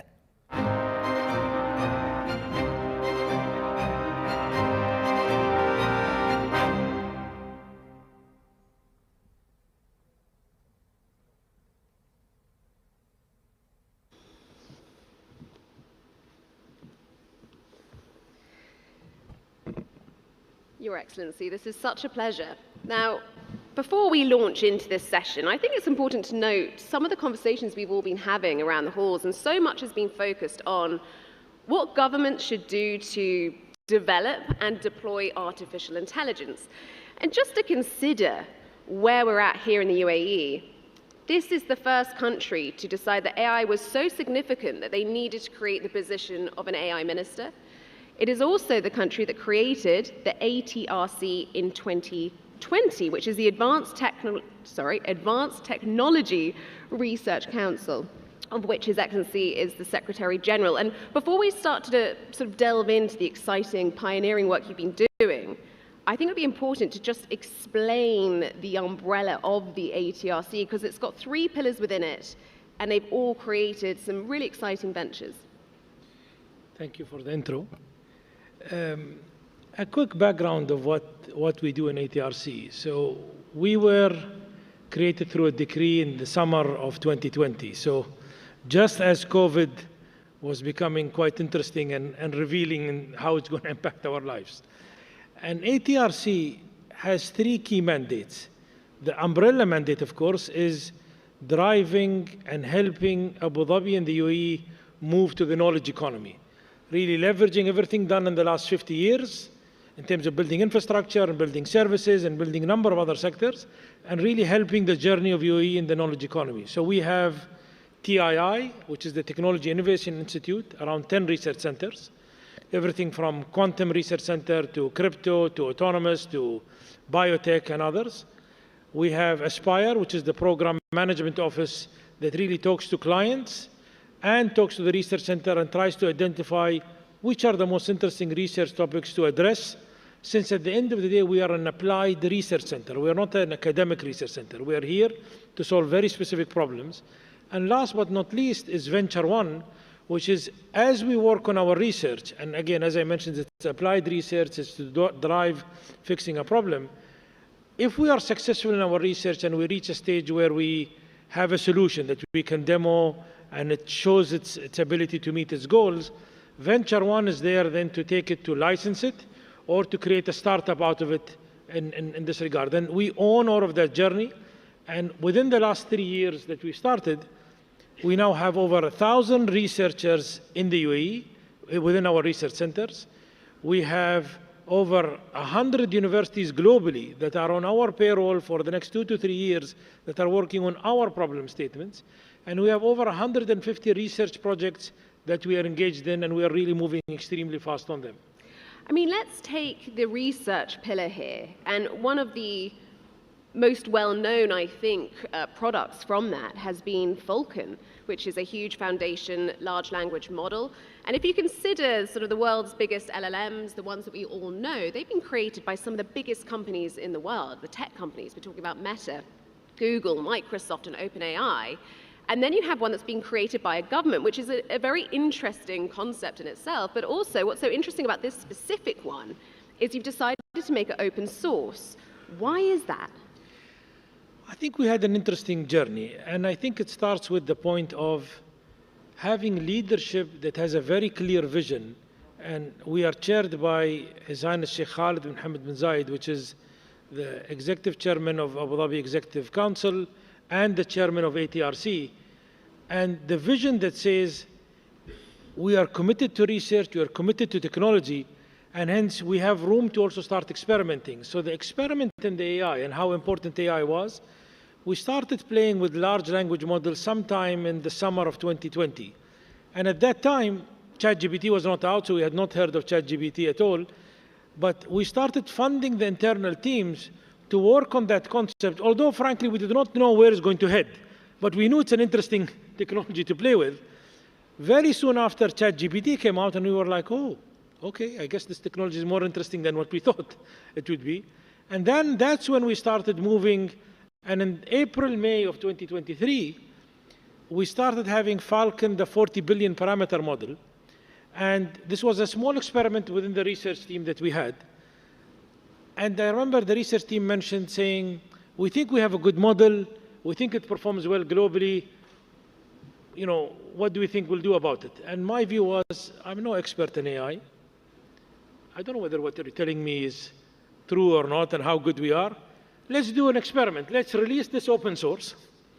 Let the world decide how good our AI is. And if it's good or somehow good, we'll probably gain some visibility to help people work with us more in the AI field. Now, 1 week later, after releasing it in open source, we were ranked by an independent site called Hugging Face as the best performing open source AI model globally, beating every other player in the market in that regard. So this was, okay, I guess we can build something over here. That's when we started further taking the journey of building the next larger model of Falcon, and that was the Falcon 180 billion model. We released it in September. Sometime in the middle, Facebook launched Llama 2, another great model. They became the #1 model. In September, we again surpassed every other open source model globally with Falcon 180 billion model. So that showed we, as a small player, we're not the US, we're not China, we're a small player, but we are a small player that is extremely focused on what we want to do and extremely determined in getting there, that we are able to play with the larger boys. And I think that set the journey, and we'll talk about that, I think, in the next questions, set the whole journey of what our journey is in AI and how credible we are in the AI space. I mean, it's an interesting concept. You're really looking at democratizing AI in a way and also encouraging other people to try and develop the technology very quickly. Talk to me about one of the new announcements you have about the Falcon Foundation, because that's going to encourage even more open source projects. Absolutely. Our view when it comes to AI is the following. I think if we look at how the internet age has evolved, and at least I'm old enough in this room that have lived before the internet and after the internet. And what we saw in the internet age and the boom that the whole internet brought in is there were a lot of technologies that very few technology players ended up controlling. And although it was great on one side because technology was concentrated with large players that can invest in technology, the downside, at least in a certain element of technology, we had to give up our entire data to these companies, where they control our data, they have access to a lot of set of our data to be able to access the technology that they're having. I think it's good, but it had a downside. In the AI space, we were concerned that if we let things move in their own trajectory, in their own momentum, do we really want to choose between leveraging advanced AI and giving out complete control of our data so that that AI can process the data? I don't know. I don't think it's the right direction. Do we want to use AI in a black box that very few players control, and like what happened in social media in the last 2 or 3 years, where if I didn't like what you're saying or what someone else was saying, someone in the social media company can wake up one day, they can turn our voice down or they can turn our voice up. I don't know whether we want this in AI, because AI is going to make much more decisions than social media app is going to do. So combining whether we're going to give up our data or not, combining whether we want AI in a black box that someone will fully control, and at the same time really controlling the destiny of how we're going to leverage AI, we were determined to ensure that there is a parallel option available. Other than proprietary AI, AI should be made available for everyone. AI should be a major equalizer. And that's what drove us to release Falcon in the early days as open source. And we announced yesterday the creation of Falcon Foundation model, very similar to the Linux model in Linux Foundation, where it's an independent body. It will manage Falcon and Falcon future generation. And as UAE, we are going to contribute to this foundation over $300 million of further future model upgrades that will happen, and it's free for everyone. Any country, any company, any individual that wants to use that Falcon base will use it for free. That combined with what we are going to do now under AI 71, which is the more commercial company building medical, education, and other sectors, it's all built on you, the country, you, the company, you, the individual, should have control on your data, regardless of the AI you use. And I think that's the future that we see, and that's a key part of us setting up the foundation. I mean, I see one small issue with being a trailblazer in AI, and that is the disruption. Because when we look at technical sort of revolutions around the world, this one's happening really rapidly. How concerned is the UAE about the disruption this will create in the workforce? I think whether we all like it or not, AI is here to stay, and AI is moving fast. Now, whether we can all stay very concerned about it or not, the current spike in AI, at least this generation of AI, large language models or generative models, has only happened in the last 14 months since ChatGPT really brought it to the world. If you're going to take a year or two to decide policy, this train has seriously left the station, and you will be behind. I think the opportunity is, will there be a disruption? In every technological revolution, there's been a disruption. I think the time now is, especially for a lot of the growth countries, a lot of the developing countries, it's a golden opportunity to act as a multiplier effect for your capabilities. Let's take a good example. If you are an individual lawyer, or you are a guy that has ambitions to produce, I don't know, movies or whatever it may be, one lawyer today, combined with AI, can act in the power to serve other companies as if you are a 50-man law firm. The AI can dramatically amplify your capabilities. So suddenly it's going to create a lot of small companies that will be able to compete with very large companies. The same is happening in the media industry, in the movie industry, in engineering industry, and other industries. So there's a lot of opportunity for the small to medium players to grow and grow dramatically. And when it comes to AI, I think this is the time where countries like UAE has a golden position. Other countries that want to move the same. You need to be very decisive, like currently how the UAE is in terms of its journey in AI and how fast it wants to move in AI. You need to be very clear how you're going to remove bureaucracies around data. If you don't start leveraging your data clearly, you're going to lose. If you don't prepare your data, whether you're a company or you're a country, you don't prepare your data to be ingested by AI, AI is not a magical wand, it needs data. If you start giving your data out to companies that will use your data to train their AI, you've just given out, I mean, if I take a good analogy, in the last 10, 20, 30 years, there has been countries that had oil, and countries that had oil or other resources or other minerals did very well. The new oil in the AI world is data. Every country, every enterprise has data. Now, either you willingly give that data out to AI companies to train on, and hence you've given out your data oil well, or you use that for your advantage to improve it for your country. And I think that's where the opportunity is.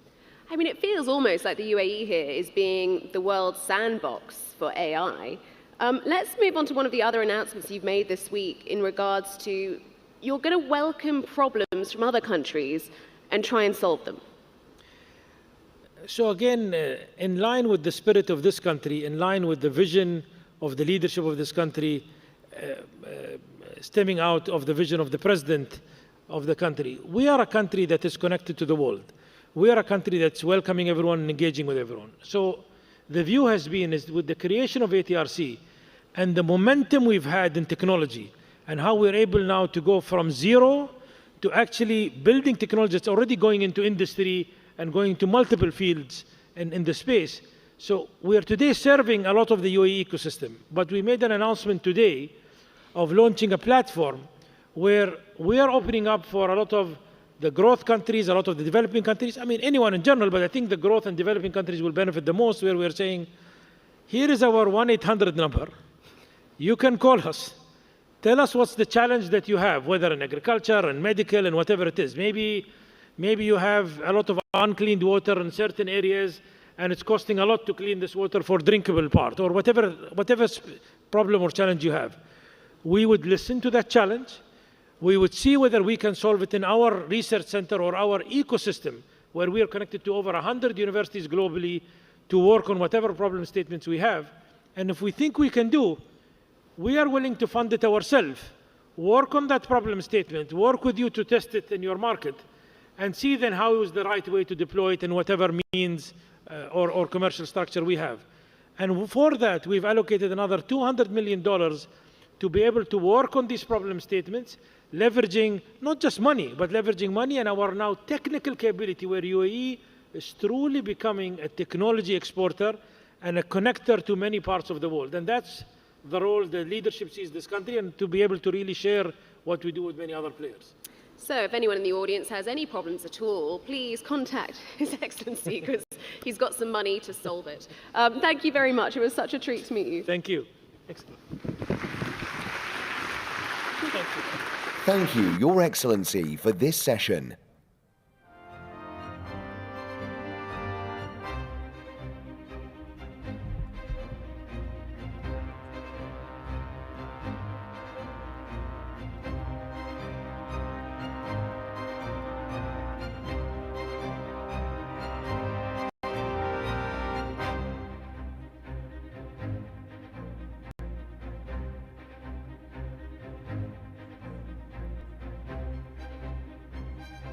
أصحاب السمو والمعالي، أيها الحضور الكريم، نستمع الآن لكلمة رئيسية لفخامة أندري راجولينا، رئيس جمهورية مدغشقر. هذه الجلسة ستكون باللغة الفرنسية. يرجى التكرم باستخدام السماعات للترجمة الفورية. Your Highnesses, Excellencies, ladies and gentlemen, please join me in welcoming His Excellency André Rajoelina, President of the Republic of Madagascar. Please note that the following session will be in French. Please use your headsets for instant interpretation.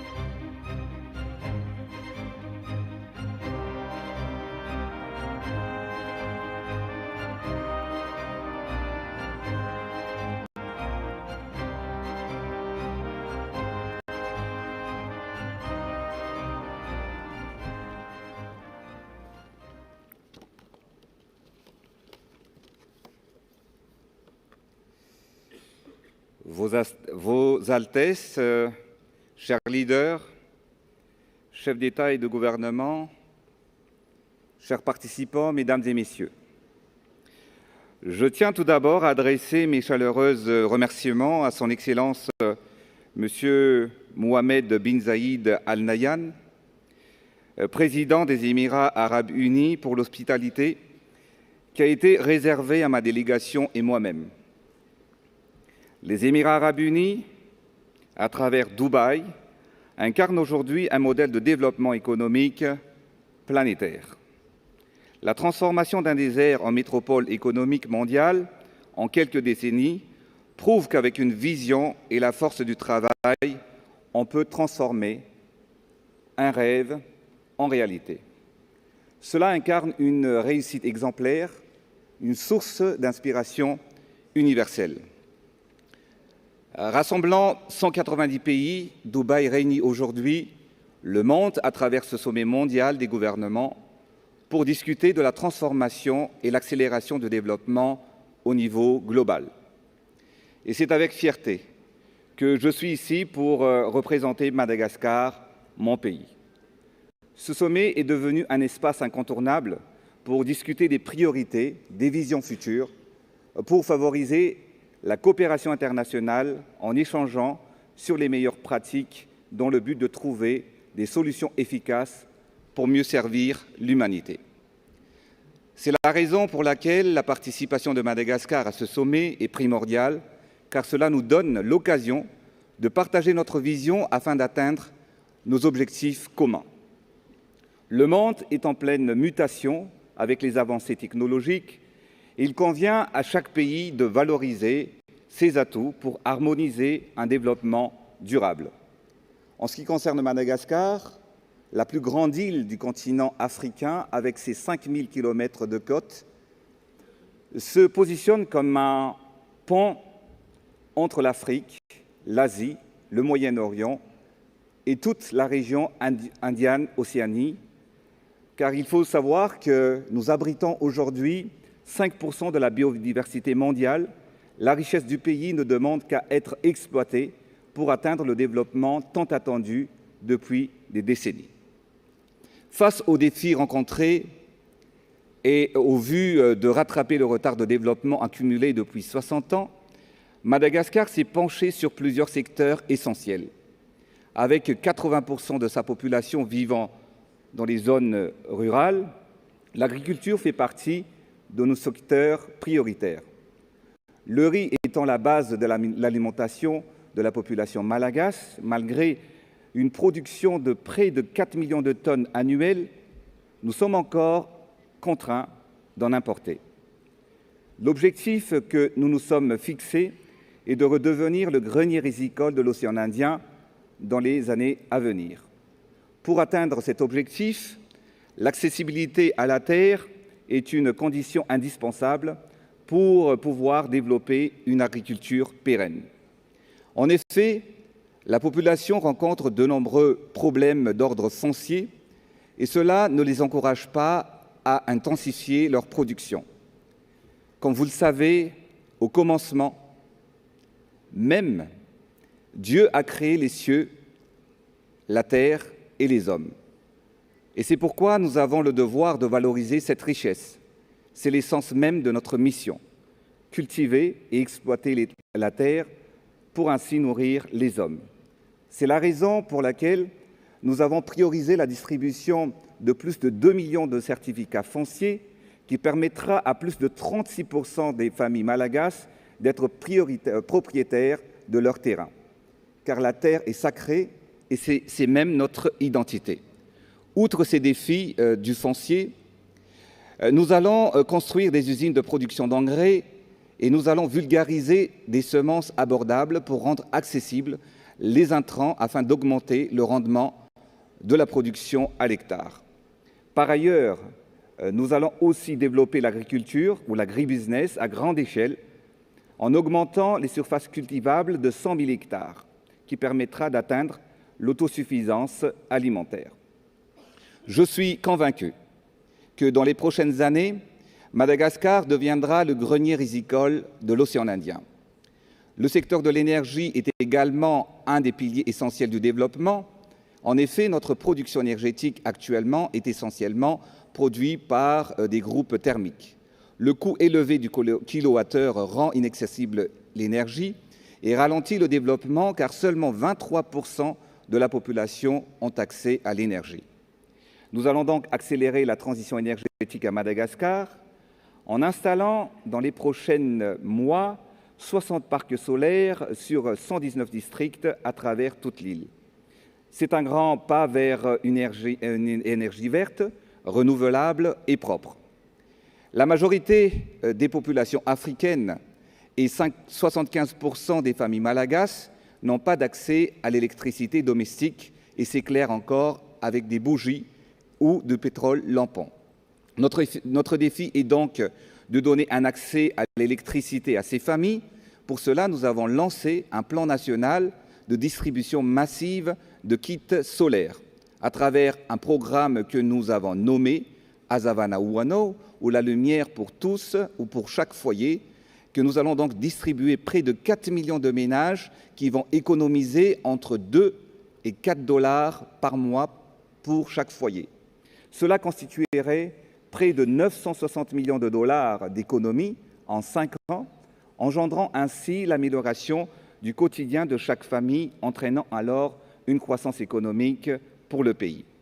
Ce progrès inédit de fournir de l'éclairage dans chaque ménage pour illuminer le pays, sur l'ensemble du pays, apportera bien évidemment le développement pour le pays. Dans le domaine de la santé, selon la Banque mondiale, 400 millions de personnes dans le monde n'ont pas accès aux services de santé, surtout les plus élémentaires. Plus particulièrement en Afrique occidentale et subsaharienne, 93% de la population n'ont pas les moyens de se payer des soins médicaux ou vivent trop loin des hôpitaux ou avoir l'accès à un traitement. Pourtant, le droit à la santé est un droit universel minimum pour chacun. La problématique du manque d'infrastructures hospitalières a fait perdre la vie à de nombreuses personnes, même pour les maladies les plus bénignes. Les hôpitaux sont éloignés, les routes ne permettent pas les accès aux centres de santé. Madagascar donc a instauré des réformes structurelles considérables depuis les 5 dernières années. Savez-vous qu'un grand pays comme Madagascar, depuis notre indépendance en 1960, on ne compte seulement que 18 centres hospitaliers universitaires pour une population de 28 millions d'habitants. C'est ainsi que, depuis le début de mon mandat en 2019, nous avons construit 30 hôpitaux suivant les normes internationales en seulement 5 ans. Proches de la population, ces hôpitaux sont équipés de blocs opératoires et de nouvelles technologies de pointe telles que les scanners. Par ailleurs, 110 centres de santé de base ont été construits à travers 119 districts sur tout le territoire.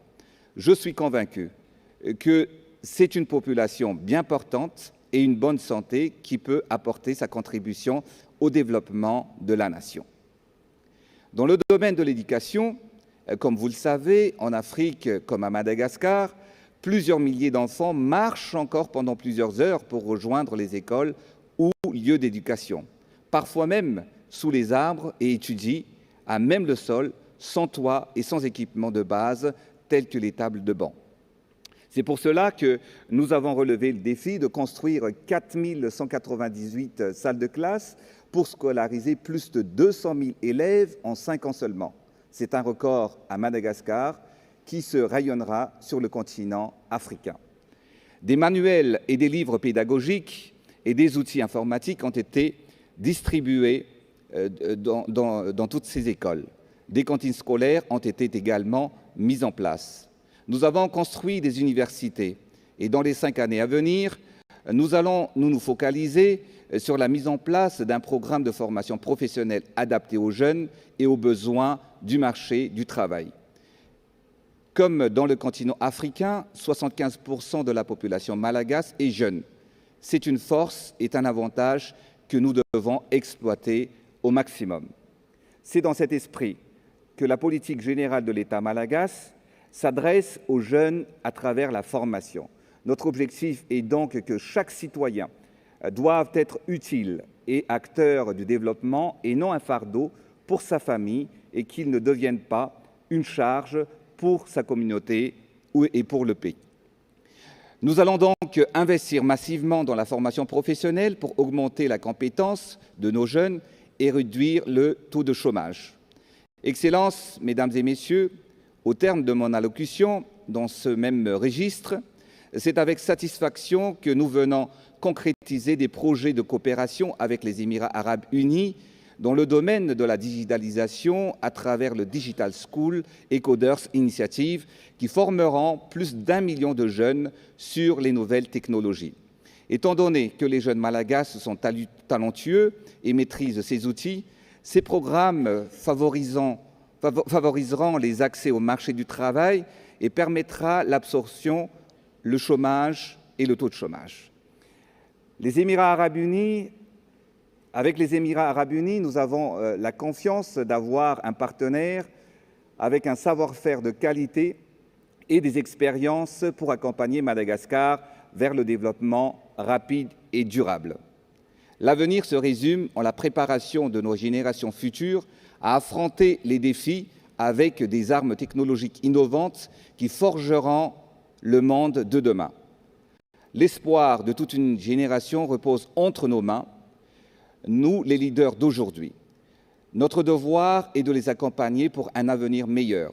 Vive la coopération entre les gouvernements mondiaux, que les leaders que nous sommes soient porteurs de la transformation d'aujourd'hui et du développement de demain.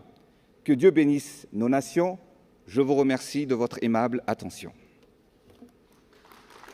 Thank you, Your Excellency, for this main address.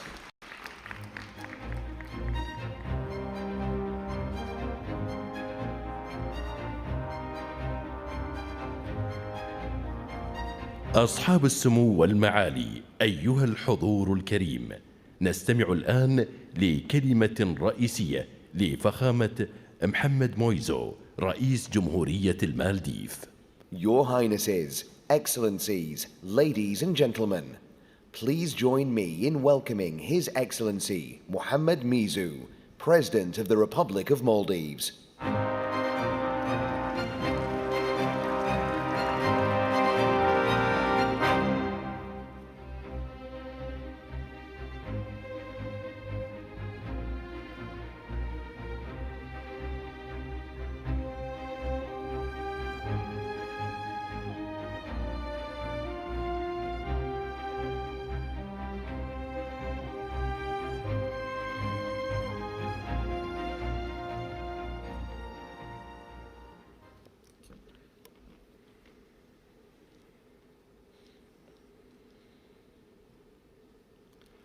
Bismillahirrahmanirrahim. Distinguished heads of states and governments, Excellencies, ladies and gentlemen. Assalamu alaikum and a very good afternoon. It's an honor to be here at the World Government Summit 2024 in the Emirate of Dubai. I extend my gratitude to the government of UAE for the warm welcome and exceptional hospitality extended to my delegation and me. While I extend my good wishes for a successful summit, may I also commend the UAE leadership and government for continuing to lead the way in promoting inclusive, strong leadership, governance, and partnership. Dubai stands as a global testimonial for impressive progress over a few short decades, highlighting some of the best governance practices and most innovative citizenry services. This summit, hosted by the visionary leadership of the UAE, serves as a unique platform for global leaders to discuss and shape the future of governments. Excellencies, I stand before you today to celebrate the remarkable journey of innovation and development in the Maldives. Nestled in the heart of the Indian Ocean, the Maldives has not only been a haven of natural beauty, but also has embraced a visionary approach to progress. My vision for the Maldives is to capitalize on this resilience and the vast opportunities our strategic geographic position opens up. It is to reimagine a Maldives that is forward-looking and inclusive, innovative, and embracing sustainable development. I want every Maldivian, especially our women and youth, to realize their dreams and be assured that their government will continue to support them to help them unleash their power of creativity, entrepreneurship, and innovation. My administration is committed to implementing a bold development agenda aimed at transforming the Maldivian economy. Towards this end, creation of strategic infrastructure assets necessary for immediate as well as long-term development and economic diversification is critical. Excellencies, with the introduction of tourism to our shores in the 1970s, the Maldives has experienced a very fast pace of economic development, quickly moving from a least developed country to an upper middle income country.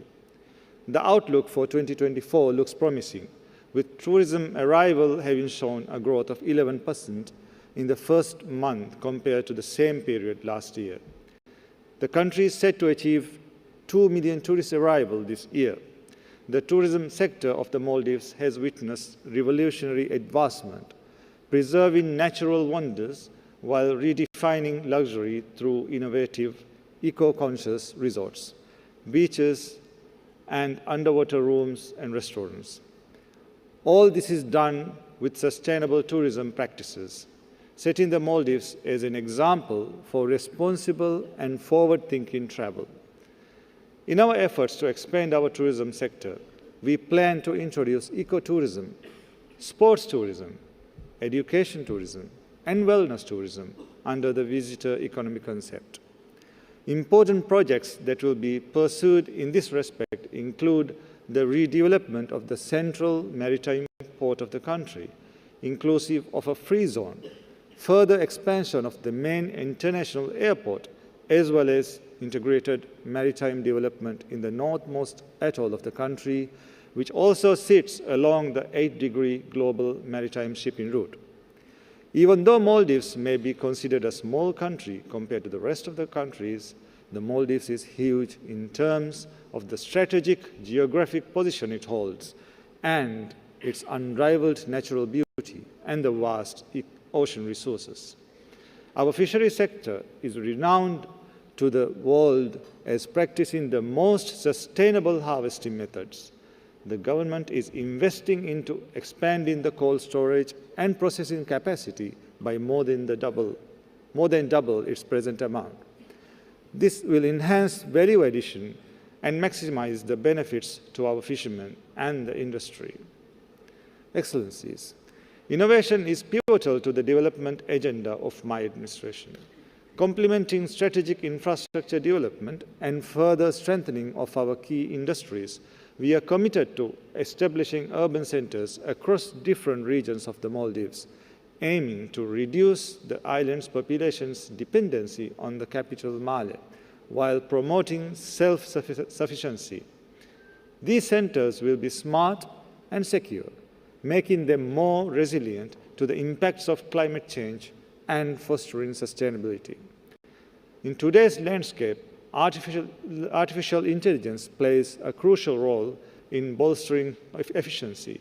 My vision for Maldives involves the seamless integration of technology and artificial intelligence to drive productivity and cultivate investment-friendly environments conducive to business growth.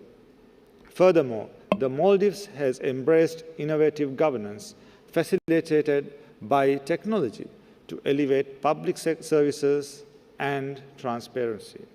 This approach not only promotes citizen engagement in the democratic process, but also fosters a culture of accountability within our society.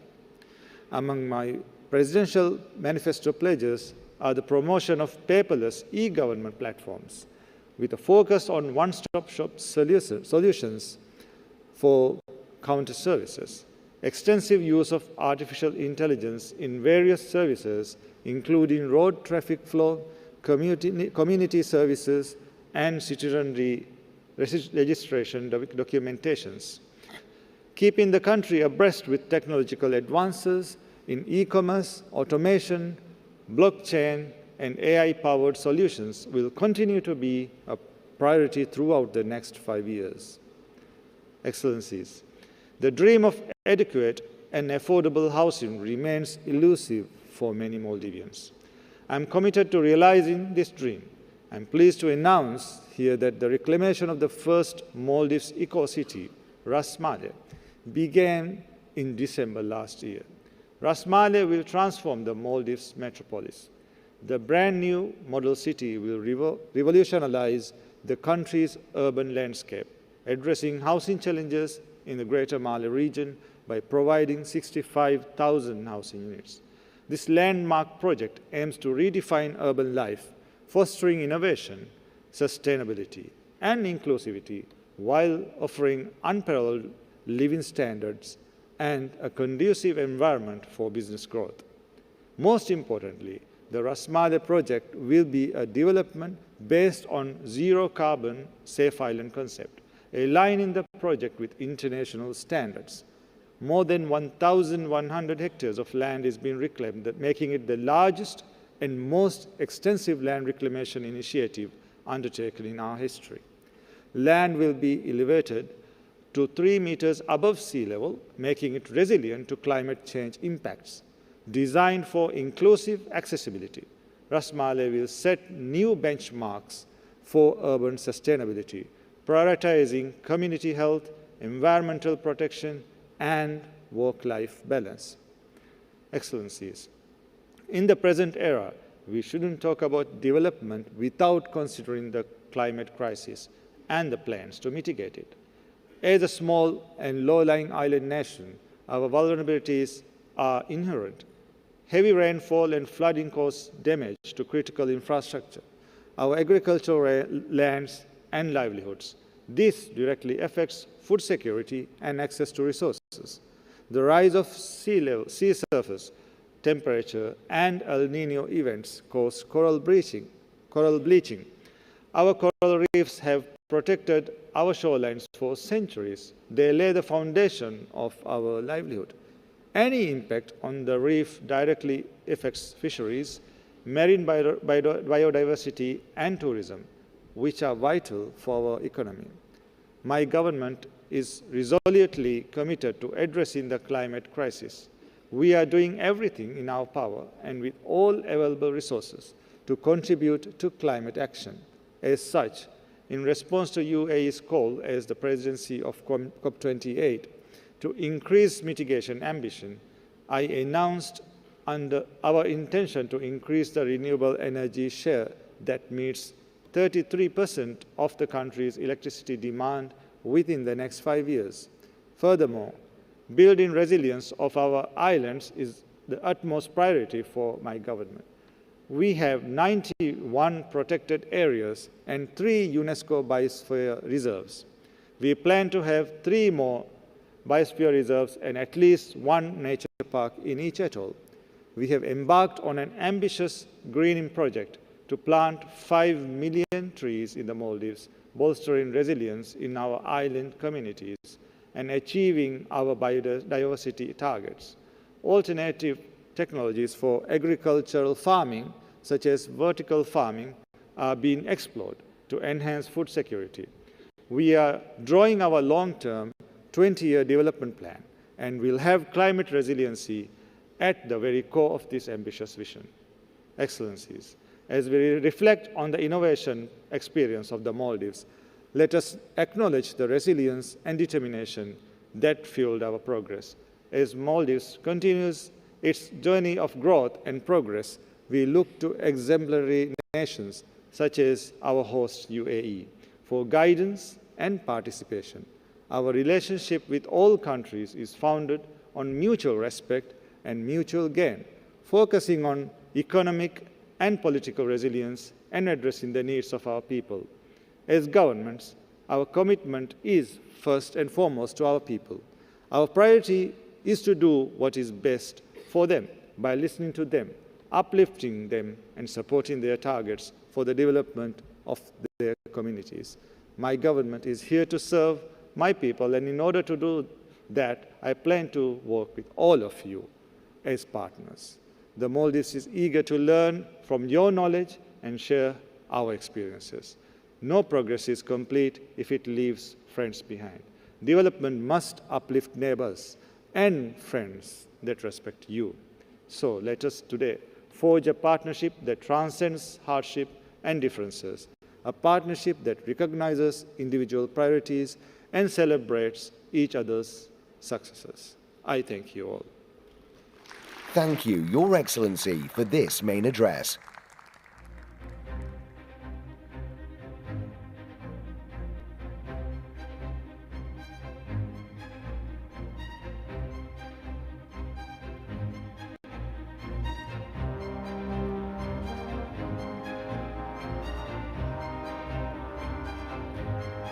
أصحاب السمو والمعالي، أيها الحضور الكريم، نستمع الآن لكلمة رئيسية لفخامة بريثفراغسين جروبن، رئيس جمهورية موريشيوس.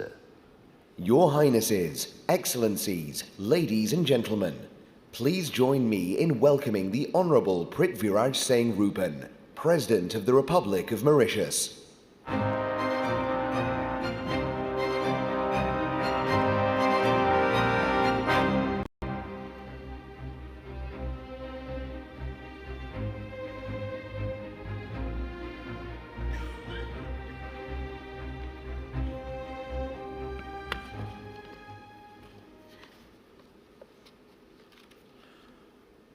Your Highnesses, Excellencies, Presidents, distinguished guests, ladies and gentlemen, salam and good afternoon.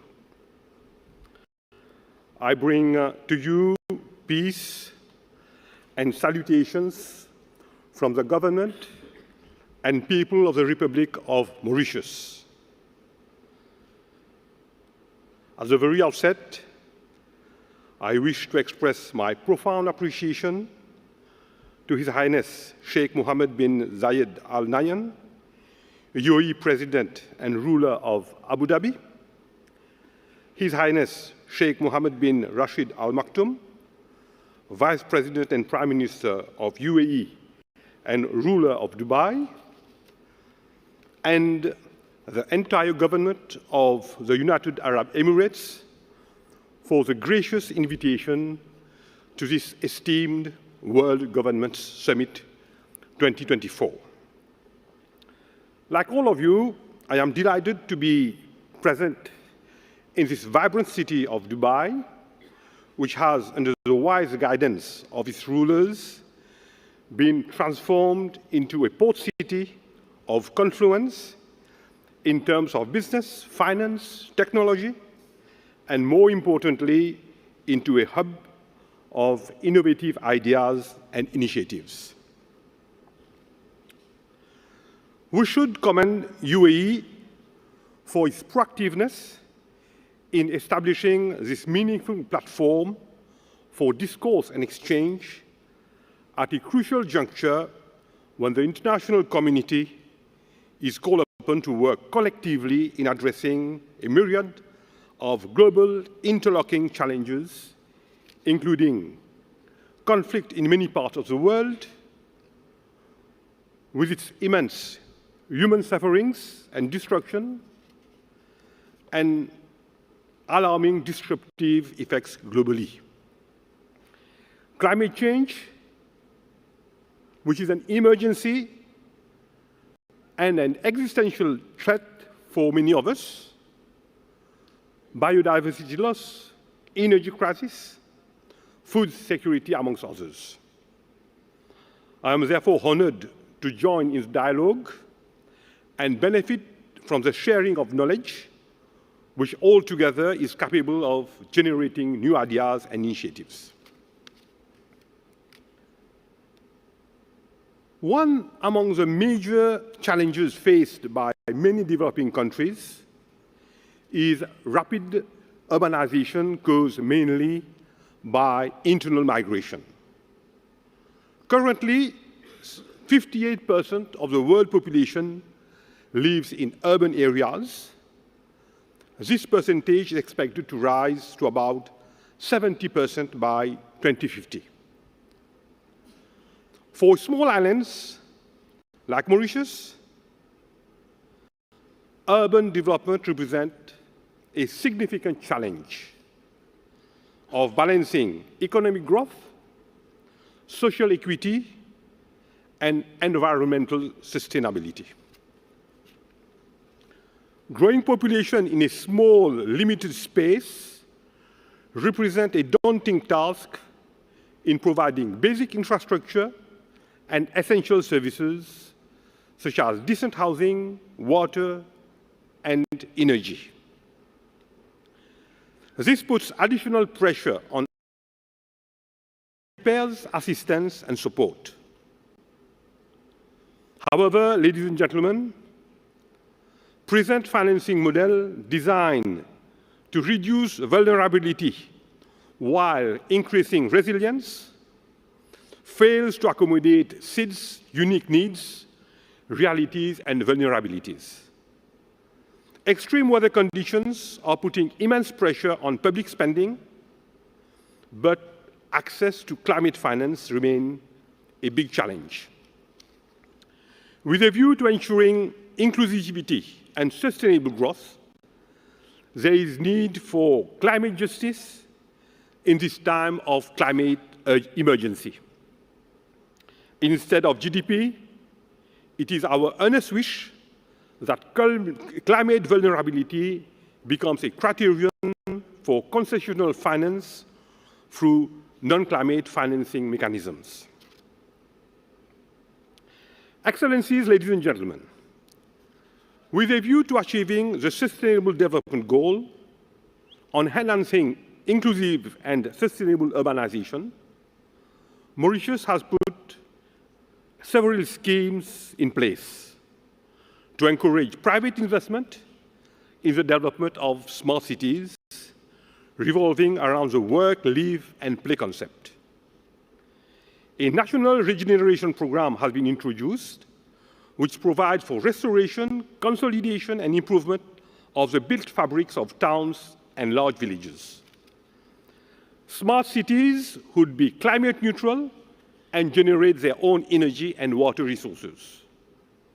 Additionally, the government of Mauritius has invested in a modern and innovative form of public transport, introduced electric buses, and came up with tax rebate initiatives on electric and hybrid vehicles.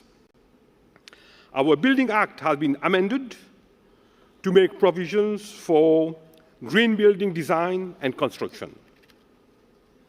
The focus is to promote Mauritius as an intelligent, innovative, and sustainable island, offering integrated sustainable solutions, ensuring minimum wastage and maximum comfort for the long-term benefit of all citizens and future generations, irrespective of social and economic class. In the endeavor to making our country a sustainable island, we also welcome cross-border cooperation, most particularly in terms of urban planning, digital governance models, development of green smart cities, sustainable infrastructure, circular economy, energy management, and transportation systems. We would particularly welcome sharing of expertise, research, and experience on sustainable measures such as assessing the value of natural ecosystems as green infrastructure for enhancing climate resilience, including biodiversity conservation, coastal protection, and flood regulation, as well as waste sorting and reducing electricity and water consumption. Furthermore, Excellencies, ladies and gentlemen, for Mauritius, tourism is not just an industry. It is the lifeblood of our economy and the heartbeat of our communities. It is crucial to develop expertise in assessing the cost effectiveness and viability of nature-based solutions, as well as appropriate land use and climate policies to achieve climate mitigation and adaptation goals geared towards sustainable tourism. Tourism represents 8% of our GDP, absorbing 13% of the total workforce. It also contributes far beyond the direct transactions made by tourists. The pandemic has reaffirmed the importance of the industry as one of the key drivers of economic prosperity and employment generation. Thus, for us, preserving our natural assets is not a choice, but an imperative for survival.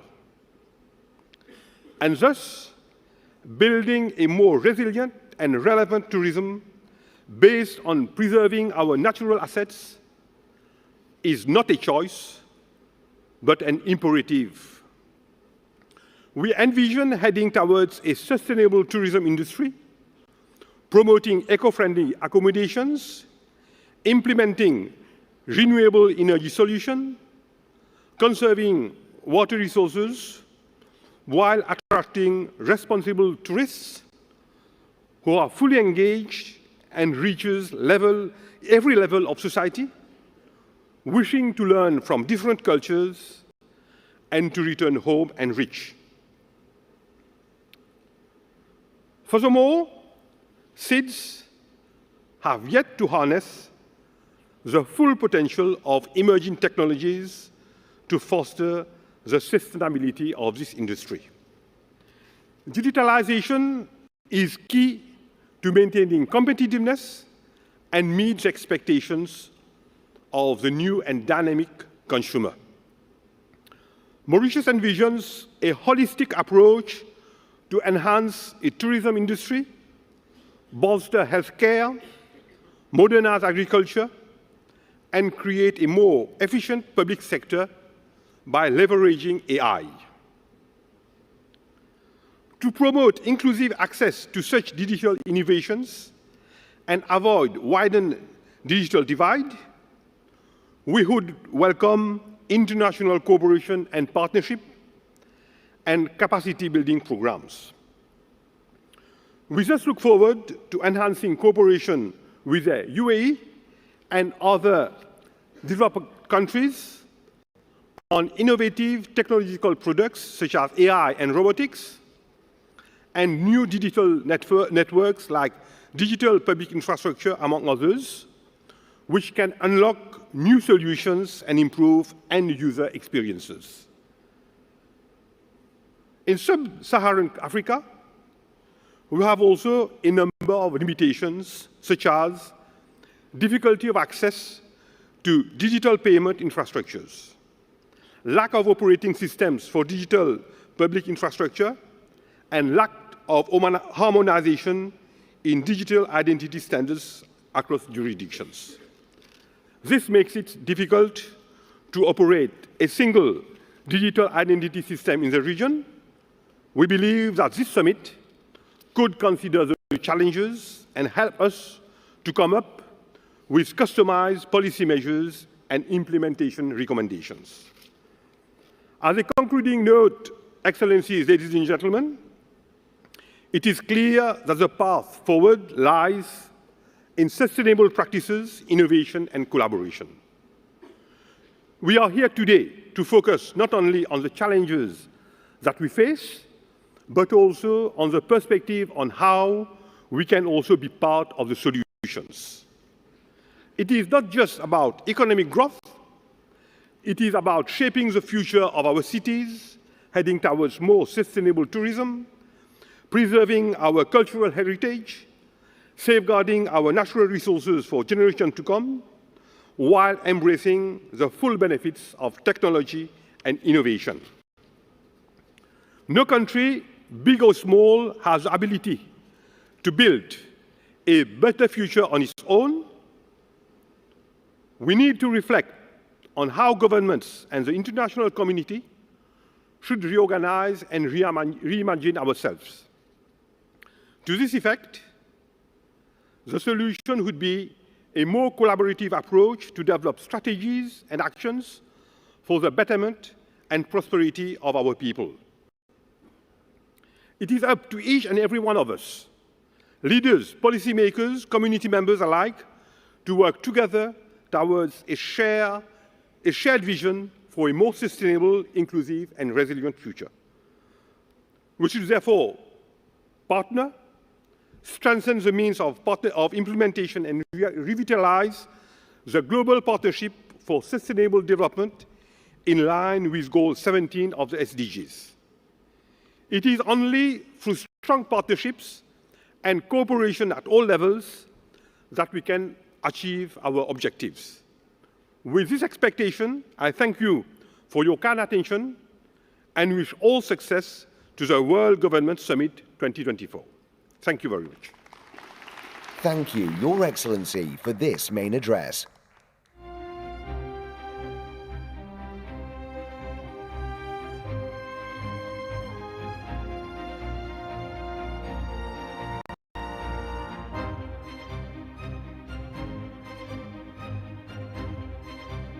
أصحاب السمو والمعالي، أيها الحضور الكريم، نستمع الآن لكلمة رئيسية لفخامة وافل رامكالاوان رئيس جمهورية سيشل.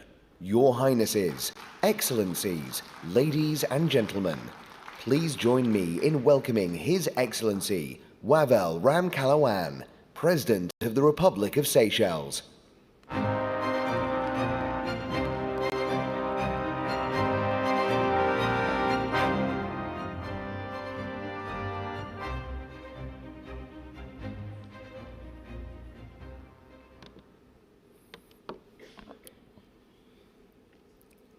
Highnesses, Excellencies, distinguished guests, ladies and gentlemen, may I first of all say a big thank you to our host, my brother President Sheikh Mohammed, and all the leadership of the UAE for the warm welcome and for such good organization. It is indeed an honor for me once again to address this august audience as the leader of the smallest country in Africa, both in terms of landmass, but also in terms of population. But at the same time, even though we are small, Seychelles on the African continent has proved that as far as governance is concerned, we are indeed a very serious nation. Together with some of our sister islands like Mauritius and Cabo Verde,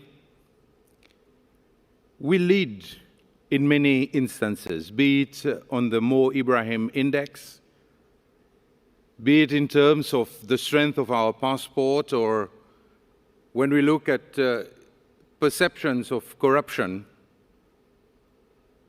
we are way up there. And therefore, we take governance very seriously. And of course, such a summit gives us the opportunity for us to speak about moving forward, gives us the great opportunity to talk about development and how we should all take our countries seriously, and whilst we do so, fight disease, ensure that peace and prosperity reign, and that our peoples, our various peoples, can indeed stand proud and be part of the new world order. For me, today it is a pleasure to address you on behalf of the Seychelles, a nation renowned for its commitment to conservation and sustainability.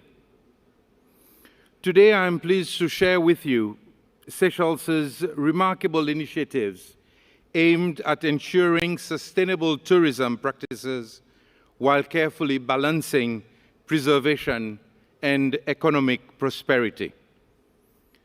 Seychelles, as we all know, has long been a global leader in conservation, implementing various initiatives to promote sustainable tourism and safeguard the nation's ecological balance and economic well-being. Central to Seychelles' approach is its commitment to the blue economy, which includes designating a significant portion of the country's marine territory as protected areas, including marine parks and reserves. These efforts are crucial in preserving biodiversity and safeguarding marine ecosystems for future generations. Maybe too often we think of today, but Seychelles is concerned about tomorrow and what legacy we will leave for future generations. Furthermore, Seychelles has established the Seychelles Sustainable Tourism Label, a certification program that recognizes tourism accommodations, operators, and services adhering to sustainable practices such as efficient waste management, energy conservation, community engagement, and of course, environmental protection. In its endeavor to reduce reliance on fossil fuels and mitigate environmental impacts, Seychelles has invested in renewable energy sources like solar and wind power. These initiatives not only contribute to reducing carbon emissions, but also promote a more sustainable approach to tourism activities. I have on this podium mentioned before that Seychelles is now protecting seagrass and also our mangrove forests at 100%. And this means that not only do we clean up what we emit, but that we also clean up what the world emits. Seychelles also emphasizes community involvement and empowerment in tourism development, encouraging local participation in decision-making processes and implementing community-based tourism projects to ensure that communities benefit from tourism revenue. It should not be just about the big boys in the game, but it should be about the whole population benefiting. Moreover, Seychelles has made significant strides in protecting its unique biodiversity through habitat restoration, invasive species control, and species protection programs. Through such conservation efforts, Seychelles has achieved an enviable record of protecting 30% of its marine territory and 50% of its landmass. The nation has also implemented environmentally conscious policies such as banning single-use plastics, plastic straws, and even balloons. We are promoting glass recycling and conducting regular beach cleaning exercises to ensure that the country remains pure. Collaboration is fundamental to Seychelles' sustainability efforts, with various organizations, both local and international, joining in initiatives such as tree planting campaigns. Additionally, the government has imposed moratoriums on large hotel developments and temporary restrictions on room numbers on certain islands to ensure that future developments align with sustainability goals. Seychelles also prioritizes cultural tourism through initiatives like the Creole Rendezvous Brand, offering visitors immersive experiences to appreciate local culture. Preserving and promoting Seychelles' culture and heritage are integral to future development plans, incorporating vernacular architectural styles supporting local arts and crafts and integrating cultural activities into urban planning are key components of sustainable development. After all, we should not lose our culture. If we do so, we will lose our identity as a people. Furthermore, we put emphasis on environmental education and awareness among tourists and locals. And these are key priorities for us because it helps foster a culture of sustainability and responsibility amongst tourists. In pursuit of sustainable development, Seychelles is investing in green projects across the islands, including eco-friendly buildings, renewable energy systems, waste management facilities, and smart technology solutions for infrastructure management and resource efficiency. Seychelles also explores regenerative agricultural practices to achieve vibrant, resilient communities while preserving natural beauty and cultural heritage, promoting food security, sustainable land use, and economic prosperity. But of course, international cooperation and partnerships are essential for Seychelles to realize its vision for sustainable island development, particularly in managing marine resources and developing sustainable blue economy sectors like fisheries, aquaculture, and marine tourism. Collaboration with international partners provides access to funding, expertise, and technology transfer, crucial, of course, for maximizing the economic potential of ocean resources while ensuring their long-term sustainability. I take this opportunity, speaking of international cooperation and partnership, to once again advocate for the adoption of a multidimensional vulnerability index, the MVI, which calls for the comprehensive assessment of vulnerabilities to be taken into consideration, and not only the traditional economic metrics for a country to access concessional financing for its development needs. Seychelles' unique geographical challenges, such as susceptibility to climate change and small island status, like all the other islands of the Indian Ocean, leaders who have spoken before me, underscore the importance of a nuanced approach considering various dimensions of vulnerability, including environmental, social, and economic factors. We are not begging as small island developing states. We are not asking for grants. What we are asking for is the opportunity to access concessional finance. In the absence of the MVI, states like Seychelles and Mauritius will continue to be excluded from much-needed finance for their commitment to sustainable development and resilience-building efforts. Finally, Seychelles recognizes the importance of accurately measuring the economic impact of tourism. Collaboration with the United Nations World Tourism Organization on the Tourism Satellite Account project has been instrumental in understanding the industry's contribution to GDP, employment, and foreign exchange earnings. Through such collaboration, Seychelles aims to align tourism strategies with sustainable development goals and accurately assess the economic benefits of tourism.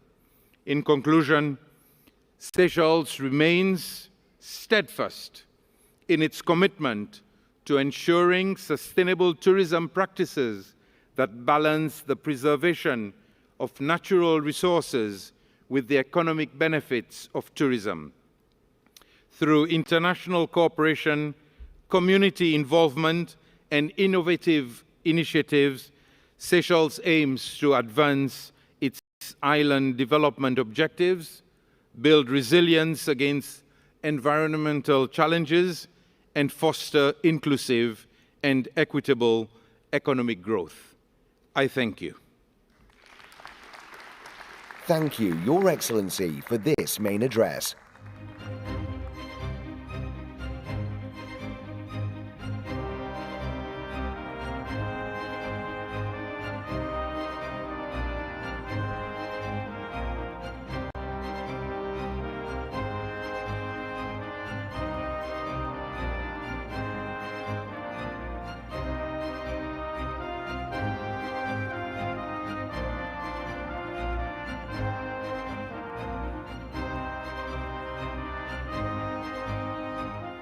أصحاب السمو والمعالي، الحضور الكريم، الجلسة التالية بعنوان: هل تستطيع التكنولوجيا تشكيل مستقبل للأمم؟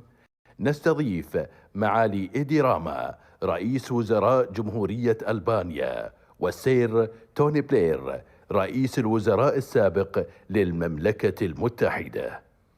Your Highnesses, Excellencies, ladies and gentlemen, our next session is a conversation titled Transforming Nations, Is Tech Our Solution?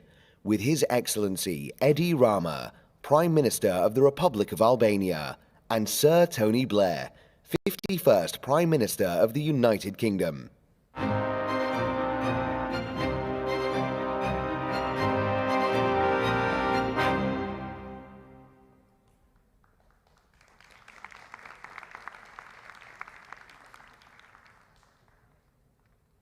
Right, hi everyone. Very good to be with you all at this World Government Summit. And I'm actually mainly today, which is unusual for me, I'm going to be doing the interviewing, actually asking the questions rather than answering them. But the context is very simple. We're living through this extraordinary technology revolution. And in my judgment, and the judgment of my institute, which now works in many different countries throughout the world, this technology revolution gives us the opportunity to do something that is not been conceived of for many, many years, and that is to reimagine the state itself. Because a 19th century state was a minimalist state. Didn't do a lot for people, didn't raise a lot of money, didn't spend a lot of money, didn't do a lot for people. The 20th century state grew into this huge apparatus, especially in developed nations, with large amounts of money spent, a large amount of provision from government, but today, often not operating in a very effective way. The question for this century is, can you reimagine the state through the technology revolution, create a 21st century state that delivers high quality services at much lower cost to their citizens? That's the challenge. There's no one better to discuss it with than my friend Prime Minister Edi Rama of Albania. Albania is a country that, back in the 1980s and early 1990s was very much left behind by the world. Over these past years, it's made extraordinary leaps forward. Its GDP has risen enormously just over this last 10 years or so. And Edi, as Prime Minister, is focused very much on the technology revolution and what it can do for his country. And I actually just wanted to start, Edi, with an overall sort of macro question, which is, the title of our session is Tech the Solution? I would say, but tell me whether you agree or not, it's certainly a very major part of it. How big is this technology revolution, and how hard is it for political leaders to keep up with it? First of all, I want to correct a bit the presentator, because I was presented as a Prime Minister and Tony was presented as the 51st Prime Minister of Britain. But I want the audience to know that I would not be nor Prime Minister and either a man engaged in politics without him. And before knowing him, he was my role model, and he was the inspiration to enter politics, to reform the Socialist Party, and to believe that not only politics can be a force for good, but it can be a third way for the left. So I wanted this to be clear because that's how you will all understand that I can't be more privileged than finding myself being interviewed by someone that now is a friend and is an honor, but is the main reason why I became a prime minister. And I would say that we came out from a long time in darkness. We were the North Korea of Europe. We were completely cut off the world. We were told to be the only true communist country. And for us, all of them that pretended to be communists were just traitors. So we were completely on our own in a poverty that for me today is even impossible to process how was possible, and an isolation like no one.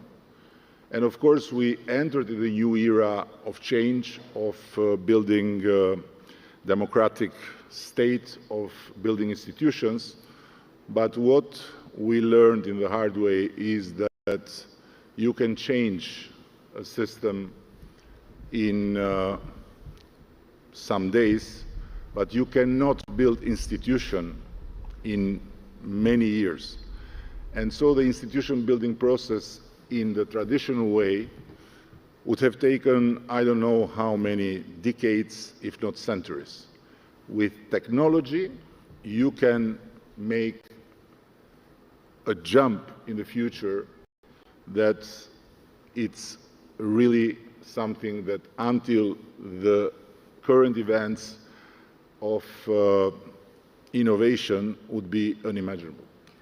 And generative AI is obviously, I mean, this is its own revolution, and you're trying now in Albania to take advantage of that. What are you doing? You're building a digital infrastructure. You've got plans for digital identity. I mean, tell us about the different elements of how you're bringing about this digital revolution to the country. Listen, I don't know how many people in the audience are familiar, but I'm sure that everyone that has known something about Albania in the last 30 years have heard that it's a country that suffers from corruption, is a country that suffers from crime, is a country that suffers from all the bad things. And a big part of it has been true. A part of it has been kind of augmented by the international media. But when you have to build a modern state, when you have to build functioning institutions, you have to count on people, right? So in every process, you have to count on people. And counting on people is not enough, because as the saying goes, it's not the people that corrupt the systems, it's the systems that corrupt the people. So you need to build systems that are then capable to keep the people on leash in terms of respecting procedures, respecting everyone's rights.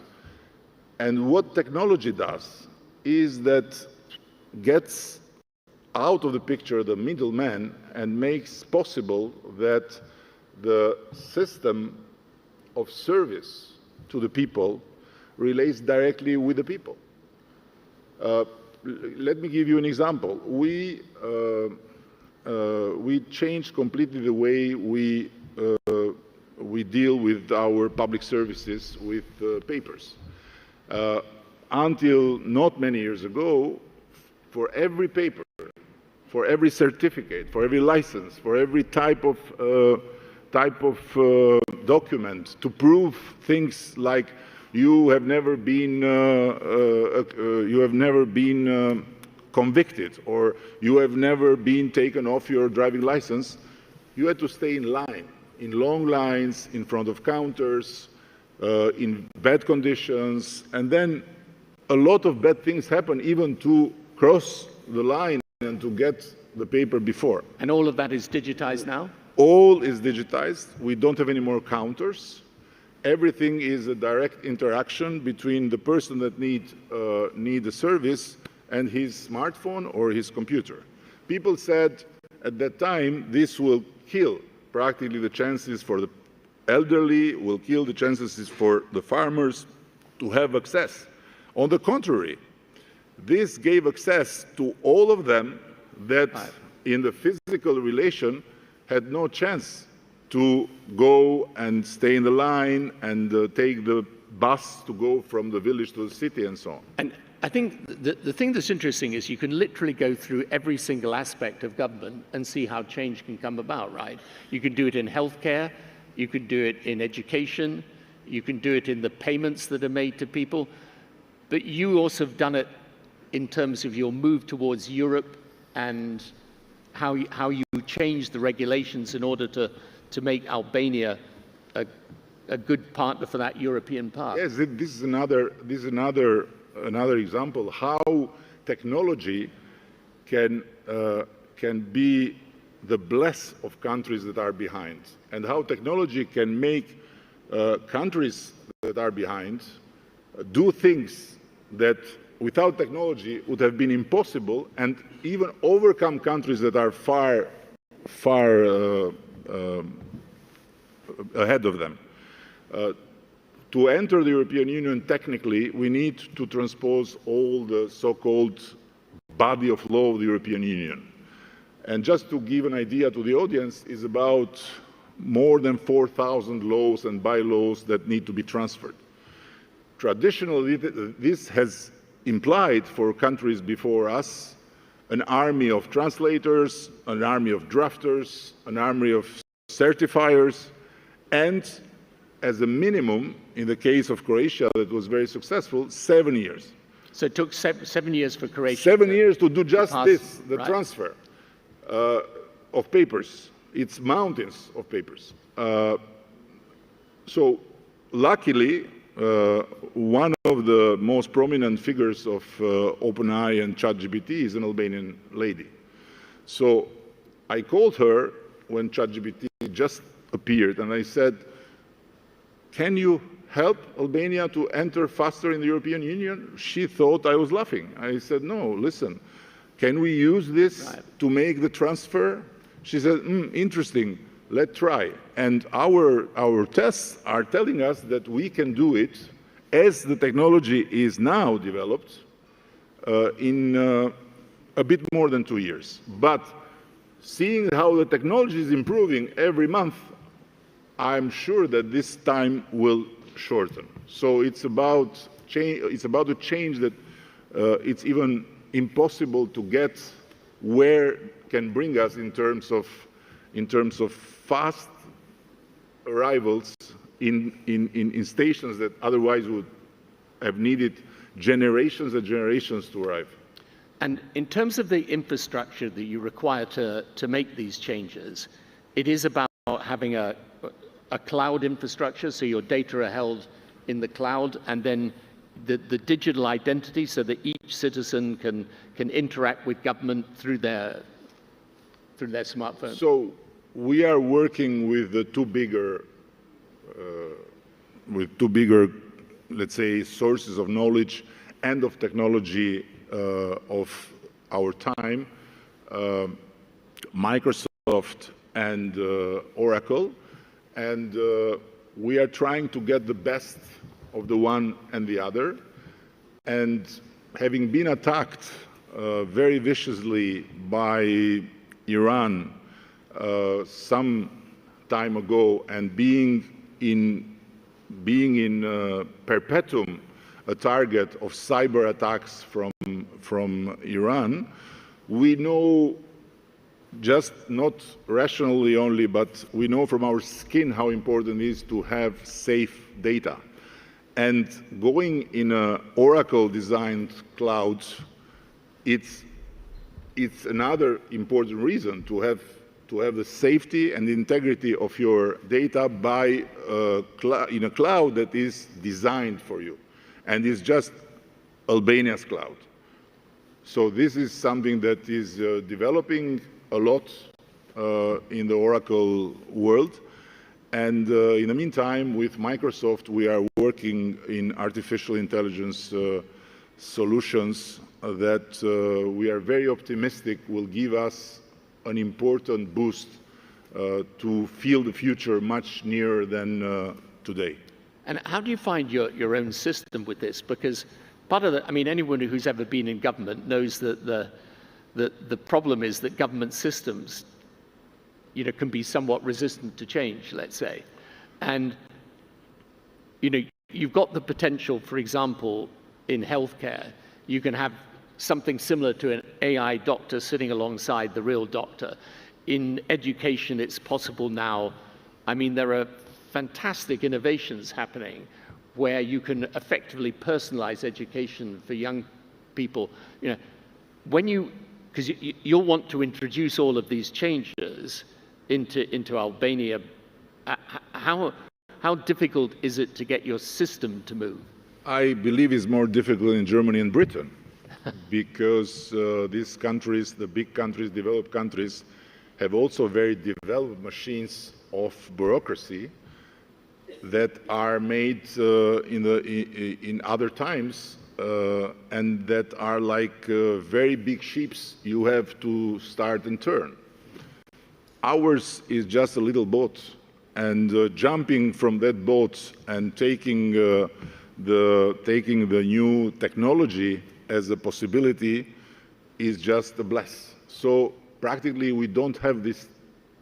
So of course we have resistance, but it's more the resistance of laziness sometimes in the bureaucracy. But otherwise we can do all these things because we don't have to remove mountains that are well settled there, but we have simply to run and to run and to run forward. So I don't see this as one of the main challenges. Right. So if you take this idea that it's possible through technology to, you know, people always talk about is the leapfrog potential. In other words, you take a country at a lesser stage of development, but they can pass a developed country by the utilization of technology. But to do that, just so that we're clear about it, because these are the changes that you've made in Albania, you're putting in place the digital infrastructure, then you'll put in place the applications on top of that, and you'll have the ability for the citizen to interact direct with government across services. I mean, this affects also every part of your economy, agriculture, for example.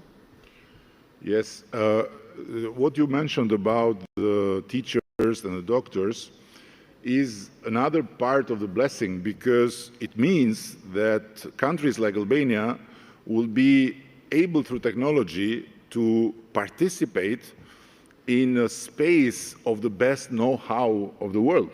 So this also addresses the problem countries like ours, but also other countries in Europe, are having with staff, with teachers that are ready to go in another place to teach, or with doctors that are ready to stay for a wage that is not enough. So all the southern European Union is suffering from doctors leaving and going elsewhere. So this is another part of the blessing, the capacity to get the best know-how through technology. And look at this city. This city is one of the most secure in the world. But it's one of the most secure in the world not because there is an amount of policemen that is bigger than in other cities in the world. On the contrary, I have been in the Emirates now a half a dozen of times. I still don't know how a policeman looks in this country, because it's the technology. And state-of-the-art technology has made this country one of the countries with the lowest crime rate in the world. So through technology, through these new technologies, we can solve problems of criminality, we can solve problems of corruption. And we can give to societies and to countries that for historical reasons, for many other reasons, are behind in terms of institutional network of a state, the possibility to overcome this very, very long way of falling behind and to proudly serve their citizens. So we're just coming to the last minute, and as you say, I mean, the UAE is one of, I would say, 4 or 5 exemplar countries in the world in terms of its use of technology. So when you look ahead, and you know, Albania, over this last 20 years, I think your GDP is multiplied by roughly 8 times. So it's a country that's been accelerating.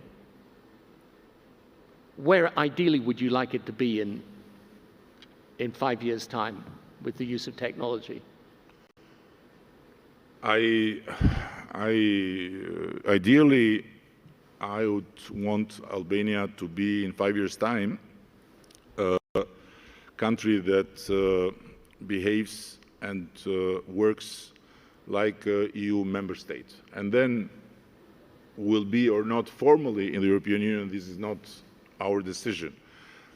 But as we are ending, and you know better than many other people that inviting a Balkan guy to have a conversation and pretending to have a short conversation is a mission impossible, but still you are doing well. So I want to say one thing at the end, which has to do with technology, but also not. So we were talking about, also before here, where this technology will go and what will. But one thing I'm not sure the technology will ever be able to bring at home, which is the sun, the beautiful beaches, the beautiful valleys, the wonderful mountains, the great rivers, the fantastic lakes, and the very hospitable people of Albania. So I want to tell everyone here, come to Albania, and in that environment, you will have even better thoughts about how technology can complement the bless of God for a country that has been very much cursed by its history. Well, Eddie, you spoke of your admiration for me. You're one of the leaders I admire most in the world today. Thank you so much for being with us, and congratulations on what you're achieving and what you're going to achieve in the future. And thank you all very much indeed. Thank you. الحضور الكريم، كانت هذه آخر جلسة رئيسية لهذا اليوم. نشكركم على حضوركم القمة العالمية للحكومات 2024. سيتجدد لقاؤنا معكم غدا عند الساعة 9 صباحا. Distinguished guests, this was the last plenary session for today. We thank you for your attendance and look forward to welcoming you tomorrow at 9 a.m. for the third day of the World Government Summit 2024.